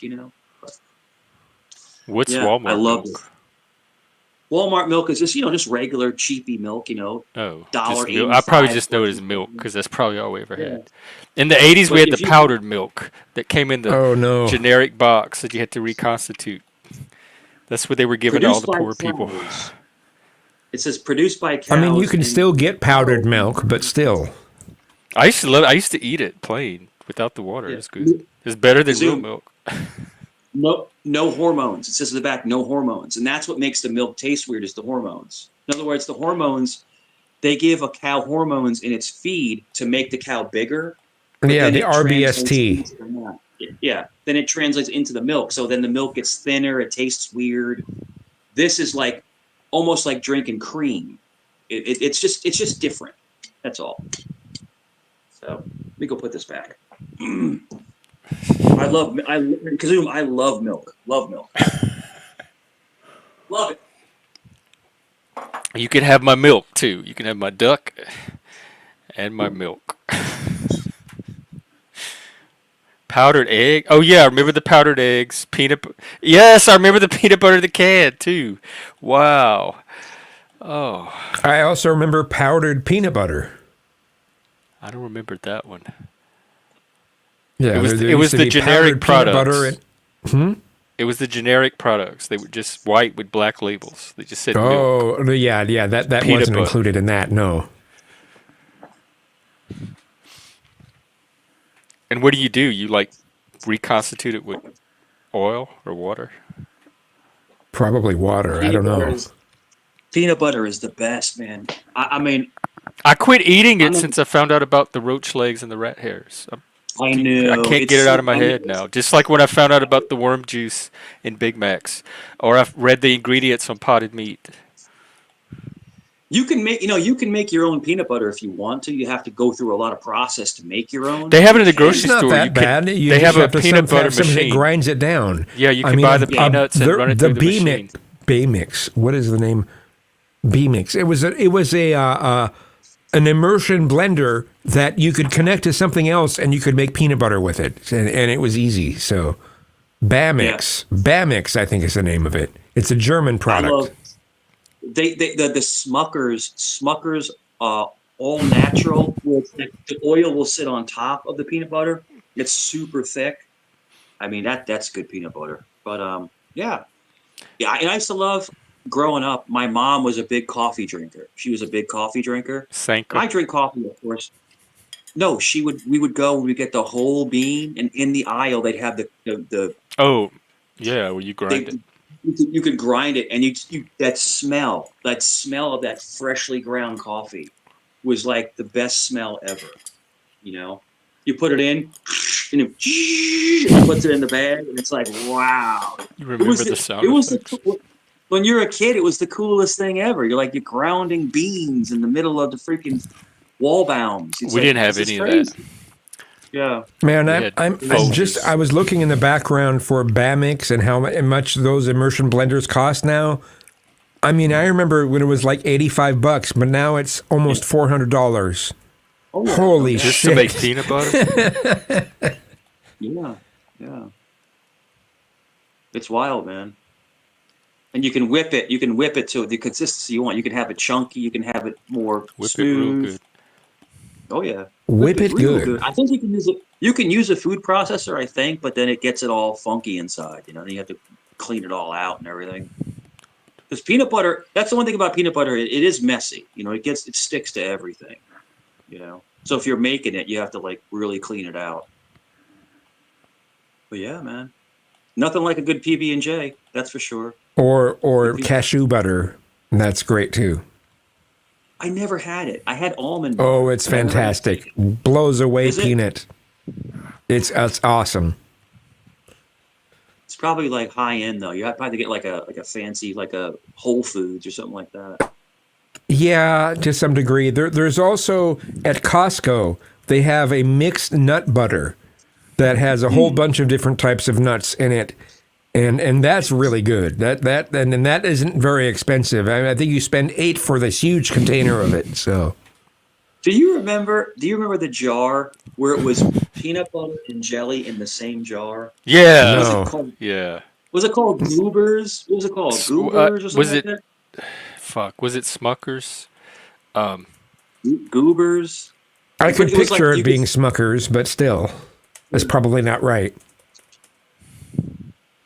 I think it was called Goobers. Goober, yeah, it is. From Smuckers. Yeah, Goobers. Yeah, but I remember being fascinated. This is damn, you could just take it out and just put it on. But I remember we got it one time and it wasn't good. It just tasted weird. Yeah. There it is. All right. Goober. See where Grape the jelly's and down strawberry. inside? Yeah. I hated jelly and jam. Ugh. I don't do jelly. I do jam. I like homemade jam. Homemade jam is awesome. Oh, I've had nut butter. When I was a vegan, I used to make my own nut milk in the blender. With you could do I bet you cashews, you could did. do almonds. It just sounds funny, nut milk. It just sounds funny. To juvenile minds, yeah, I could see how it would.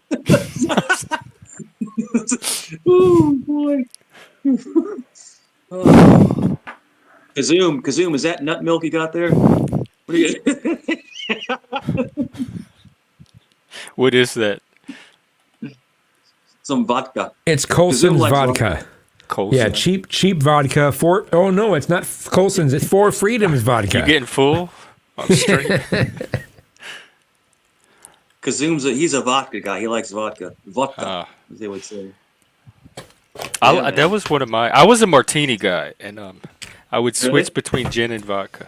I just it's the most unflavored version of alcohol you can get. It's just unflavored. It's pure. That's why I liked it. It was clean. And that's what I go for, because I mean, even some of these more expensive brands are a little smoother, like the Costco,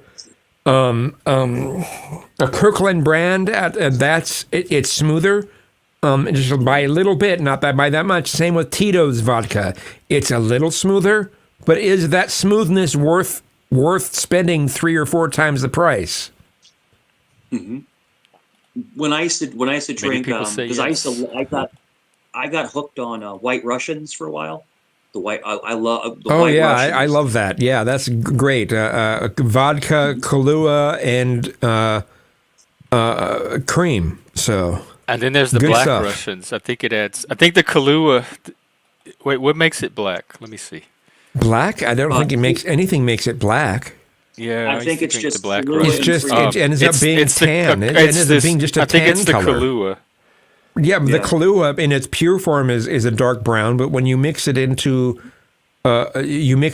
cream and vodka, it's not. The Black Russian is without the cream. It's the Kahlua and the vodka. Oh, okay. I've never had a Black Russian. Okay. Oof, that sounds funky. Ugh.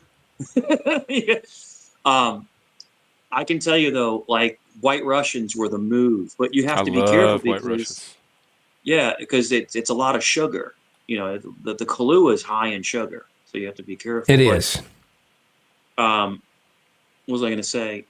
There's nothing, and when I made White Russians back in the day, I always used Stolnicha vodka. You know, the high-end vodka, Stoli. Oh, okay. And sometimes Grey Goose, but basically because Grey Goose is more for martinis. That's more for martinis.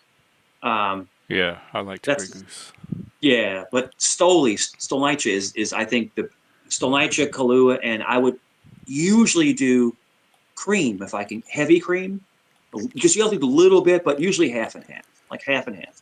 Too much heavy cream can mess your stomach up. It will give you an upset stomach. It's too much lactose for me. But no, a good White Russian, man, a nice glass, a little bit of ice. I mean, nothing like it. It's good Nothing stuff. like it. It's confusing though because you want to get drunk and fall asleep, but then the Kahlua keeps you awake because it's caffeine. Oh yeah. It's a catch-22. It's like playing with you. I mean, it's the same as a rum and Coke. You've got the same scenario there. Yeah. Because the Coke has the caffeine, so. I would probably say as like a dessert drink or a flavor, a White Russian was my favorite. That was because the coffee with the cream and then of course the vodka with the kick. It was just it's good. I'm with you, man. I'm with you. That's my favorite mixed drink for sure. And I got into the Crown Royal for a while, do Crown and Coke, but Red I would Bull, do like. Oh my God, Red Bull and vodka. Oh, I've mixed Red Bull and vodka a few times and learned very quickly to stop doing it. People have. I forgot it was called. They used to do it in Vegas all the time. Ugh. In fact, you'd have a house party, and some people would show up with the vodka, and other people would show up with the cases of Red Bull. Wow. I think Red Bull tastes disgusting. It just tastes like I do turpentine. not like Red Bull at all. Ugh. You can't make someone straight. Yeah. The only power drink that I liked taste-wise was Monster, the green Monster. That was the only, like, taste-wise. Like, like it didn't taste horrible. All right. And then they made the Monster Zero. So, zero sugar, zero carbs, and I was drinking that for a while. But yeah, I don't really get into the energy drinks too much. But I've known people that would drink 4 or 5 in a day. It's not good for you. It's very bad for you. It elevates your heart rate. Use any of It's them. not- Oh, hey, Mossad. Oh, right. You're And on if a you- quest. Well, you got 2 out of 3. You can have to be happy with that. I didn't need the energy drinks because we had mini thins, and then after that they had Metabolife. The You guys pseudoephedrine. remember, like, you can go to a convenience store. Remember the no-dose, those little pills, the caffeine pills, no-dose? Yeah, I never took them because we had the mini thins. You could buy them at the convenience stores. They would keep you I up took for one of like those 50 once hours. for a long road trip. That's what people would use them for, and to lose weight. We got my mom hooked on them. Dude, I was out all night one night, and I wasn't drinking. I was just out because I didn't drink back in the day. And I went out, and I'm like, I'm so tired. I'm like, and I have to work all day. And they're like, yeah, these no-dos. I had a helper with me, right, like an assistant. He's like, yeah, these no-dos. And I think it was like, at the time, it was like $3 or $4. This is a long time ago. And you could buy them at 7-Eleven. And it's like 6 of them. So I was like, yeah, I'll take. He's like, I'll take 2. And so I took 2 of them, and I'm like, I took 2 of them, and like within 20 minutes, I'm like, like I'm shaking. Like, Yeah, you gotta love that. I'm like, hey man, let's go. Because it was caffeine. It's like I basically like drank like 15 cups of coffee. Yeah. It was like, it was just like so much caffeine. And I was like sweating. So what I'm trying to say is caffeine is not good for you. You have to take it in moderation. No, Jeff, I know you're a It's coffee not guy. good for you. No, not at all. Yeah. But I go back and forth. If I drink coffee, sometimes I'll get decaf, and sometimes I'll get, because I love the flavor of coffee. I love the taste of coffee. But too Take much care, caffeine, Alexander. too much caffeine will keep you up. It'll keep you up, and it'll make you buzzed a little bit. Because caffeine is a drug. What religion is it? There's a religion that you can't Mormons. drink caffeine. Is that what it is? Caffeine in religion? I don't know about any of that. I know marijuana in religion, which that's a totally different thing. But Mormons are not supposed to do caffeine. Yeah, no I caffeine. don't know about that. Because they consider it a drug. Yeah. You can't drink coffee. You can drink decaf, but you can't have any kind of caffeine. Oh, That's wait. how they, it looks like it's getting debunked. I lived in Vegas, and the Mormons there were always stayed away from caffeine. But it says that...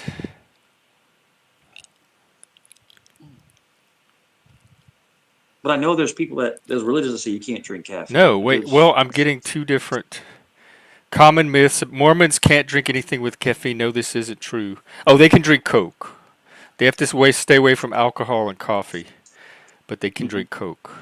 Weird. They can't have cigarettes, coffee, tea, or tobacco.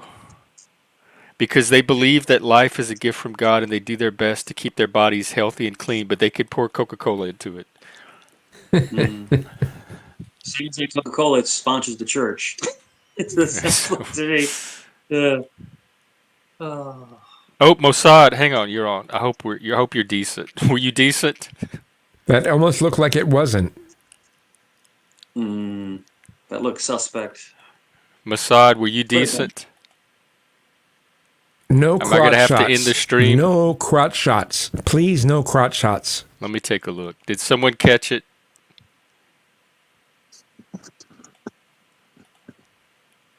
You got pantyhose on?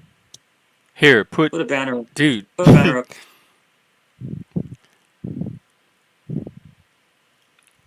Hi. Can you hear me? Yeah, but Yes, are we you can hear decent? you, You have but pants you're- on? Oh shit. Oh. God damn it. Are you kidding me? Nothing was shown, Jeff. No one saw anything. We didn't see anything. No.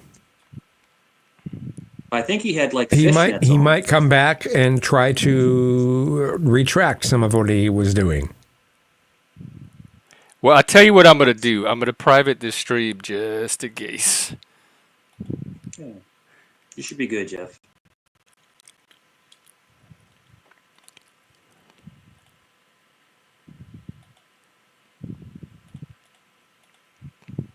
Okay. Now I can go back and see what damage it was done. Go back and look. Wait, besides, hang on. You're not coming on yet until I check.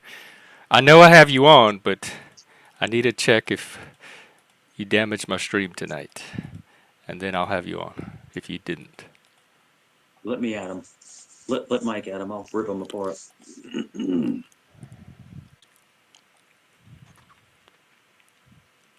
Here, y'all can keep talking. It might take me a while to find it. Yeah. Yeah. So I never understood that. It's like people will come on random streams. Like, it's one thing if somebody is getting back at somebody for like something they did to them. I can understand that. But like when people come up on random streams and just derail it, I don't get that. I mean, Kazuma, it just doesn't make sense to me. Well, in his case, I don't think it was intentional, but he needs to be more aware of what his camera's doing. Yeah. Yeah. But people are imploding around this whole society here, like this little, like, I don't know what you would call it, like realm of these channels. People are going through all Chuck, kinds you of crazy checked it? stuff. I can't even find it.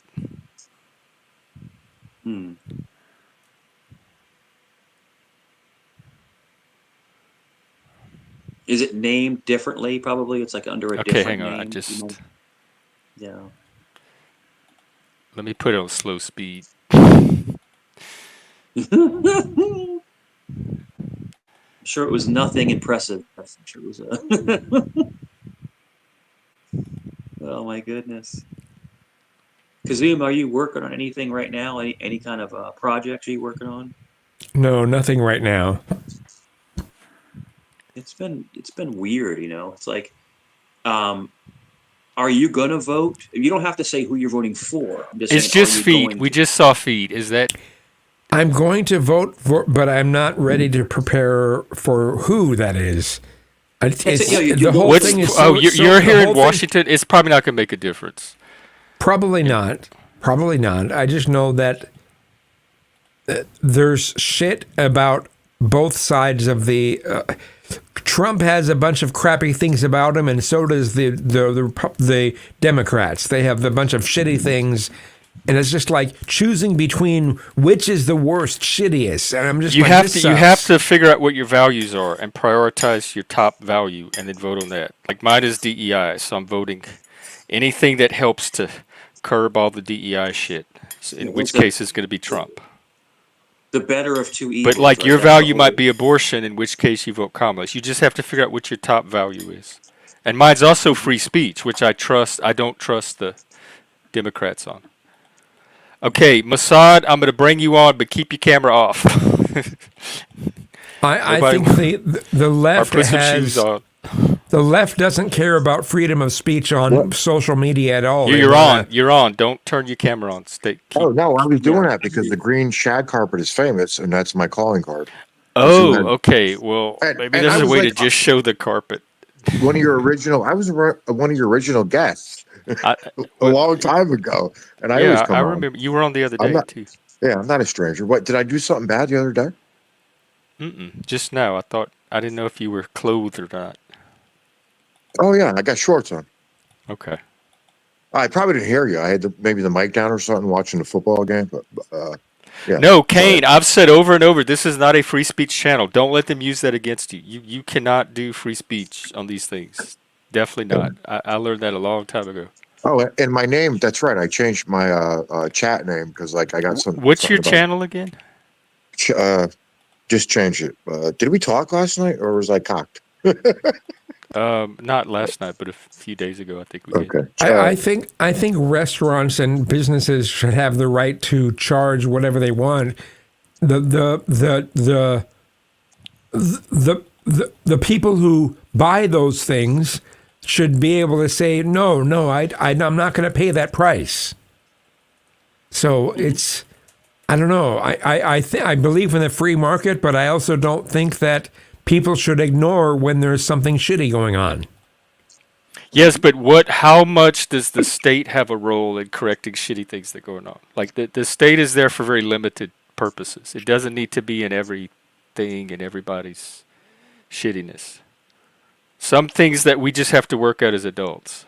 What's the shittiest thing you're worried about people? Oh my, I don't know. I'd have to think about that for a bit. Then you're not bothered enough by any of it, because it would be fresh in your brain. Cultural Marxism. Kazoom's like, where do I start? Yes. Oh, let me break out my scroll. It's gonna all the things go down on the scroll. Oh my! What? All right. Let me ask everybody this: what is the most important thing to you guys in life, or that needs to change soon? Needs to change soon. The DEI, all that woke shit. Being controlled by the global conglomerates. How are they controlled? I think people being able to judge their own views, not on society, but on their own views. I don't know. I think the best thing would be if people were able to state how they really feel about anything. Well, what's stopping them? Society. I got attacked in school as a veteran. Like, I went to school as like adult in my 40s, as a veteran, as white, as male. I didn't go out there loud and proud about any of that. I was attacked in my school because of all that. Not loud and proud. Like, I wasn't out there flaunting it. Attacked.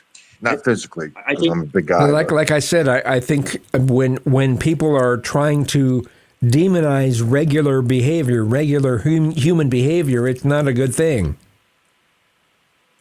Yeah, I agree. And I think the most important thing for my family is inflation. You know, the skyrocketing prices of everything. You have to. Do you have any stocks? Are you invested in companies? I have all of my money is in physical gold.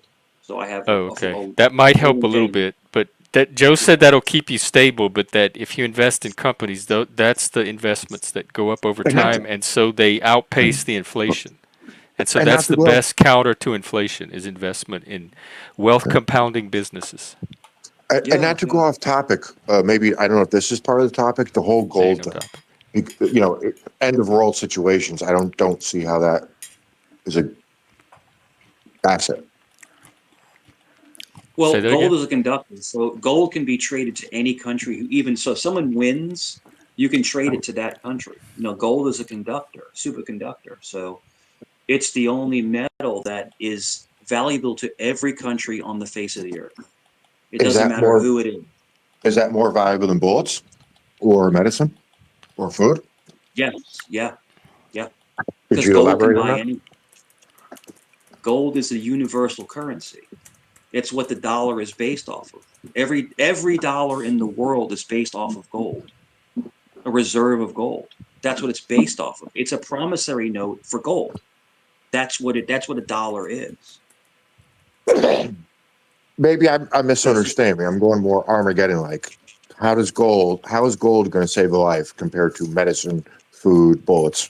He's only talking about inflation. inflation. If shit turns to fan, there's a whole lot of stuff that doesn't mean anything anymore. So if the crap he was just talking about as a hedge against inflation. Yeah. So if the crap hits the fan, gold can be traded with any country, anywhere in the world, for any resources you need. If you need medicine, if you need a car, if you need a house, if you have physical gold, you can trade it for anything that you need. It's the only thing. So if the dollar crashes, gold is still worth something. That's the same. Paper money is a promissory note to gold. So if you buy gold, that's the actual promise, not the promissory note. That's what I was trying to say. But for so long, we're not there were backed by the silver certificates. You're bringing that up. What about the recent thing like a year ago with Saudi Arabia? No more petrodollar. I don't really I mean, know the much about notion of the world moving away from the petrodollar and going to something else, that's going to hurt us a lot, for sure. Do you think that has anything to do with the inflation? I don't know how that has affected inflation. I don't know. I'm not going to try to guess. Joe said that the inflation is normal because the Fed's planned for it, and they have been since the beginning. So Well, all I can tell there's you is always going to this. be a certain amount of inflation because they're trying to incentivize investment. I can tell you, I'm 50 years old almost. I've never seen prices like this at the supermarket. I've never seen gas prices like this. I've never seen anything like this. I haven't. I've never seen anything like it. It is the most expensive time I've ever had in my life. I remember being in my 20s and making 35 grand a year and living my best freaking life. I mean, my best life. And we're talking about, 25 years ago. I mean, and I had money to spare, vacation and everything. If you don't make 100 grand now, you're struggling to get by. You are. And It's horrible. and so for someone to say inflation isn't real is convoluted. It's ridiculous. The Democrats have wasted so much money on bullcrap. It drove the price of everything up. And that's just what I choose to believe. I could be wrong. I could be right. But I know when Trump was in office, gas was less, food was less, housing was less, everything was less. Now it's doubled. Doubled. Why are we giving hundreds of billions of dollars to Ukraine? Well, that's because when we have The homeless UN. veterans. The UN. Yeah, the money's actually going to American jobs to inflate our job numbers with the military-industrial complex. Because we make the weapons here and then we ship them to Ukraine. Mike, jump in, Mike, please. Mike, please. I couldn't sit down in the chat when this conversation was happening. Mike, it's like literally Mike. bothering me. Oh, So because much. you're I like have to come up. pro on the woke side, right? No, I'm at what? Oh, I thought you no. were the other. Like we were talking about racism the other day. And it sounds like you were defending. No, I'm a moderate, so I okay. actually have a lot of middle ideas that go on the left side and the right side. But I'm very conservative when it comes to monetary policy. And the one thing that bothers me is when somebody like, and I love Joe, but inflation is not normal to the extent that we're dealing with it. Inflation is normal to an extent at an average 3%, which is just based on, the expansion of the money supply. But the inflation that we're dealing with is because we have a annual budget that we spend way over and exceed that limit and then need to create more money to continue to pay and to continue to put us into more debt every single year. The interest payments on our debt alone are $1 billion a year. So yes, our money is becoming worthless. It's becoming toilet paper faster than we can print it. And that is why, if we have the inflation that we have, a gold-backed promissory note would not inflate at the level that this is happening. If we actually had paper that was backed by gold currency, it wouldn't be manipulated like it's being manipulated But now. we're probably not going back. So No, we're going to probably have to do something. They want to go do a digital currency, but you see Saudi Arabia is going back to a gold standard. This is why. It's because we've taken the responsibility of the world currency and we've been completely irresponsible with it. maybe Trump will change all that. What's your thoughts on BRICS? Could BRICS be a competitor? I actually don't know what BRICS is. What is BRICS? Those are like all our quote unquote Brazil, Russia, Iran, China, and South. What is it like? South See, I Africa. don't know. There's been some changes to the currency part that I don't know. So what do you? Is this like? It's an alliance of countries that are Yep. trying to form South Africa. Yeah, trying to form an alternative to the dominance of the West, like the Anglosphere. Got it. So is this the removal of the petrodollar? It's like Cold War 3.0, whatever. Got it. Okay. Well, I don't blame them personally. I don't agree with what we're doing in the United States. I think what we're doing is horrible, and it's affecting Maybe Trump us will change just all as that. much as the world. I think this is the greatest country on earth, and I don't know what other country is doing it better than we are. So y'all No, there go are some move great there things if that there we is do, one. but our Like no monetary country's going to policy be is perfect, abusive. but I'm able to weigh our flaws with our strengths, and it's not even. The scales are like this. Historically, every empire has fallen, right? Every empire historically. Could we be that next empire? I don't know what's China made. And China's not equipped to become a superpower anytime soon. They're having worse struggles than we are. Well, that's what we read. Do we really know that? Because I tell you, I didn't know shit till, I joined the service and went overseas and opened my eyes, and then, whoa. What did you see? You'd have to be specific because I saw a lot. You'd have to ask. Well, like what opened your eyes the most, I guess? Spoiled. Americans are spoiled, and I think we're voting ourselves into a very, very bad place. Well, how do you suggest you want us to go back to like potato sacks and stuff? It's prosperity. Well, it would be better for us, I think. I think it's great that a country can enjoy the fruits of its prosperity. So, Jeff, let me ask you, what do you think the country is doing well? Because you're saying we're doing a lot of things well. Give me a couple of examples. I like the freedom. In the United States specifically, 1A, 2A. I like the freedoms that we have here. I think we have more freedom to be ourselves than any other place, and we have more of the ability to participate in the political process and have a say in this country because it's our country. The power is with the people. In general, third world, other countries, like our poor people are rich compared to those countries. Like a lot of countries I've been to. General statement. So, in general. I think that's right. I think freedom is huge. Freedom of speech is massive. I think that we have a lot of prosperity here in comparison to third world countries. Like I think the opportunity here, right? the creative freedom, the opportunity. People that can think creatively can make anything happen here. That I agree with you 100%. Can we also know that we're making some mistakes that maybe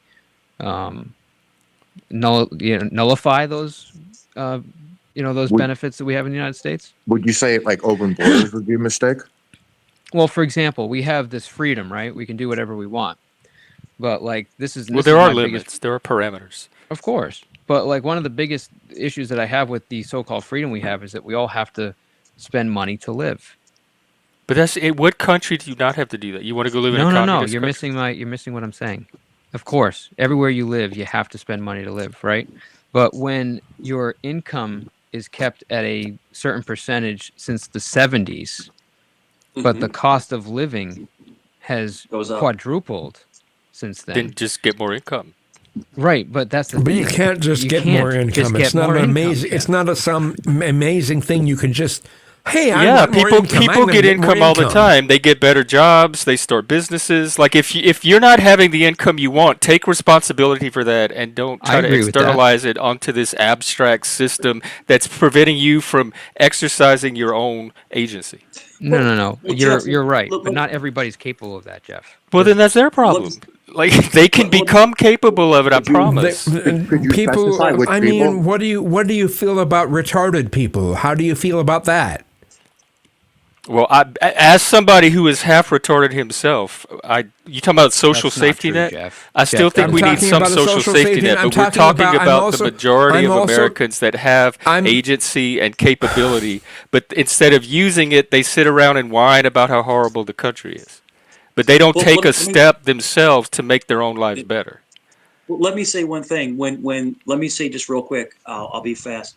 When inflation is so high and people have less money to spend and people are worried about dipping into their savings, people are going to not go out and buy things. Like we're salesmen, right? They're going to be afraid to make that new purchase. People are going to be afraid to remodel their house. They're going to be afraid to, get renovations. They're going to be afraid to, do all these things that they would normally do to keep the economy going. Because when everything is so expensive, people are afraid to spend the money that they have. So agreed. Fully agreed. I mean, I've watched prices go up my whole life.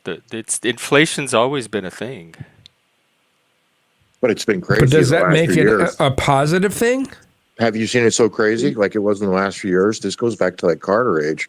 It's 2022. To me, it's not crazy. 2022. The prices are a little more steep than 5 years ago, but I wouldn't call it crazy.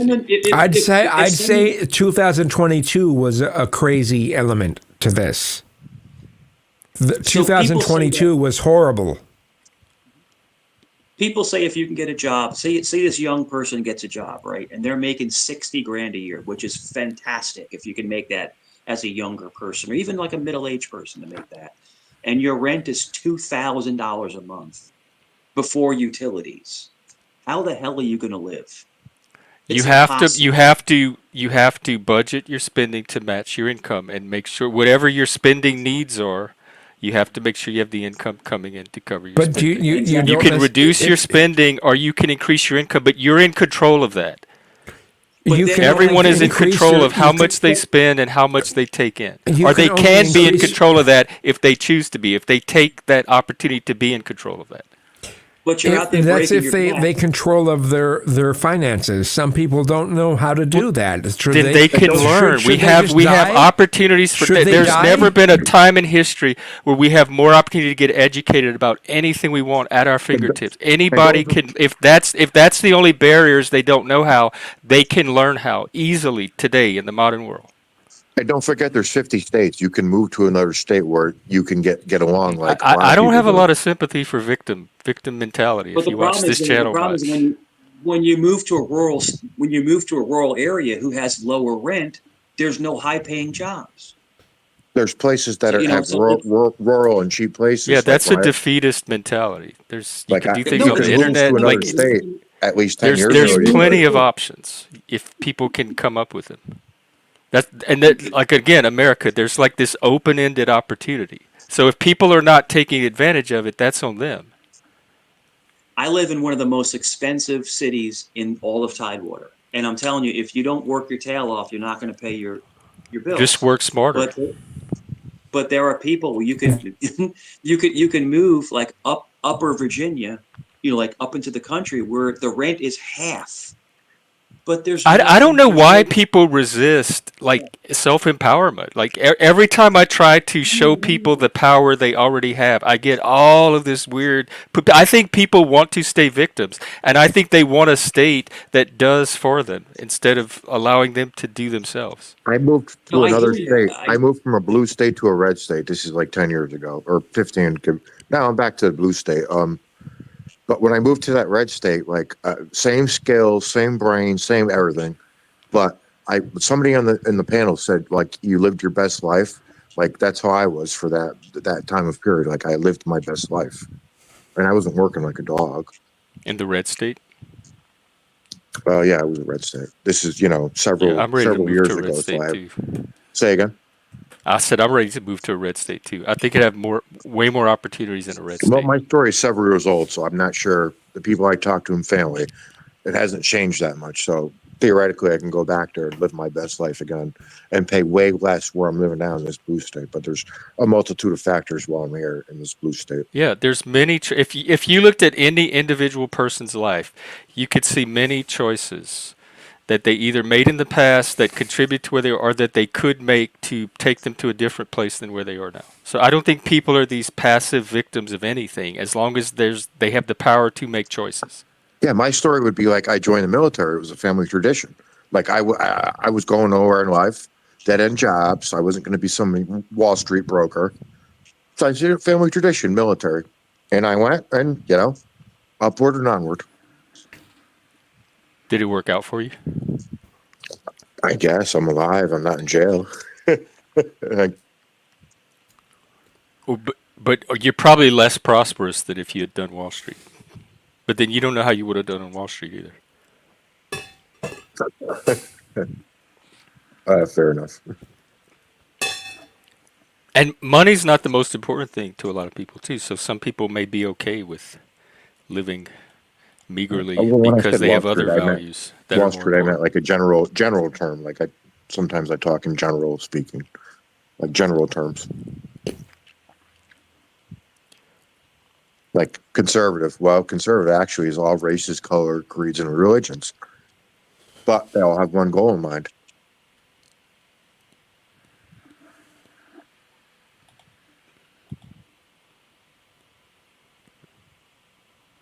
Okay, cool. Untrackable.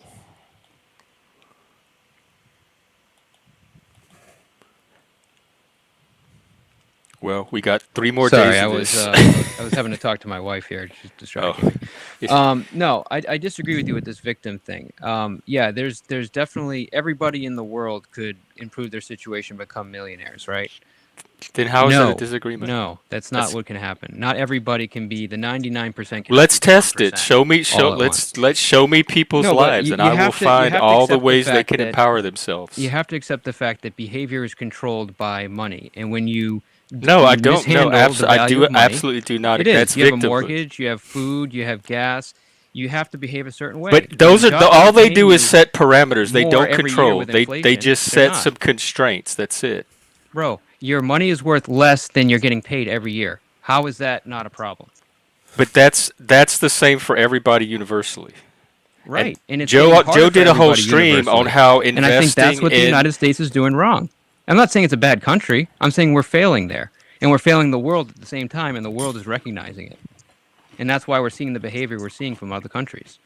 I'm not saying it's a bad country. How do you think we should do right? We need to have a responsible monetary policy. We have to have a responsible budget that we actually adhere to. I mean, the United States cannot adhere to their budget. If we a strong president, budgeted not like a ourselves the puppet. way that the United States does, we would all be bankrupt. Well, vote in the people that are going to do that, or run the candidates that are going to do that. Well, God bless Trump. Yes, maybe he'll fix it. That chart. He is bringing on Elon, who is that's one of the main reasons that kind of solidified my decision. Not that I wasn't going to vote for him anyways, but Elon is going to get onto a regulatory board that is going to bring the United States into controlled spending, and that is what he's good at. Well, I hope. Perhaps. I know he fucked up Twitter, but I'm willing to give him a chance on other things. He fucked up Twitter by his employment policy. He didn't fuck it up because of the budget. I mean, his budgeting ability should be shown by the way he managed Tesla and SpaceX. That should show you his budgeting abilities. His basically abuse of X or Twitter is him using it as his personal troll platform. That's a personal. Well, I just know the algorithm is completely different when he got it than it was before, and the activity level dropped to almost nothing. Well, because you had a base that was primarily left-leaning, and he came on as a conservative, owner, which people were pissed off before he even took ownership, mind you. He fired a bunch of people, which nobody liked, and then he opened fired up the like 80% of his staff. 80%, because you don't need them. All right, these people are going around getting massages and $100 lunches every day. Why do you need 80% of that staff? How do you tie I'm that not into saying I agree profit loss with that. and So how do you tie that into his profit loss and margins? Allegedly, they say. The profit loss is the fact that advertisement is not, he's losing advertisers. The way he's behaving, he's turning off the main advertisers. He basically told Disney to go F themselves. I mean, you guys heard that, right? true. Yes, we heard that. Right. So when you're losing advertising dollars, I you're wish losing value in your company. Disney would fuck themselves. Yeah, they're killing Marvel, man. They got to stop fucking killing Marvel. No, I think Twitter has a future. I just think that, they built themselves and they propped themselves up financially, and they've inflated their value financially. And he took a product that wasn't worth what he spent for it. Twitter was not worth $80 million. Do you think Twitter will have a good value in the future, like 10 years from now? I quit using it. Here's the thing. I spent more time on Twitter than I do on YouTube. Well, let me ask you this, Jeff. Why don't you like Twitter anymore? Because my tweet, before Elon took it over, Twitter was just like the Panelverse. There was like conversations all day long, people talking, responding to it. When Elon took over, all of that stopped. I wasn't getting replies to my tweets. Nobody was seeing my tweets. I wasn't seeing my friends' tweet. The algorithm completely broke. It became a ghost town. It was unusable. I'd go on there. I would make tweets. I'd type something. Nothing came back. The activity and engagement level dropped like 90-something% after he took over. Because he did something with the algorithm. And you had to pay, like, the more you paid, the more it would boost your tweets. And I paid to be a blue check for months and months and months, and my tweets still didn't go anywhere or do anything. That's awful. So for activity level to drop that drastically in that short of time when he took over leads me to believe it's something he did on the back end that affected the algorithm that made it unusable for me. And my friends were experiencing the same issue too. But what I want to understand is what is happening. What is not just from your activity perspective, but what is your content that you're seeing changing? Are you seeing different people being prioritized, like who's getting a voice on Twitter, because obviously there are people that use Twitter and get out I've there. seen a number of right-wing channels get promoted, but I also see left-wing channels being promoted. Yeah, I know in my porn feed, it's all Kamala it's all over the place. ads. It's honestly all over the place. Wait, oh, Jeff, one more time. What was that? Yes. Say that again. Like I have a Twitter, like a separate Twitter with the porn on it, and it's all used to I could just scroll through and see porn, and now it's like porn, Kamala, porn, Kamala, porn, feeding it into I'm my dead, bro. porn feed. So, do you think Kamala will make porn great again? No, she's ruining it for me. She's ruining not that porn. Trump would be any better in that one particular feed, but I'd rather not see any of that. I really want to know if Kamala tastes like curry. You think she tastes like curry? I don't know. I don't plan to taste her That's at all. The racist. little bit of taste I've had of her so far is not to my taste. But Jeff, wouldn't you? You're telling me you would turn down eating the vice president's snatch just to say you did it? Yeah, absolutely, I would. You're that hardcore. I would. You see, you try to. It's not going to work. That. You can't change. Like people's sexual taste is almost impossible to change. We've done the Christian short thing. of some kind of like dystopian Pavlovian conditioning. I would suck this was a weird time to join the panel, but I will say surface level, I agree. Army, that's right, Welcome, baby. Army's untrackable. undefeated since first time since World War II. Army football, West Point. Should have made work. AA Twitter. I tried. I still play around on Twitter now and then, but Jack, I can't get it too? back to the same activity level that it was. Is it because before. when this Twitter thing happened? Was it when you changed to Christian or no? It was before that. Okay. When did he take over? Like a year ago? He did mess with the algorithm. See, I can't tell because I felt like when I was on Twitter, I wasn't getting October 2022. Was it when you started expressing getting, conservative good values, news. Jeff? I was getting biased information that really bothered me, and then he took it over, and I felt like all of a sudden the right-leaning stuff was coming through, and it wasn't being blocked. And we know that it was because the Twitter files exposed all of this. I mean, they literally were I curating followed the the Twitter information. files. Right. So I felt like it opened up, and I was getting news better through I would find out stuff was happening through Twitter before I'd find it out through the mainstream media. So I was liking what was happening, but I've never used Twitter like you're using it, where I would post stuff and then have a bunch of people like it or whatever. I've just never been. You were just reading tweets. Exactly. I was more absorbing info, not. Mine was info more. out. It was my social media. It's how I interacted. It's the same thing I do on YouTube. There was a whole community of us. We knew each other. We had friends. We shared each other's lives. All the stuff we do here, we were doing on Twitter, and all of that stopped. And I follow a range of people on Twitter, so I've always gotten a mix of left, middle, right. So it's hard for me to tell if any of that changed because I had my algorithm had already built up years and years and years. Did you start expressing conservative views or no? That started in 2020. Okay, sorry. Yeah, I'm just. In fact, I didn't start using Twitter. I've had Twitter since 2008. And all I did was read tweets. I made my first tweet during COVID. There was a tweet on how to properly wash your hands. And I said, oh, this sounds like useful information. Let me share that. And that's the first time I actually made a tweet of my own. So I didn't start tweeting until 2020. And that's when I found this Twitter community. So that all was recent, but that was before Elon. Oh, you mentioned Wu flu. Did you get the jab? Yeah, I got it a couple of times. I don't get it anymore, but I got it a couple of times. And then also, though, when I used list on Twitter, so I don't use the main page. I have specific list that I pull up for different themes and topics and different people on it. And so my tweets are all people that I choose specifically to see those tweets from, too. So that might affect it as well.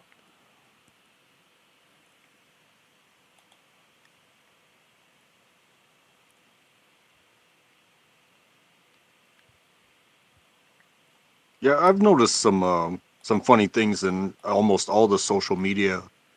When you call it the algorithm, it's I might lean a certain way, but that doesn't mean I'm hardcore and I won't click on anything else. But when I do, the algorithm really tries to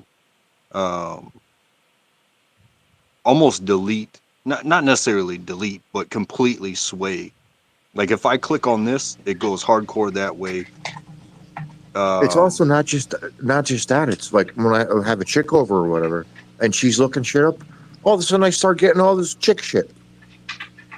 Yeah, Based the on what algorithm is she's way doing? too advertisement centric. It's just like if there's anything you do, it wants to sell you whatever you were even thinking about. And it's not the same devices. It's just the same Wi-Fi. Right. And and it feeds over. And then like people complain about YouTube ads, and I'm like, oh, it's region specific because I'm getting all this Kamala shit, and nobody, I don't know, you know what I mean or no? Well, especially when you are naturally like that, when you click on things that are opposing, the algorithm has a real hard time with that. Because like let's just say politically, you're right. It's going to give you all right stuff. Oh yeah. But the moment you click on like one thing left, it's going to break its brain and be like, oh, why did they click on that? And it's going to start feeding you left stuff and replacing your right stuff. And even when you go back and forth, it's like the last thing you clicked on, it'll absorb your feed. You know what I mean? Yeah. I don't know. What were we using before all the algorithm? I don't.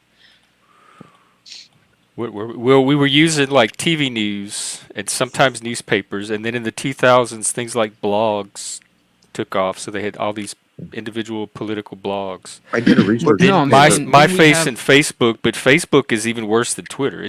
I just go to look at pictures of family and friends, basically. What I'm saying is we had social media before where it wasn't so like the algorithm TV centric. era. I'm sorry. Like the TV, the subscribe to TV, you got cable. It had nothing to do with who's turning in. It had to do with the ad dollars behind it. So they were paying to get us to be force fed through the only platform there was, which was cable TV. Whereas now it's like the ads try to follow the clicks, because you could get 1 million clicks and have no advertisers. You know what I'm saying? Yeah.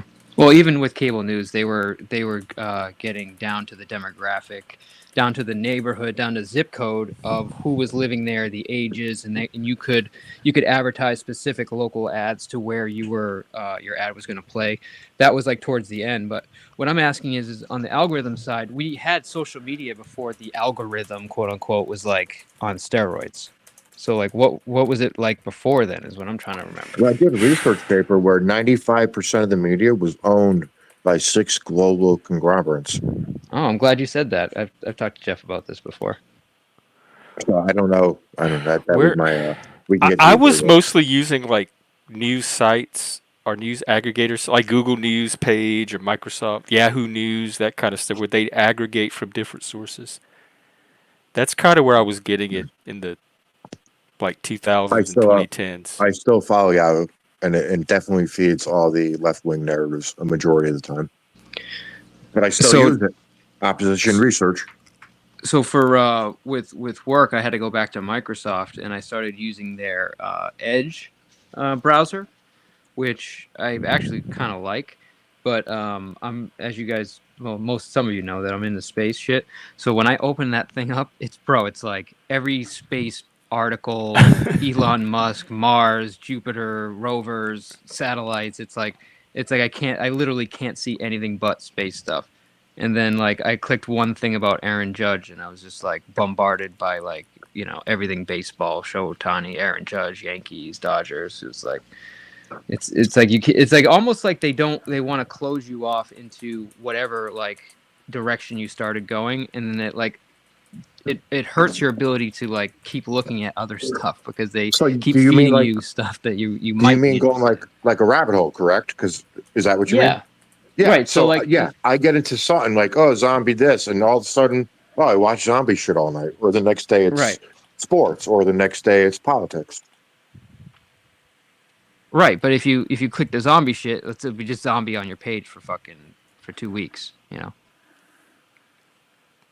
Yeah, like I have a chick over, I suddenly got chick shit forever, and I'm like, why am I getting all this chick shit from just like one girl coming over one night, or was it over time? It does happen. It does happen. I can't say Well, no, because both have occurred, right? So I can't say specifically. I can only tell you my experiences. Right. But no, I know if somebody uses if my wife uses my YouTube account and starts like watching a couple channels, I know the next day whether I seen her do it or not. I know because all of a sudden my feed is adjusted. No, this is deeper than that. This is through the Wi-Fi at the house, right? Like they're using their own devices, not my devices, and it's coming through the Wi-Fi through the internet. Okay, so you're saying they're taking the data on another device in your house and it's affecting the ads that you're seeing. Correct. Not just that. Yeah, discussion, you come up. I don't trust you as far as I could throw you, but you can certainly come up and join Drinks me. and Discussions is actually Panel. a pretty trustable person. Him and I are polar You opposites. should go see the comments he's been leaving on people's pages. I know. He's very. You're I not going agree to with you. convince me of that. Put it that way. I agree with you, but he's a good opposite perspective to. I mean, he's welcome to come up. I don't mind if he participates in the discussion. Jeff, can I plug my channel if I ever go live? But Drinks and Discussion, I'm warning you right now, this is a neurodivergent panel, and interrupting is a norm here. So if you're into like a lot of turn taking, this might not be the panel for you. So don't complain about being interrupted. I think this is very good. We've done good thus far. No filibusters, and we've been taking turns. Am I neurodivergent? I assume everybody has a little bit of autism, but that's my only pet peeve about panels. Mike, in my impression, you're one of the more neurotypical people here. So when people filibuster on panels, that's my only pet peeve. Okay, I'll take that. Yeah. You're more of a normie than relative to other people that show up here. So what's a normie? Neurotypical, somebody that's not a spurg. What the hell's a spurg? The defining feature to me of neurotypicals is they all seem to be able to communicate with ease in a way that neurodivergent people don't. There's like a mismatch when we try to interface with them. So maybe I can tell it on the outside looking in. Can we just get a salute to this amazing American beard here by Untrackable? Dude, we were talking about beards earlier today. This is an American beard. That's Congratulations to you, sir. That's right. I am very impressed. Do you use oil or any kind of grooming in it? I wonder if that's like a veteran thing, man. What's with us veterans and growing beards? And he has a Coca-Cola shirt. Well, I'll let him answer. I would assume fools. it's something like it's like once they left the service, they grow it from there, kind of deal. But I could be. Yeah, maybe because we're forced to shave every day. At least when we're in, now they took that away, too. which is Yeah, reducing discipline. Oh, like I'm out of the military now. Right. I don't know. I don't know. Time to be a I'm just rebel. asking. I'm not. I'm free. Hey, I would put it like this, and it would be it's a mix between, oh, I know what it's like to shave every day for a certain amount of time, forced, by regulation, and I also know what it's like even on the outside to take jobs that, there's regulations out here in this world. It's not just looking like, the government wants you to look like no it's beards. Yeah, you don't want your hair getting caught in a machine or something. Yeah. But when you find that thing that So you tell me, how do we if seal you our find- faces in gas masks now with beards? if you find yourself in that place where you can just be you and do what you're supposed to do and nobody cares what you look like, that's a good feeling. Yes, So sir. how do we seal our Amen to gas that. masks? How do we seal our gas masks? I'd say, why are you in a gas mask? Period, dude. Smoke his If you're in a weed. gas mask, you're in the wrong field. I think personally. Well, I'm just saying, end of world scenario, or what I mean. Hey, if it gets that bad, get as many as you can before you say goodbye. Yeah, facts. Wait, are you in a truck as well? Oh, wait a minute. I thought that was the back of a truck too. I'm like, so this dude has got a beard. He's in a truck. Okay, never mind. My bad. All right, Kane, that's cool. wow, this link. I think I see a No, bird. I'm not trolling you, dude. I have a big thing with beards. We were talking about it earlier, and I think we chased off every every viewer on the that was watching. I Jeff when we talked about it. support BLM. Beard love matters. Yeah. No, it's just more hair. work than it takes. It looks. believe me. This is a good place to have conversations, and we have some fun too. And I want to also appreciate Jeff for doing what he does. But Facts. it's just hair on my face, man. Yep. But if drinks and discussions come up. Him and I have always tried to respect each other, but him and I have like barely agreed on anything. We're definitely polar opposites. You and me, Jeff, are like you're kind of like have some of my views, but you and I disagree on a couple big things. But Touchdown Vikings for everybody who cares. Oh yeah. Anyone see the He's trying to Patriots play tone today? police him.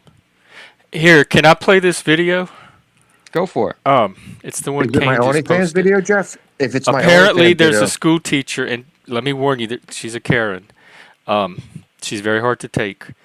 Put his grandson in a dress, and he shows up to school to confront her, and she starts playing all the games they play when they try to police the conversation and evade the point of the. Just watch. She had an issue This is up here Dorothy. about my grandson being in the dress. I mean, I'm trying to see what the issue is about that. Okay, you'll have to talk to Dara. Who's She's the Dara? director. She's down in the other classroom. Is she the one that was in charge of the kids while my I grandson? was, but I can't talk to you. I was, Why? but I can't take You're not on accountability or the form. responsibility You for will it. have to get Dara up here, and if she will let you. Let me talk to you about it. I mean, first of all, I come down here because we don't do that. The transgender and all that. We don't do that. I understand. I don't need And I don't appreciate you encouraging him to put on no dress for the second day too. I don't appreciate that. And don't think this is going away. I'm going further with this. Okay, you can go down and talk. No, I'm not done talking to you. I'm letting you know the next time that you put any kid in a dress, we're gonna make you go viral. Okay, you need to go talk to my director because it. See, she's not taking I any got an issue with accountability you for about why that. his kid was in a dress. I'm not playing with you. I'm sorry that you feel that way. Yeah, I'm sorry that you feel that way. But you should have called me before you made the decision to put my grandson in a dress. Okay, you can speak to the. No, I'm speaking to you. Please do not talk to me. Right, he's speaking to the person that I put his wouldn't be kid up in here the if you dress. wouldn't have put my grandson in no dress. Well, do what you got to do. No, I'm taking it up with you. Right, yes. So that's how they do. They evade, and try to be a barrier between the parent or the grandparent and the kid.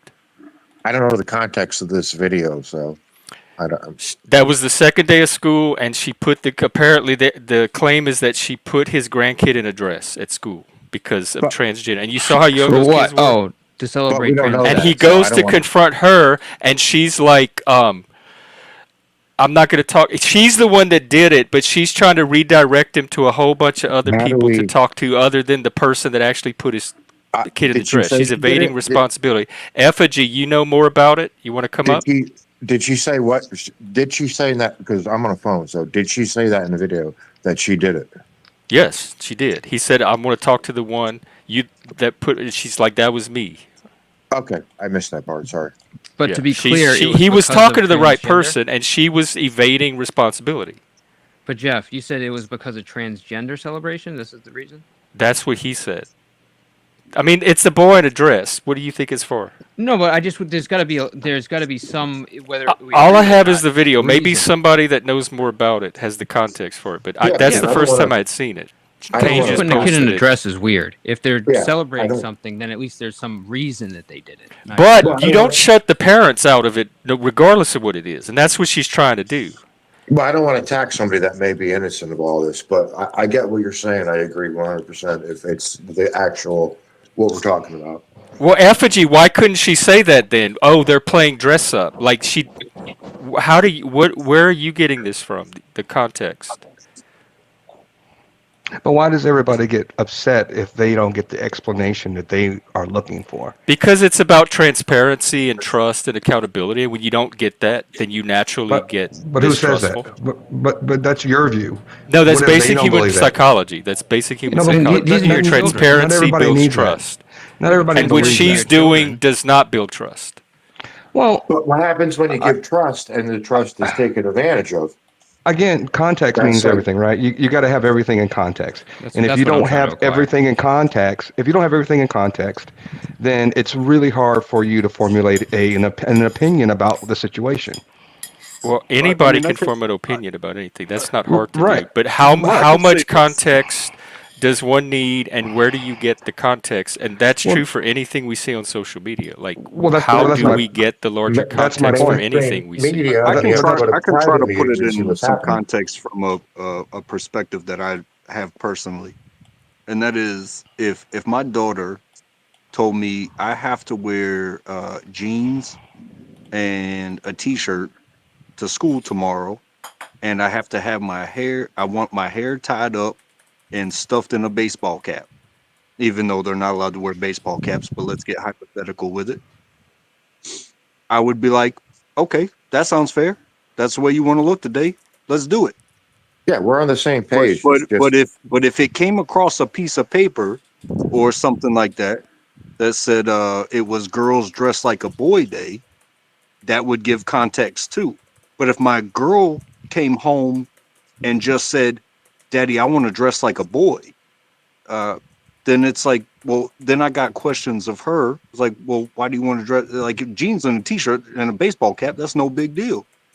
And you know, having a dress up day at school that is labeled that like it's going to be one of those type of days. yeah, That like a gives tomboy context to versus the trying to thing. push trans. Yeah. But if I hear just Daddy, I want to dress like a boy, I'm going to be like, well, where did you get that from? Because you know it what you wear doesn't matter, but when you're trying to raise a child, as a parent or a legal guardian or any of those things, it's like you want to know the context of where they're getting what they're saying. Absolutely. Context matters. Yeah, I do believe so. Yeah, I think it's reasonable for a parent to expect more clarification of this. The issue might be that he was the grandparent, so he may not have been legally entitled to the information. But if the parent showed up, I wonder if she would have handled it differently. Well, let me ask the panel this question: do you believe that we are now in a society that we run amok with our own beliefs and our own viewpoints, that we don't stop and look at the context and the whole big picture before formulating an opinion? 100%. That's human nature. When have we? Was there ever a time when we did that? Well, that's what I'm saying. I think it's always been that way, and that's why I don't understand this outrage when we come across things that we don't fully understand. But we jump to conclusions. We are quick to jump to conclusions. Definitely. You should have context. Like at the end of the day, if your child is going to be under someone's care, you do have they have some responsibility to tell you what's going on with your child. And if they're planning on putting your son in a dress, you should be able to elect or I don't know what's the other word to neglect, or elect or not elect to do that, okay, or participate in that activity. If they're just putting your kid in a dress without telling you, well, that's kind of a breach of responsibility as far as they're concerned. But at the same time, that gentleman should be bringing it up to the person that's in charge, not necessarily with the teacher, regardless of the fact that she did it. That's their policy, and you need to adhere to policy to get the solution corrected. There's ways to ask questions and get the answers that you want without like threatening somebody's livelihood over whether That's you what I get mean. this I don't answer want her right to. here, right I now. don't know the context of the video, so I don't want her to lose her Effigy, job. it looks like he did more research into it, so he might have some information. I don't want this chick to lose her job yet because I did don't all know. of 5 seconds of Context. research, guys, because that's all it took to found any information on this video, because it made the same furor that you guys are causing right now when it came out. The context of the video is that the kids were playing dress up. Full stop. The kids were playing dress up. The Do you have context a of the link guy's you can anger, drop in the back or it's tell me it's with the the Yahoo search? article. I mean, all you had to do is like do any kind of generic search in the Yahoo article. Okay, well, pops what right terms up. did you use? Here, I'll pop up the link. Well, Oh, but you can always tell. that's We can another go to I'm not question. gonna say I've never worn a dress before. I've worn a well, dress as an adult. I got no shame in my game. But But- what I'm but saying that's- is, you know, like But when my even kids playing, with other even playtime, like letting kids wear a dress for playtime, I think parents have a right to be in on that. But I mean, I don't imagine, think like, so. I don't think it's that playing in serious. another Yeah, I kid's think house. first of all, I used to teach. I think parents have a right to be in on anything that goes on in the school. One of my biggest 100%. problems as a teacher was getting parents involved. Like not enough parents even cared what their kids were doing at school. So to have a parent that is actually curious about what's going on at school, Yeah, but this is I like think that's the imposing relationship you your want to neurotic keep. shit onto children, right? Because like just putting on costumes and playing dress Right. up is a part of children. Like like when you're young kids, like you don't even see Yeah, it but like that, right? but you don't. It's fine for it to be a part of children, but you don't exclude the parent from it. So the Well, parent has a just right don't to know how their excluding it when kids they are were just playing. playing. Like Let me ask. It let me ask doesn't this- matter if the let me put a parents have a scenario. right to know what their kids are doing at school. If No they're one's playing denying cowboy and them to Indians, have if to they're know playing that. dress up, whatever, you don't hide that from a No parent. one hid it. Why are you saying they're hiding it? Obviously, they didn't hide it because the dude came there angry about it. Obviously, it wasn't hidden. It wasn't hidden, and it's a video. Well, she wasn't talking to him. We saw her not talk to him. It says the mother pulled the son But let from me the ask you a question. preschool. Well, let me ask you a question. There are times, and I don't know about you, but there are two people on this panel who've known me for years, Mike and or Mike Cerrone, and then Mr. P. Mike. They've known me throughout the channel verse for like the last 2 years. But let me ask you this question. Do you believe that if a child goes to school and wants to talk to a teacher in confidence, and that teacher tells them to go talk to a counselor, and that counselor gives them, information that he might or they might need to actually to delve deeper into whatever problem they're having without telling the parent, do you believe that's okay or not? Because Guidance let me tell you why. counselors work under slightly Well, let me- different rules, and I'm told that schools hardly even have guidance counselors anymore. Well, Or if they have them, what they if the don't problem do is that the kind parent? of counseling. They have them because there are times where kids don't want to go to their parents to discuss these things. Believe it or not. Right, but that's children- not the role of a teacher. That's the No, role of no. a guidance counselor. Well, that's what I'm saying. Teachers are kind of considered to be in a different role. That- if I you think don't want that's to a talk to your role parents, a boundary if you- confusion. I would rather your child go talk to a teacher or a counselor or a principal if they are in fear of going to their parents. We've all been there. There's we don't want to already discuss things with reporting our laws parents. for abuse. Was this a I'm not school talking or about was this abuse. daycare? Can I? Was this I'm a not school or even daycare? this for what it is. I'm not even It was a talking about. preschool. I'm not even This talking is a about. normal thing that kids were doing, Right. right? This is just something they all do. Hang on. Let me finish this thought. Can we just please see this situation for what it is? This is parents or grandparents or whatever they were freaking out about something that in nearly every context parents have seen as normal. They are freaking out because It doesn't those matter. people- Not every parent's No, obligated they're to see it as freaking out normal, because and they have a those right people to know at what their that- kids are doing at school. That's No the one's bottom saying they line don't. of the issue. No one's saying they don't. No one's disagreeing with that. The point is they wanted those people at that daycare to impose those kind of rules on those kids. They wanted them to jump in and rip that dress off every time that kid even tried to put it on, regardless of the context, if it was dress up or not. That's what I think is going on here. That's That's what you think is because first you started out telling us what was going on, and now it's what you think is going on. So you just want us to adopt your view of the situation. Was this a school or a daycare? And if a parent doesn't want their preschool kid in a dress, I think they have that right. I don't think a But wait a teacher minute. should override that But and what if take the it kid upon just- themselves to have the kid in the dress anyway. Yeah, But what if their kids are just pulling? What if the kid is just Right, they pulling just out went and grabbed clothes some out of a damn dang costumes and bin put them on. and Jesus, just put it keep on? Changing this That's context the key right there. What Drinks to make it seem nefarious, and all of that exact line of thought where you guys keep changing the context of this to make it seem like it's nefarious, like these teachers. That lady. Well, we said- don't know the context, and you don't either because you said that's what you think is going on. So you don't even know. In the fucking video, standing Hey, in Lance. front of a cross. That she is not for the trans thing. She said it right to your face. What in does an you make it a obviously lot of Christian assumptions place. about the cross? Well, she's in obviously a Christian daycare, and she Does said to my your face internet that she's work? not for the trans thing. She said it in the video. Okay, but parents are paying for this service. So they definitely have a right as far as communication. There should be a curriculum. And if they're going to play dress up, then we can't get mad at the kids for picking up clothes. Right? They have the right to creativity. Kids are they want to do their If you own don't thing. communicate that and the parents just find out their kid's in a dress, well, now they're going to assume, oh, hey, Well- this woke stuff is happening in my school. And then you have a freak out. Well, Communicate. apparently this was the second time the mother had expressed that she didn't want this to happen. She came to school a second time, and her son was putting on the dress again. And she pulled the teacher aside and said that she didn't want this for her son. So the teacher kept allowing this to That's happen not the against teacher's the parents' responsibility. wishes. That's the parent. That's the parent needs to talk Not to their when they're at child. school. No, the parent is supposed to instill that value into their kids, so when they go to school, they're not picking the dress. And the teacher's supposed to reinforce that, not counter with the parent and make it harder for the parent to instill the value. If the parent tells the kids, honey, I don't want you to put on a dress at preschool, and then he shows up at the preschool and the teacher's letting him put on the Wrong. dress, she's undermining what the parent's trying wrong. to instill at home. Because teachers are supposed to help kids express their creativity. They're not supposed to go in and back up Not a parent. They against have the their parents' own- wishes and they not have at their that age. own Hey, cor- Lance. If you don't like it, you bring your kid and say, I want to take them Well, out of that's this exactly class. what I she want to move did. over She there. pulled her out of the Well, school. Good, but for it's the not reasons it's I'm not the saying. teacher. So there really It's is no not the defense for this teacher. teacher because ultimately Yes, it the is, parent because gets it's to not the decide, teacher. and she No, made the no. decision. No, I understand what that's Drinks not is saying. wrong. The That's teacher's wrong. responsibility is not to parent the kid. It's just to express creativity. If they don't like what they're doing in the school, then you pull the kid out of the school. I get that. But if the kid keeps picking up a dress and putting it on, well, maybe he wants to wear a dress, and that's not. Maybe he wants to wear a dress. But right. that's It's not between teacher's fault. the kid and the parent. The teacher Not if- should not be not if he's intervening doing it there. in the class. If he's doing it Especially in the when class, the it's parent not the teacher's fault. specifically requested them not to do that. Teacher's in a tough spot there. You got to admit that, Jeff.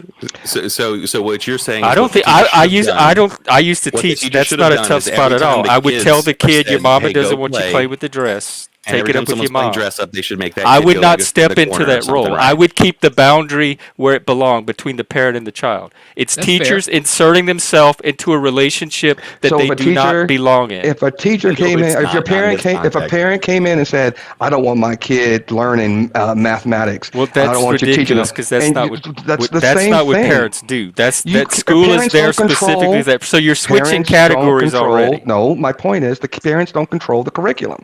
They don't. The They don't dress control thing the is things not that go part of on. their curriculum. You don't No, know If what the they're going teacher, to if the parent said, "I don't want my kid learning math," that's a completely different issue than "I don't want my boy in a dress." That If doesn't they're give 100% teachers there. carte blanche to do anything they want with the kids and call it curriculum. That's that issue I talked about earlier today about the boundary. They're stretching the boundaries to encompass anything, Okay, and let me use nothing is another example. specific and marked off Let me use anymore. another example. That's why this is happening. If you have creativity time and you have everybody get a pen or a pencil or a crayon and you say draw whatever you want, and the kid who wants to wear a dress is drawing himself in a dress and the crayon in a picture, is that the teacher's fault because the kid is drawing himself in a dress? That's different than dressing in a dress. That's not this. It's the same And thing. You and can't this tell isn't a the first teacher. time, Drinks. This You is can't this tell is a teacher. warned- You this can't is a tell a warned behavior. teacher to enact moral responsibilities. Your moral No, you're right. responsibilities on You're your right. Yes, child. you can. Yes, But you no, can. you At can't. a preschool age, when you're the parent, yes, you can. That's part of the issue is parents' rights. That's why all the Republicans running on parents' rights got my vote,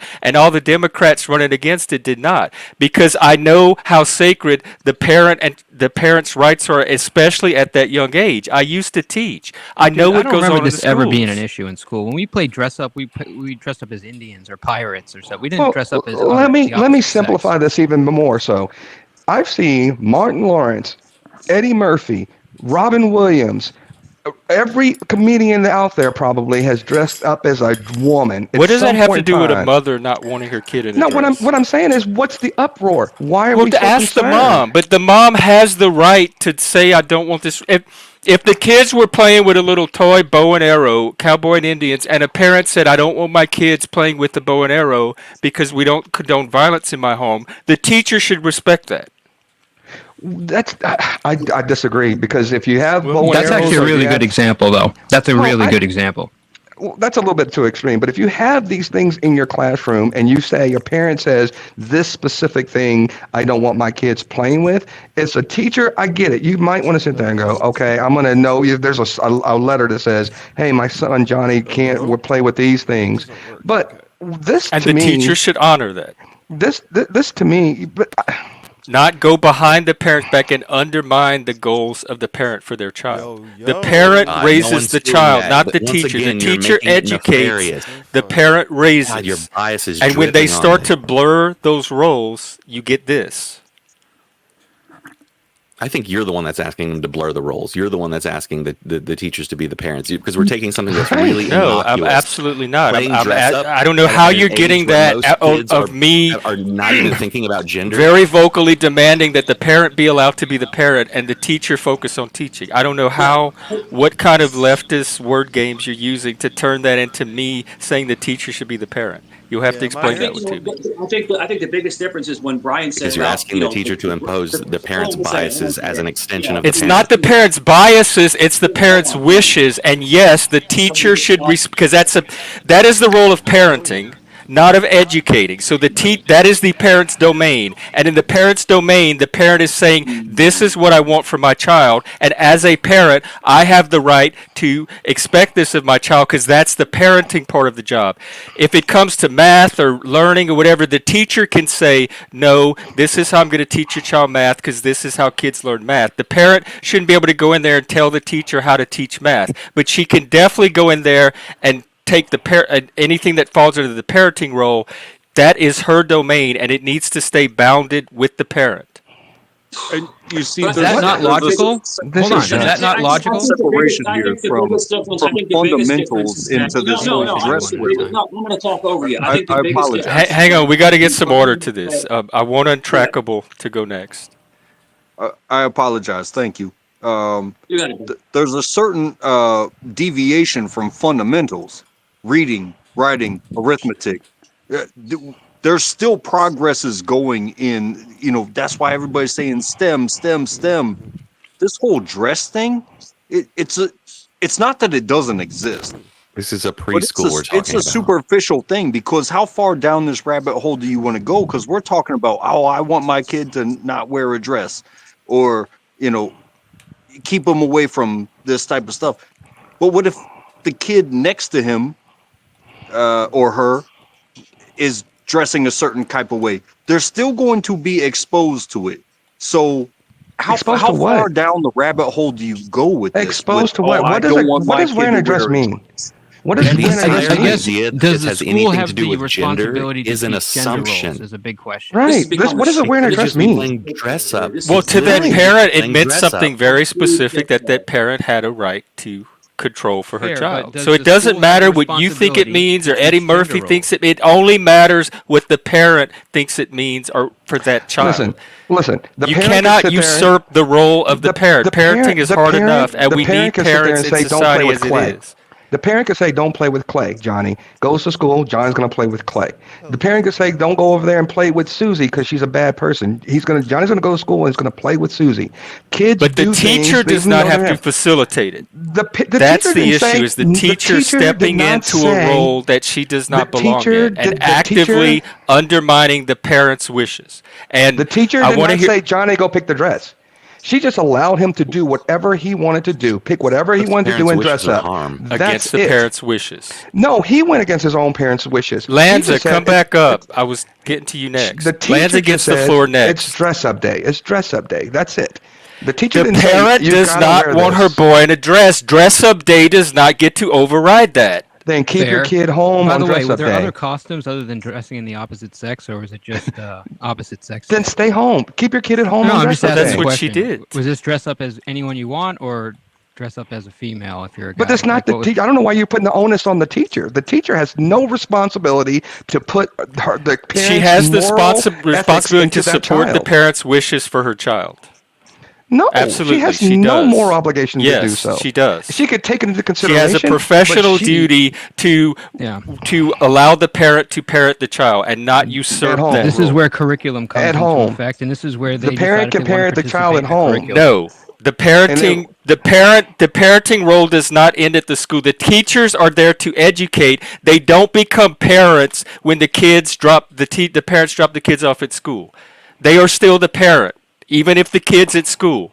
The teacher's role is getting expanded to guidance counselor, parent, educator, everything else. The state is taking a larger and larger role over everything about a kid instead of just limiting it to education. I'm going to agree And that's to a disagree. problem. I'm going to agree to disagree because I don't believe that the teacher has the code of conduct when it comes to children picking what they want to play and dress up, what they want to play on the playground, has to be in correspondence to whatever the parent tells them to do. If the kid comes to school and they pick what they pick, that's what they pick.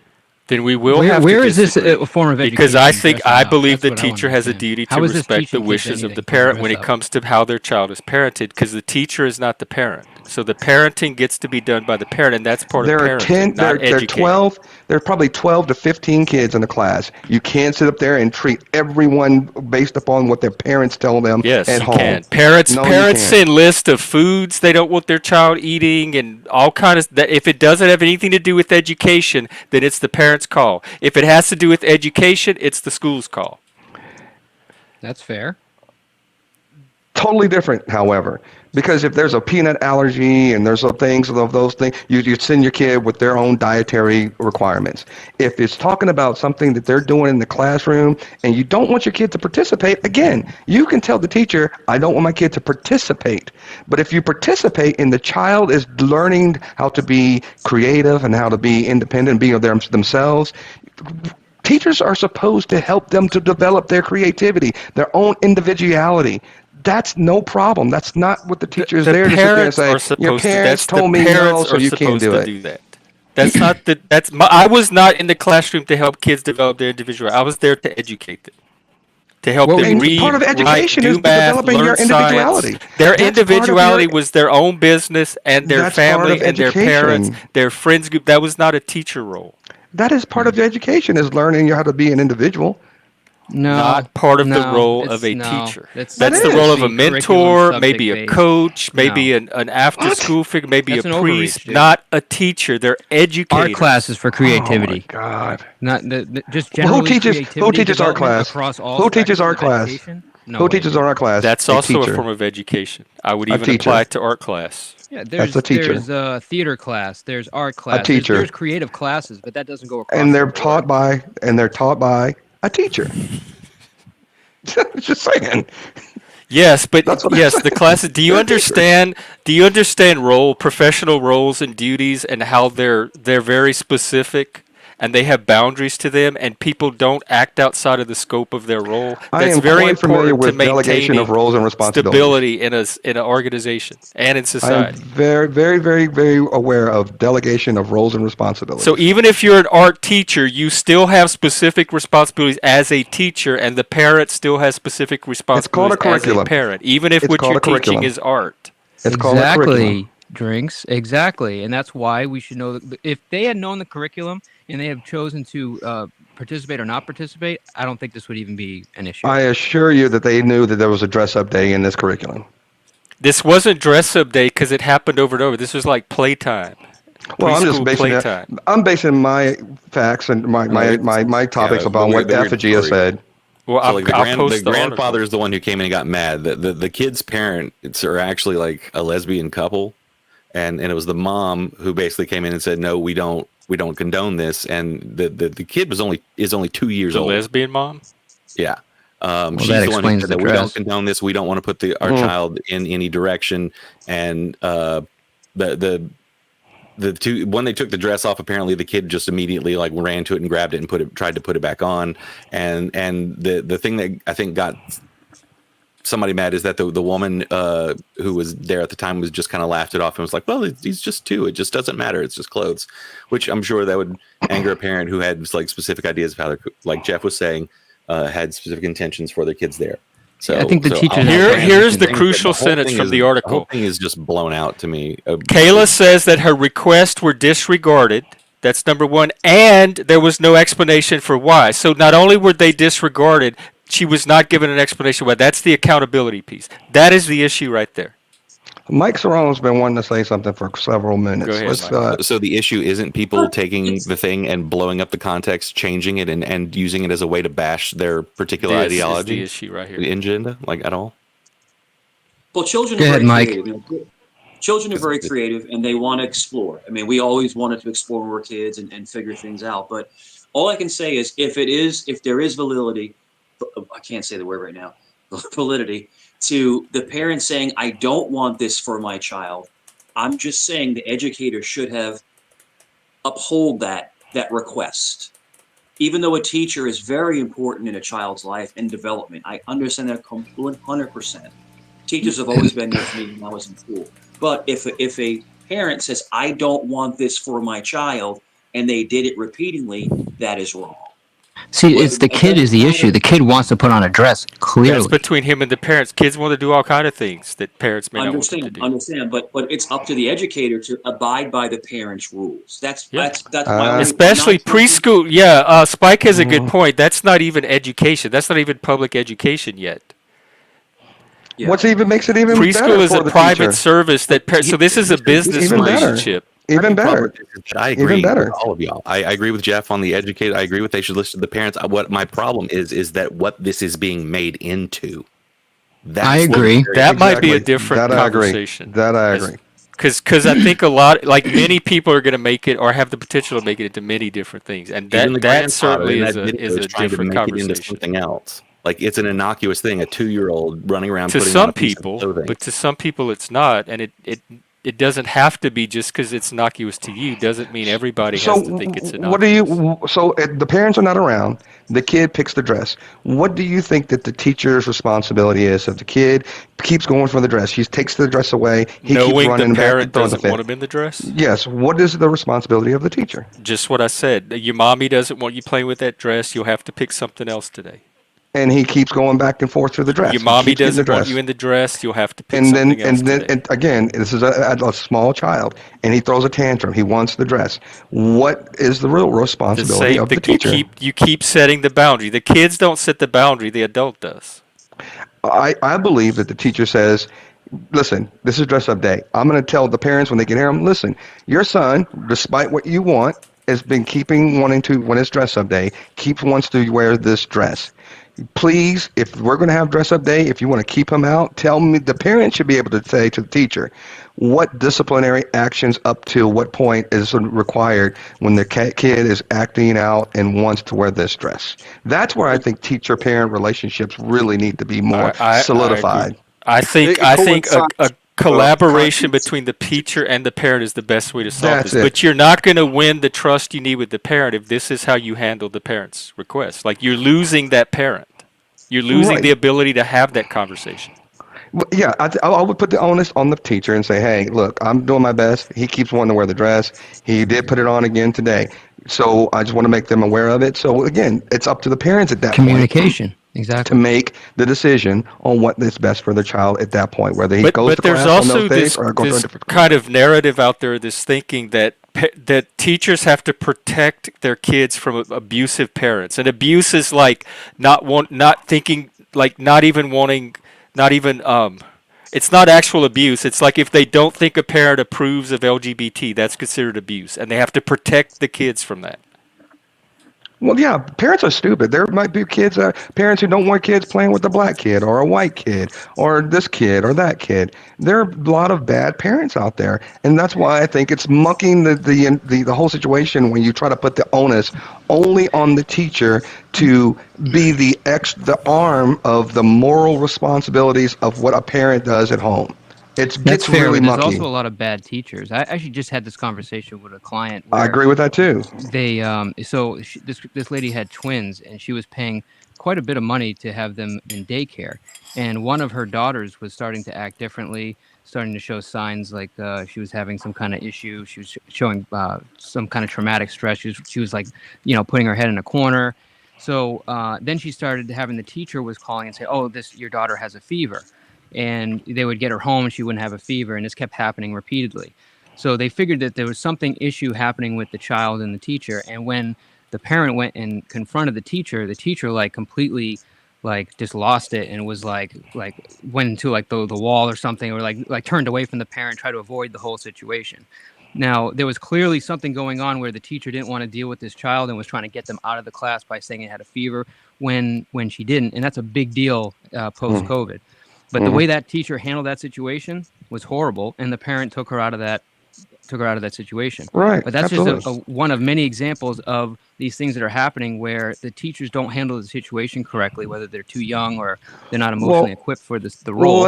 And then you have these situations that erupt like what we're watching right now. Well, let me put it on the parents. Let me flip that a little bit, Mike. I'm a parent. My son, I want him to play sports. Every parent wants their kids to do something. Sometimes kids don't gravitate to what we want them to do. They have their own will, they have their own creativity, they have their own mind. Totally And fair. sometimes parents are so bad that instead of allowing them to go to the things that they or gravitate to things that are important and that they want to do, we try to force them down a path that they are just not going to be successful at. This And is one of those Drinks, things. I ahead. agree with you, but I still don't think it's the in that case. I don't think it's the teacher's No. role to I'm not step saying. in. That's not what I'm saying here. I'm just saying there are parents that are also sometimes put in the way. They get in the way of their children's creativity. And I'm not saying it's the teacher's own. The onus is on the teacher or the parents here. I'm just saying, like Mike was saying, sometimes teachers behave badly. Parents behave badly just as well when they try to steer their children in a direction that a child may not even want to or gravitate to. They want to go this other direction. I mean, just look what happened. They're videotaping, threatening the teacher when that's clearly not the process that you have in place to deal with a situation like this. I mean, we're clearly seeing an issue from the grandparent side and maybe even the parent side. We don't know. But handling a situation like that is showing a symptom of some kind of bigger issue that's happening. And everybody on this panel would handle that situation probably 5 different ways. Not any of us would handle it the exact same way. That's the reason why I think it has to be more about context, more about, what is actually going on in the home, what is the teacher actually doing, what is the school's policies on these types of situations. It can't be just something that, hey, here we are and this is wrong, this is right. It has to be more context involved. And more than but just the a policy is TikTok not yell video. at the teacher and threaten they're going to, make them viral. Right. Come on, that can't be policy. And the That issue cannot. in that one, I think the grandfather probably didn't have the standing in the first place. But it looks like the mother supported the same thing because she took her kid out. But even if he was right, he made himself wrong the way he handled that. And that's Right. kind of what my issue was with Jeff, the way you were kind of like supporting that. And you're like, oh, look at what the teacher's doing. I mean, she may not have handled it right, but that whole situation shouldn't happen. If he were the parent, I don't think he handled it wrong. My only criticism is that he may not be the proper person to be confronting the teacher that way. But if it was No, a he's a parent that grandfather. showed up and the teacher acted that way, I absolutely would have handled it the same way he did, and But there's keep a it on the process in teacher place. and not let her Typically you- redirect me to some other person. Well, no, but to typically talk you go to the other than director, her. I want to you talk to the express your person issue. directly responsible. Fair, but you have to start at a higher place. You have to start with the person in charge of the policy, and then you get a No, you don't. conversation. But No, you you can't don't. just walk into the class and I'm going to make you viral. Well, maybe if you not do this walk again." into the class, but that doesn't mean that he doesn't have to start with the teacher. She's the one. I would ultimately want the accountability to come from the teacher. Well, if the policy is Well, I go would talk adhere to to the policy. principal, it's a preschool. It's not an actual school. So if the policy is Mhm. you go talk to the administrator, you go talk to the administrator. And, then and she was in the policies are right. just policies. They're not laws. Well, the policy is for her to follow, right? So she doesn't get fired. It's not for Right. him to follow.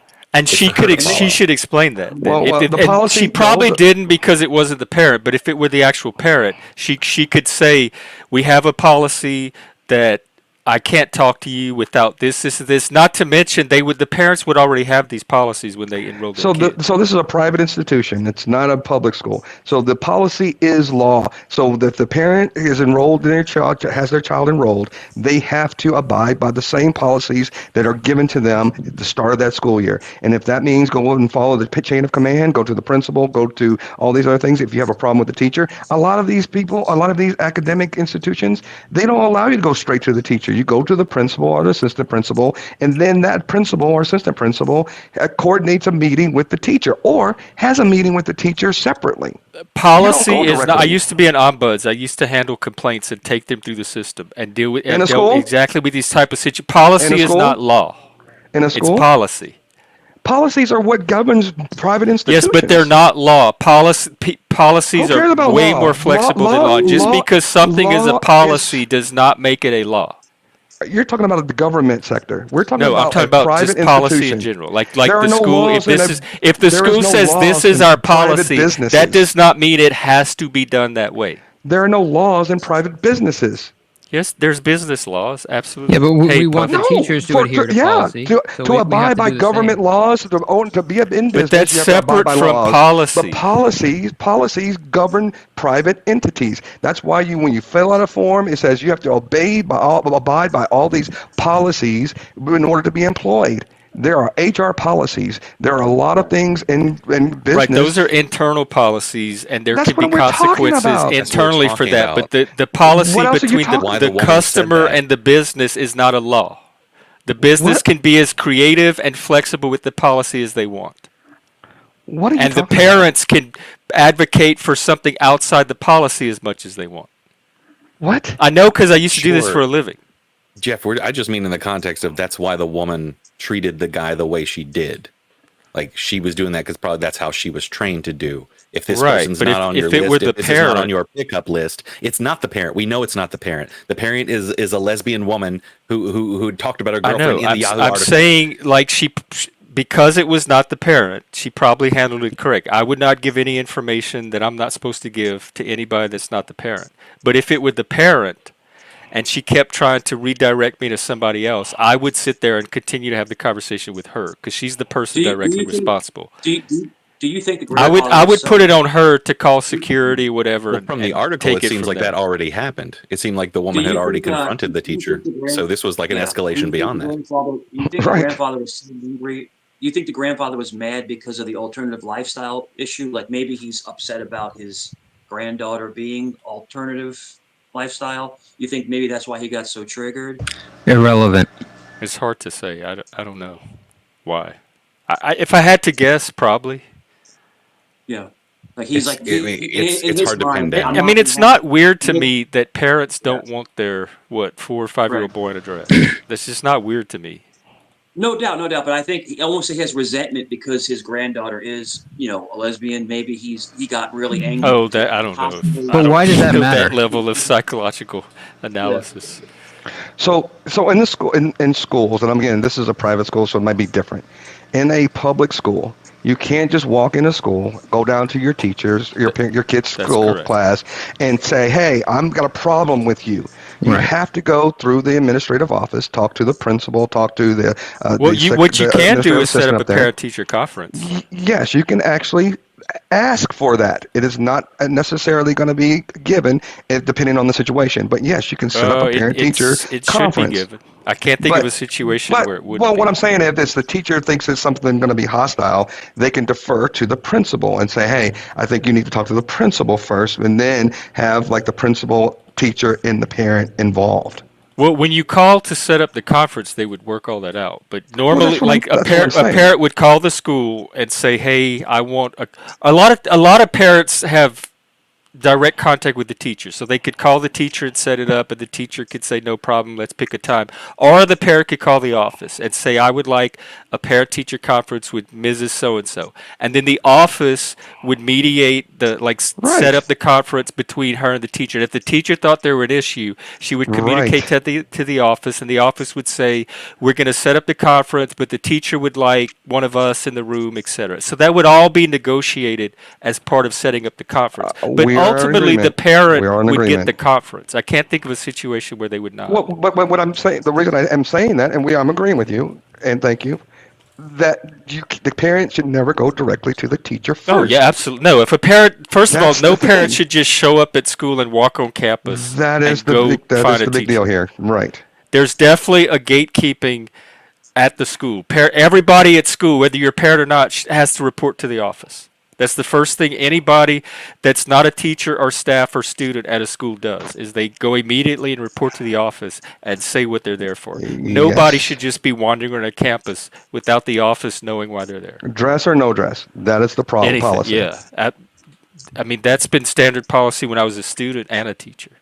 And if in fact, if people do show up at school and just start walking around, that's when security snatches them almost right away. That really freaks a school out. When there's strange people walking around and nobody knows why they're there. So that's why you have the resource officers there, and if you're like me, that's why you have watchdog dads around in schools. Is that a specific volunteer program? Yes. It's for dads to go in and make sure all the doors are locked when they're supposed to be locked, make sure the carpool lines are working and sufficient, and making sure there are no visitors that are going down the wrong. Because, when you have guests, sometimes they want to walk their kid back to class. You can't do all that kind of stuff anymore. Yeah. Is it an all-day thing, or they do it like in the morning No, at the end of the day? you can kind of pick your time. They usually like to have somebody in the morning. They like to have somebody at the end of the day. And then on Fridays, they like to have somebody just to kind of come in and read and be high five the kids. And then you can actually do lunch duty, which is middle of the day. Oh, wow. I kind of like that. It takes it frees up the teachers to do some of this stuff. That's right, and because sometimes the teachers and it like keeps the parents and the community involved in the school. Right, because sometimes the teacher are watching the kids during lunch, so they don't really have lunch. So the watchdog dads come in and make sure that the cafeteria is, moving efficiently. There's no disruptions and all that kind of stuff, while the teachers can have their 45 minutes or whatever to themselves to kind of relax and have their own lunch. It's like a community policing kind of framing the way that they do that, and I wish that they would do that more. The way you have dads coming in, but they're participating with the activity, but also there as a protective nature. That's the way I wish policing was. So I feel like we'd be in a much better situation with that. It's Watchdogs. DOGS is an acronym. Dads of Great Students. Right. So we actually work with the resource officer. We're not supposed to brandishing any arms. We're not supposed to be in any kind of law enforcement capacity. If we see something, we say something. We have like these radios that we talk to the principal or the resource officers if we see something.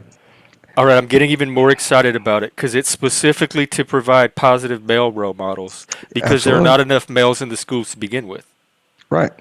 And you'd be surprised because when I sat down and we actually started doing this, even in the community that you might think that there are children who probably don't have good resources at home, good parenting at home, there are a lot of kids you would not believe don't go home to love. And having a male role model in their lives makes all the difference in the world. God, you are giving me so much hope. Yeah, buddy.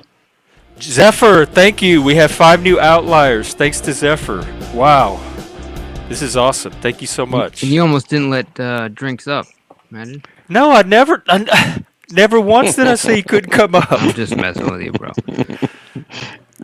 I always tell people, you'd be surprised. I said I don't trust him, but that's not reason for me to not let someone come up and join a conversation. Now, letting as long Spike as up he is a different can story. follow the panel rule and have a. I'm going to drop now. You let Spike up. I got to go. See you. I don't like Spike at all. He's a jackass. I don't know. You're the first person I met that doesn't like Spike. Same here. Obviously, you don't know me very well because me and Spike get along very well. Exactly. This guy's a Bobby Brown impersonator. Don't listen to him. Hey, John B., don't talk Bobby Brown to me. I'm Ralph Tresvant. Yeah, I'd be interested to see if anyone's ever had a bad thing to say about Spike or gone after him or anything. Because I've never even seen like bad press on the guy. He's terrible at Nintendo. He's suspiciously well liked by every single person on YouTube. Yeah. Suspicious. Mike, you suck at Nintendo. Oh yeah. He may be that ultimate mole we're looking for. The master troll. As a former child care provider and educator, I would have the parents or the grandparents come in and have a meeting with me, and I'd say, "Well, let's role play this one out," and I'd make them wear a dress. And wear the dress. Puffy, congratulations! You got a membership. You're one of us now, as if you weren't before. I'm looking at this dad thing. I wonder, do you have to be a dad or can it be any male? I think you have to be a parent of the student, a dad of a student. They don't want just strange random men walking around. Yeah, that would be a little weird. Yeah, that would be a little odd for me to see somebody who's like, "Oh no, I don't have any kids. I just want to be around them." Like, nope, sorry, bro. Red flag. That's a red flag for me. A little bit. Well, I don't have any kids, but I did like 8 years ago when watchdogging was first given that title. Around that time, I did that for the school I used to work at, so I wasn't a complete stranger. Oh yeah, if you work there, you can kind of do all those kind of things. Yeah. But I just wanted to be around. Well, wow, 46 states have them already. And that's the thing. I think that the more people start becoming more active in their community, I think the better the world is. And even if that means, volunteering, or, I actually, when I drive down my neighborhood and there's another car coming down my street, even my hands on the wheel, I give them a wave every time. I don't care if they wave back or not. And sooner or later, people start waving back because they see my car and they're always like, oh, this guy's going to wave at me, so I'm going to wave back. That creates a sense of community. And if you start building up your community in a place where everybody is friendly and gets along and there's no hang-ups about, your culture, where you came from, what you look like, what color your skin is, I think the world can only benefit from those types of things, as well as having conversations with people that you might not even agree on everything. If you can start out and having these conversations where you get off and you're like, well, I don't agree about this, as long as you can find some way, like we did today, where we didn't always agree, but at the end of this panel, we're all starting to kind of like, oh yeah, we're on something that we all are kind of, I kind of like this subject. And I think that makes even the YouTube streets better. Is that well, thanks. That's one of the things I'm trying to do. Elevate the streets. I'm trying to gentrify YouTube. If I could get one message across for the whole reason I came up, it's just fucking Google it for 5 seconds before you get emotional about it. Like, to anyone about anything, just look for a little context. Even if it's a Reddit post, just find something that gives you a little bit more context before you immediately believe something that you triggers your confirmation bias, and then goes off on a tangent of, oh my God, they're turning all of our kids trans. It's like, right. Then this story itself is interesting because it's incredibly nuanced when you dig into it. But like, to me, the trans panic is the bigger story to me, and the reason I come up here, because that's what it seemed like was happening, was an echo of what happened with the original video itself, is that it basically caused a small trans panic once again, because everything right now is causing a trans panic. Is trans panic like mostly limited to kids? Like, are people, they're not panicking as much about adult trans? No. So is it like a kid trans kid panic? I do believe that there is a lot of genuine concern from people, like, of all spectrums. Some of them straight believe that it's a stupid ideology. Some of them just want their kids to be normal. That which is not a bad thing for you to want your kid to be normal. It means they don't stick out. It means they don't get bullied. That kind of thing. But they got to be their normal, not society's normal. And that if they're trans, that is their normal. Yeah, I know. I agree. I'm just saying I can understand people who have different opinions than me. I can understand that people do come from a good place, even if to me, they seem like they're unhinged. Well, who said that? Is that Effigy? No, that's always me, man. Who? I said they seem unhinged, which is my perception. Who's talking? I can't tell. There's so many. That was Effigy. Effigy. That was Effigy. Okay, I'm taken aback, and I have cognitive dissonance. Wow. Okay. Well, I appreciate hearing that from you, Effigy. I can co-sign. I just don't believe that there's any kids going to school a boy and coming home a girl. Right, like no, and shutting out the trust parent. Me, as someone else who has worked with kids, like, it's other kids that are talking about them to this, not their teachers. Trust me, it's other kids who talk about these things all the time. And we've for anyone who's really against like gay and trans and all this, like, at the very least normalizing in society, like, you've lost that fight. It's over. The opinions of the young people right now, it's leagues different than it was just 20 years ago. It's crazy how accepted it is. I'm more concerned with children, and there are laws on the books in certain school districts to where teachers aren't even allowed to tell their children that they're given hormone blockers and shit like that at school. I mean, they're keeping. No way. That's not true. That's not true. You know what? Let's do a Google proof on That's that one, not man. true. What? Nobody is giving kids hormone blockers at school. Right, like medication. They're not cutting off people's penises at school. They're not a pharmaceutical. I don't mean at silly. school. That's silly. That's silly to say that. They have passed laws to where if your son comes to school and acts like a girl, they're not allowed to tell the parent that they use the different pronouns in school. And I don't agree with that. What do you mean so? That's the If your subject to kid, the parents. if your kid comes to school and he wants to be the man on the moon, why should a teacher go and say, "Hey, your kid wants to be the man on the moon"? What if he wants to be Because Hitler? that's important What if he information comes for and a parent to have. What if your kid dresses up like Hitler on dress up day? Can you stop him from doing that? That would be something that you probably that's want to bring different. up. Oh, okay. But So dress it who as a gets to woman, that's not decide? Who offensive. gatekeeps what Wait a gets minute. told to the parents? A woman and is what not doesn't? offensive. Yeah, they A can woman is gatekeep not certain offensive. things if it's state A woman is that's silly to make that comparison. A female being a female is not offensive. Hitler is offensive to everybody. It should be offensive to everybody. It's not about offense. You didn't say that. You didn't say it's that. about it's important information for a parent hold to know on. Stop about their changing. child. Stop pivoting. You said, Kane, a kid comes to school and wants to use different pronouns.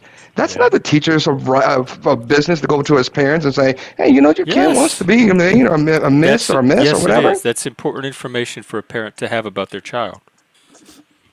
What? That could have the potential to affect how they get socialized outside of the parent's awareness. Yeah, so that's the parent affecting might their want entire to life persona. have a contribution to that. What if they come in and say, you know, Mr. Jeff, today I want to be called Rumpelstiltskin. Can you call me Mr. Rumpelstiltskin? I would tell a parent that.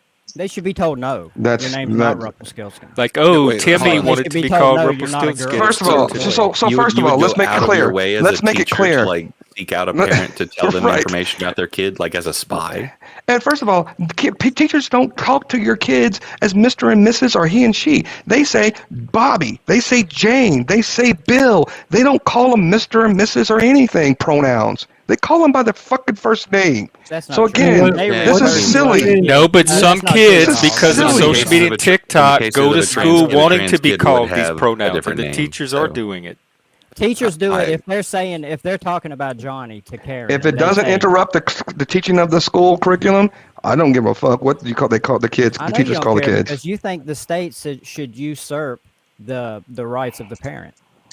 What about the rights of the kid? It does sound like he thinks the rights of the parent should be gatekept by an authority outside of the parent. The parent. parent has authority over the rights of the child. If your kid wanted to be called a nickname in school, if his name was Benjamin and he wanted to be called Ben, should you ring up the parent and be like, hey, he wanted to be called by not ring up right there, but the next time you send home a report, the next time you see the parent picking up their kid in the parking lot and y'all have a little chit chat, pass the information along. I'm not saying you have to go deliver it right then. Teachers are supposed to pass down that the kid is getting an A, B, C, or D. But there should already be a line of communication between the parent and the teacher as it is, whether it's something like a written report so when they have or whatever. Listen, if you put it down on the parent-teacher conference and you say, you know what, I just want to bring this to your attention, but not every freaking day. If Johnny comes in one day and says, hey, my name, I want to be called Mr. or Mrs., you don't call Mr. or Mrs. You wait for that parent-teacher conference, and if you want to bring it up, you bring it up. That's fine, but you don't withhold it either. The point is, if it's not mandatory. When I talk, if your son is coming to school and acting like a girl, that's a sign of mental instability, and it should be passed. No, it's along not. To the teacher. Oh, go fuck yourself. Come no, on. It's not. That's not mental. Whatever. Mental what? Well, we don't. At that age, we really don't know. And I would be skeptical of like any mental health diagnosis that early without a professional. I used to, when I was growing up, I'm from the military, and I grew up and I used to play with dolls. Munchie-Chi. I used to play with my sister, and we used to have. You played with girls, dolls. Did you think you were a girl? Hold on a second. Did you have a Cabbage Patch? I did have a Cabbage Patch. I did. You were a girl, though. No, I didn't think I was a girl. They had boy Cabbage Patch. And listen, and there are people right now who Prince used to dress effeminate. Was he a girl? He didn't claim to be a girl. Exactly. So just because you dress effeminately, just because you dress effeminate, act effeminate, doesn't mean that you think you're a girl. So stop playing these games where you think because somebody acts some way. All I'm saying is that's important information for a parent to know. I'm not making if you're a boy and go no, I'm talking about Kane. I'm talking about Kane. I'm talking about Kane talking about these the mental problem if he wants to go home and be a teacher tell you that about your kid. What I'm saying is probably a bad parent anyway, right? Because you don't know what's going on with your kid. You make some weird inferences. Yeah, that's that. Yeah, I do. I agree. That is a sign of something mental going on. No, it isn't. How is it not? Dolphins have sex with other male dolphins. We're talking Dogs about the hump human other species dogs. here. We're talking about the human species. All species Butt sex is have completely these normal types of things. for some people. I'm saying, it's like, wait a minute, Jeff went way left field on I'm me on talking that. about pretending. Wait I'm a talking minute, about. he said butt sex is normal. I'm not talking about anything about trying to help you. homosexuality. Don't get it wrong. I'm talking about Have believing you're bona the fides. opposite sex. Homosexuals That's scare the you, way don't they, I- Kane? Kane, you might want to turn your mic up a little bit, bro. Do homosexuals scare you?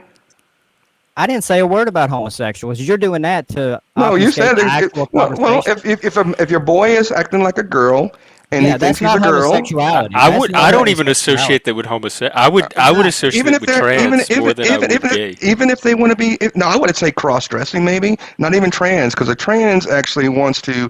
They have women parts Well, as well the as man definition parts, changes. or they That's want to not a shame transition, when they don't or they agree. want to They shame you. transition themselves from a man to a woman or a woman to a man. Now it's social transition. That's what I'm Like a talking lot about. of them are not even wanting the surgery; they just want to socially transition. They're Oh, you socially mean transitioning the you kids mean in what school what and what keeping do them from the parents. transsexuals That's call? They not call it right. what? Trans trenders? Yeah. Trans trenders. That's new to me. I don't know that part. Hey, Bex. Yeah, but maybe Well, you should catch up before. Well, there are before you nuanced start debates acting like that you know what you're talking about then. the hate crowd don't actually get to participate in, and there is a debate in the trans community between people who actually want to pass as another sex and people who just want to adopt the identity and still have the trappings of both. There are nuanced conversations in these communities to be had Yeah, when that's you true. actually like stop the hate noise and listen to them. Yeah, But a lot of it, I think sometimes you hear hate noise that's not actually there. It sounds like hate But it's also noise. not. It's more But like it's not a mental concern disorder. noise. Calling them a mental illness. It's not a yeah. It's not a mental disorder. That was hatred to you?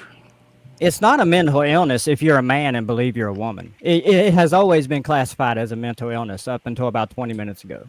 So don't call that hate. I don't hate these Yeah, people. I didn't get hate. What I don't hatred like is from the Kane. teachers keeping it behind the parents' backs. That's what I don't like. It's very not right. disparaging. It's very disparaging when you say something like that to someone as and equating that to a mental disorder. It is a mental disorder. But I still wouldn't call it hate. I don't believe that's a mental disorder. I don't think it's. That's fine. No, hold on. You're saying it. What What medical report have you said that is because if you're this is a medical diagnosis as being a mental disorder? Show me where you got that from. Well, gender dysphoria is in the DSM. Yeah, it's in the DSM. And exactly. there is a movement among come on, some Kane. trans to Come on, get it Kane. taken No, wait. out. But But Kane that doesn't is even one know of the what the things DSM. they use as the basis for getting some of their treatments too. So, Kane, don't let Jeff. Bex, you want to come up? I know you. I know it's this about is your body and how you kind feel of a pet topic. how of it yours. fits you. Like that's a little bit connected to the whole identity issue, though, right? But he's saying Gender mentally, dysphoria. When you say, Can you let him speak? No, that's what you're talking about. It's gender dysphoria. Exactly. Yeah, I'm talking about that's it. gender dysphoria. If kids come to school and they're acting out gender dysphoria and the teachers keep it from the parents, that's what I have a disagreement with. I don't hate anybody and I don't appreciate you putting that onto me.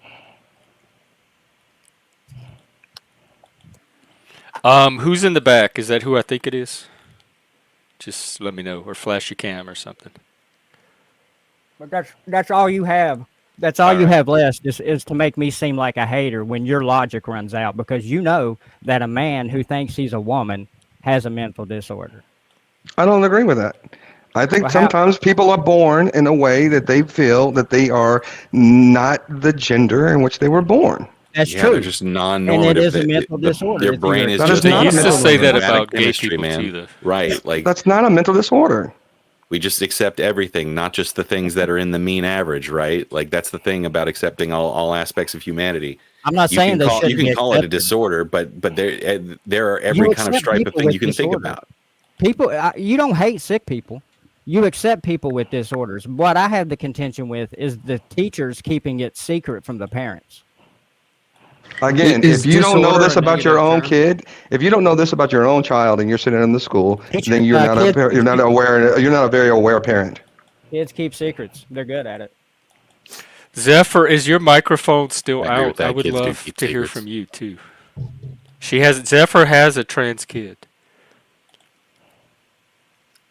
And I don't have any hate towards trans kids at all. I think they're being tricked. You know, there are legitimate trans kids, and then there's a lot of them who are being tricked. I don't hate them, but they're being tricked with some mental disorder. But he did. Oh my Did you God. hear him say there are legitimate trans kids? He don't want to hear But what I'm they're being saying. tricked. He just wants to Yeah. paint me as a No, hater and not he's- listen to what I'm go actually back and saying. listen to what I he didn't said. say anything. You're right. We I were didn't say- laughing at what you said. What you I said they're laughed being at you, tricked. but I didn't say anything. I didn't say anything. I didn't call you anything. I'm laughing at what you said. There are legitimate trans children, and then there are kids that are jumping on. They're being corralled into it by the way they're being taught all this shit in school.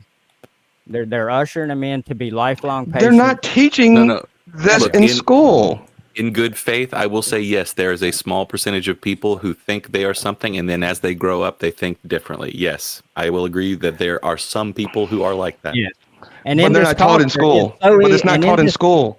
It's the culture in school. It's not a culture in And school. since It's the popular and since culture. it's so easy And for even them- school, It's more than it's school, accepted. social It's like media. kids are Yeah, exploring yeah. themselves more than we did as kids ever Right. than we ever did.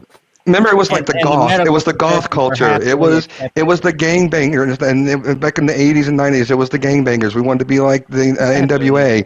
And even before then, it was like Billy Idol. We wanted to be the punk rock, and it was like the goth movement. It was all these movements. Culture fine, as long always as you're not So navigates. is this just a new moves forward. subculture? Like without I think this is the this new rock? subculture.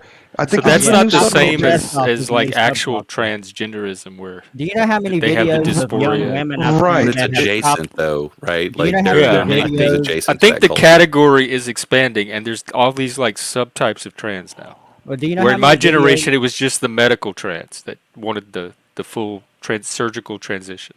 I've seen dozens of videos of young women who have had their breasts removed who totally regret it because several course. years later they realized they were sold a bill of goods that wasn't true. They were sold it by the school I system. agree. I think They you were have sold all it of that. by- they But were- why do you huh? keep putting school on Because this? they're Maybe involved they. in it, and they're keeping it What? hidden from the parents. What if this person never even thought about it until What after if? school? What if? You know, No, there are you're those putting in things- what ifs. I'm What if they talking done it about in school? where it's There's actually not happening. one example. There's not one example that you can give me where some school curriculum is based upon transgenderism. I didn't make that claim. You did. You said it's taught in school. Well, I phrased that wrong. It's Well, you a- did. You phrased a lot of things wrong tonight. Saying. Well, that'll happen. That's why we're Anatomy, talking maybe? about it. But what they're doing is that they foster an environment where anything is accepted. Who's fostering? And it's- Who's fostering? The school board Who's system fostering? is. The school. So board now we're system. back to school. Now you're back to saying that the school Yeah, is they being. foster a system where they keep where a boy can. It's come a in breeding and ground of potentially- transgenderism. Can I ever speak here? So school districts let are him- a breeding ground for transgenderism. Let him clarify exactly what he meant. Go ahead, Kane. What I'm saying is they allow children to come in and act out the opposite sex without telling the parents. That is fostering an environment where that's permissible. All they have to do is say, no, you can't pretend like you're the opposite sex here. What's so hard about that? Why are It's the children mark of the allowed devil. to be the opposite sex in school? And why is it allowed to be kept from the parents? Yes, Stephen Crowder is an adult. If he wants top surgery for cosmetic purposes, Hang on. perfectly Should they go legal. against the wishes of parents who are okay with their kids being trans? Should they go No. against their And wishes? in fact, the Well, no, Louisiana Kane- law- No. Hang on, Jeff. I'm talking to Kane. Okay. Kane just said something. He said that they should report everyone or go against this because it's bad. So, what about the rights of the parents of kids who are trans? That the parents are okay with that? Are those parents being bad parents? That's up to them. I'm not saying I approve of it, but if that's how they want to raise No, their you're kid, saying so. that's So the fine. school But should. what I am saying, I'm going to tell you. If you don't tell me what I'm saying, I'm going Go to for tell it, you man. Go exactly for it. what I'm saying. In every case, they should notify the parents that it's happening. If the parents are okay with it, that's fine. They should proactively The parents notify should them. be notified. But what if the parents already know about it? It's And not should be- proactive. It's And it's not a after the problem. fact because they find out about it Tattletale from on the the sexual child. identity of children That's silly. law in Why children. is it silly?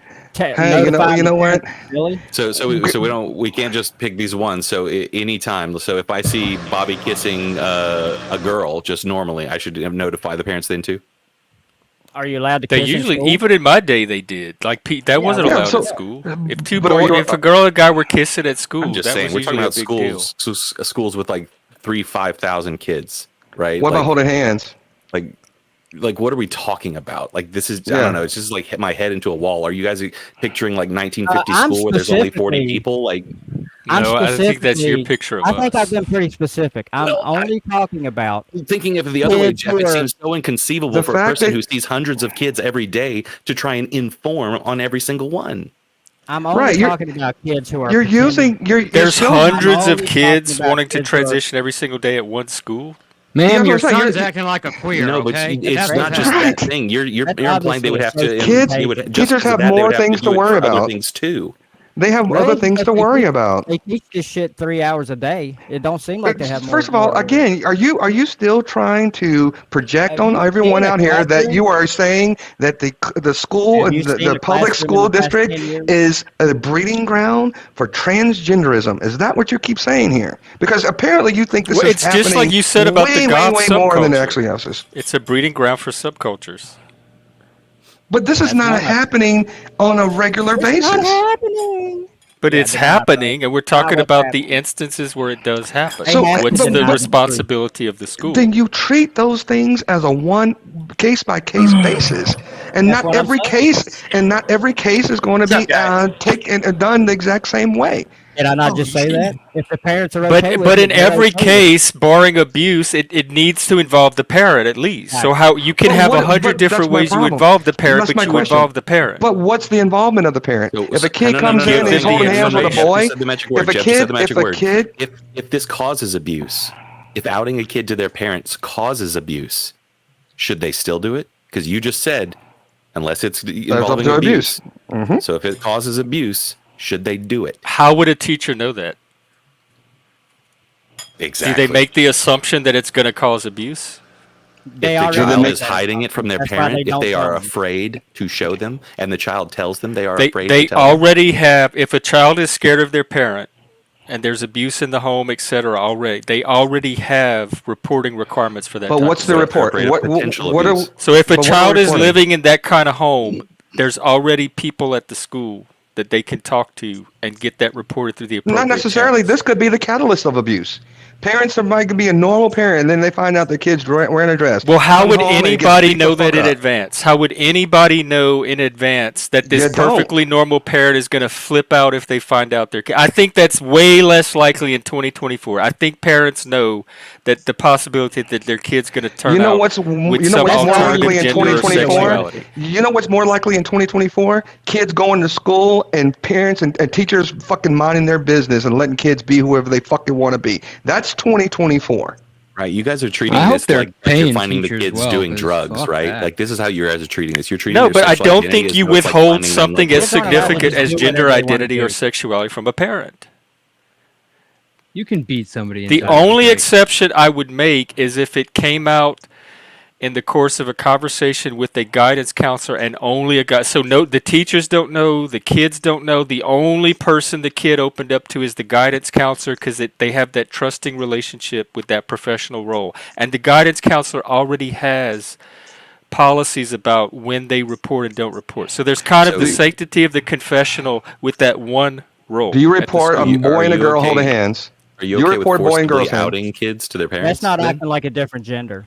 If the No, no. kids are telling teachers and classmates, then that's not their kids are already outing themselves. That's why I said if they open up to a guidance counselor and that's it, it might be considered outing. How often does that happen? Like the though? guidance counselor. That's what I'm saying. In this day and age, I don't think you have as many of those cases where kids are that closeted that they don't feel Let me comfortable ask- coming out to.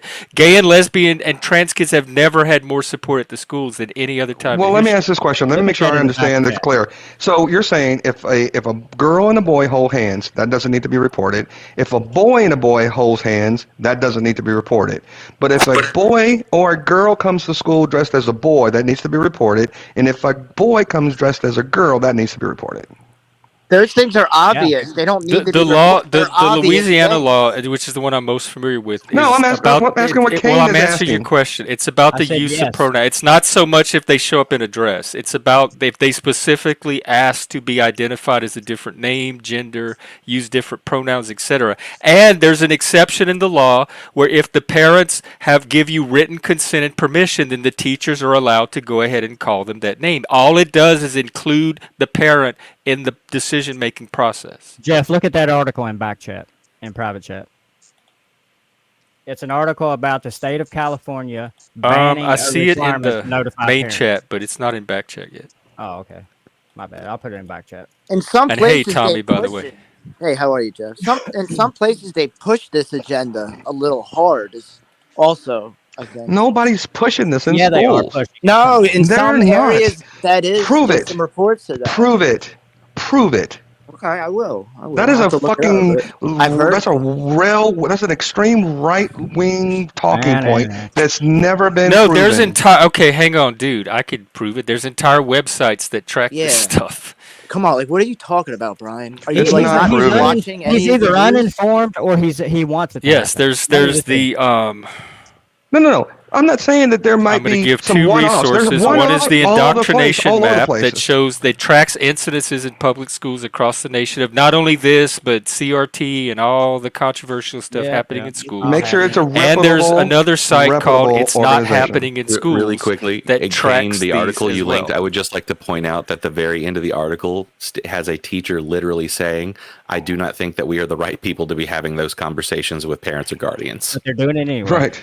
Some schools are Oh my embracing God. LGBTQ. Okay, here's the second inclusion resource. in So their that's two curriculum policy. websites you can play with, and they can show you all the schools it's happening in.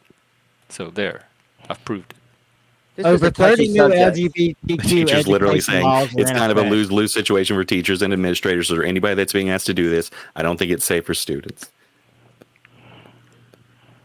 Which That's what the goes teachers back think. to Jeff's point. Well, the which is that they teachers should be have that teaching, not responsibility. If a parents. kid comes to a teacher about drugs or anything else, they have to report that. So why not, like, This is not a just government. important for a This is This is parent not to a know. government site. This is not a You do government think those site. two things equate. Drugs are dangerous. He's not going to accept any information you give. Right. He Because this- wants teachers don't to be wanna able hear to it. protect kids from having their parents know this No, piece I of just want a information about their reputable kid. site. It's I want a encroaching reputable into site. the parental role, and it's eroding the boundary of the parental domain You're over saying their kid. NPR is not a reputable site? I NPR I is don't also know what think- NPR. Look, I wouldn't look- I didn't look at yours. I I'll wasn't grant looking you at some of yours. that, I but looked at you what have to Jeff grant said. that at the exact same time, the very people who would be keeping it from their parents have a much higher likelihood of parents who have the potential to be abusive. And Because that's they the argument already they fall have back- laws in place for abusive parents. Yeah. This election right now is deadlocked 49-49 right now, according to the polls. That's insane. I saw something different because Iowa is now I'm in play looking for at the Kamala TV Harris. right now. That's all I'm I saying. know, but did you see Iowa? There's probably a I don't couple pay different attention to any of that ones. noise. Yeah, who knows You if can it's find real or all not. kind of polls saying all kind of things. You'll find out NBC Tuesday, News. Jeff. You know. NBC Yeah, we'll find out News. Tuesday. Yeah, Talk Tuesday about it today. Tuesday night. We're going to be Oh, watching yeah, you it won't here. find out Tuesday. Never mind. 2 weeks from Tuesday, I meant. Yeah, my bad. NBC News. So over 30 I new treat elections like this kind of like I treat a education hurricane. laws Right before it hits, I just are in kind of effect as chill. students go back to I school. agree with that one. How long did it take to certify the last one? Like the one, it was like the next day. Okay. Well, they certified it, but then there were all these challenges. So Yeah, okay, yeah. the investigations and the court challenges and who had Yeah, but standing. It was and all that that stuff fast? took a while. It was literally the Yeah, next but it's going day? to be different this time Wow. because they've already telegraphed what they're going to do. They're going to try and fight certifications on state level. So Yeah, now they you're going to have. see They people. are. We don't know. We don't state know what each, certifications. like. I'm expecting from both sides. So Can I? it's Well, not, I I don't. think- I don't expect the Democrat. They didn't do it for Why would you RussiaGate either. I don't expect expect the Democrats to say, "Oh, okay," either. Here's the twist, Real quick, though. can I address Democrats something have that never Outlaw tried to said? obstruct a certification for the vote. They didn't try. Dude, They've I was around for the protested, they've RussiaGate whined. thing. Yes, they they've did not protested, they've accept whined. the results of. Okay, this. I'm not getting into this conversation. You can think what you want. I don't care. Hey, I can I expect just- it from both sides. So, effigy, if you tell me if Trump wins, we're not going to hear a peep anywhere out of any Democrat. We're not going to hear any theory of why Trump won other than a free and fair election. Is Yeah, that what but you're telling me? you equate I those will two shake things. your hand on that if No, that's what you're listen, telling me. listen, If you you equate think those your two side things. is that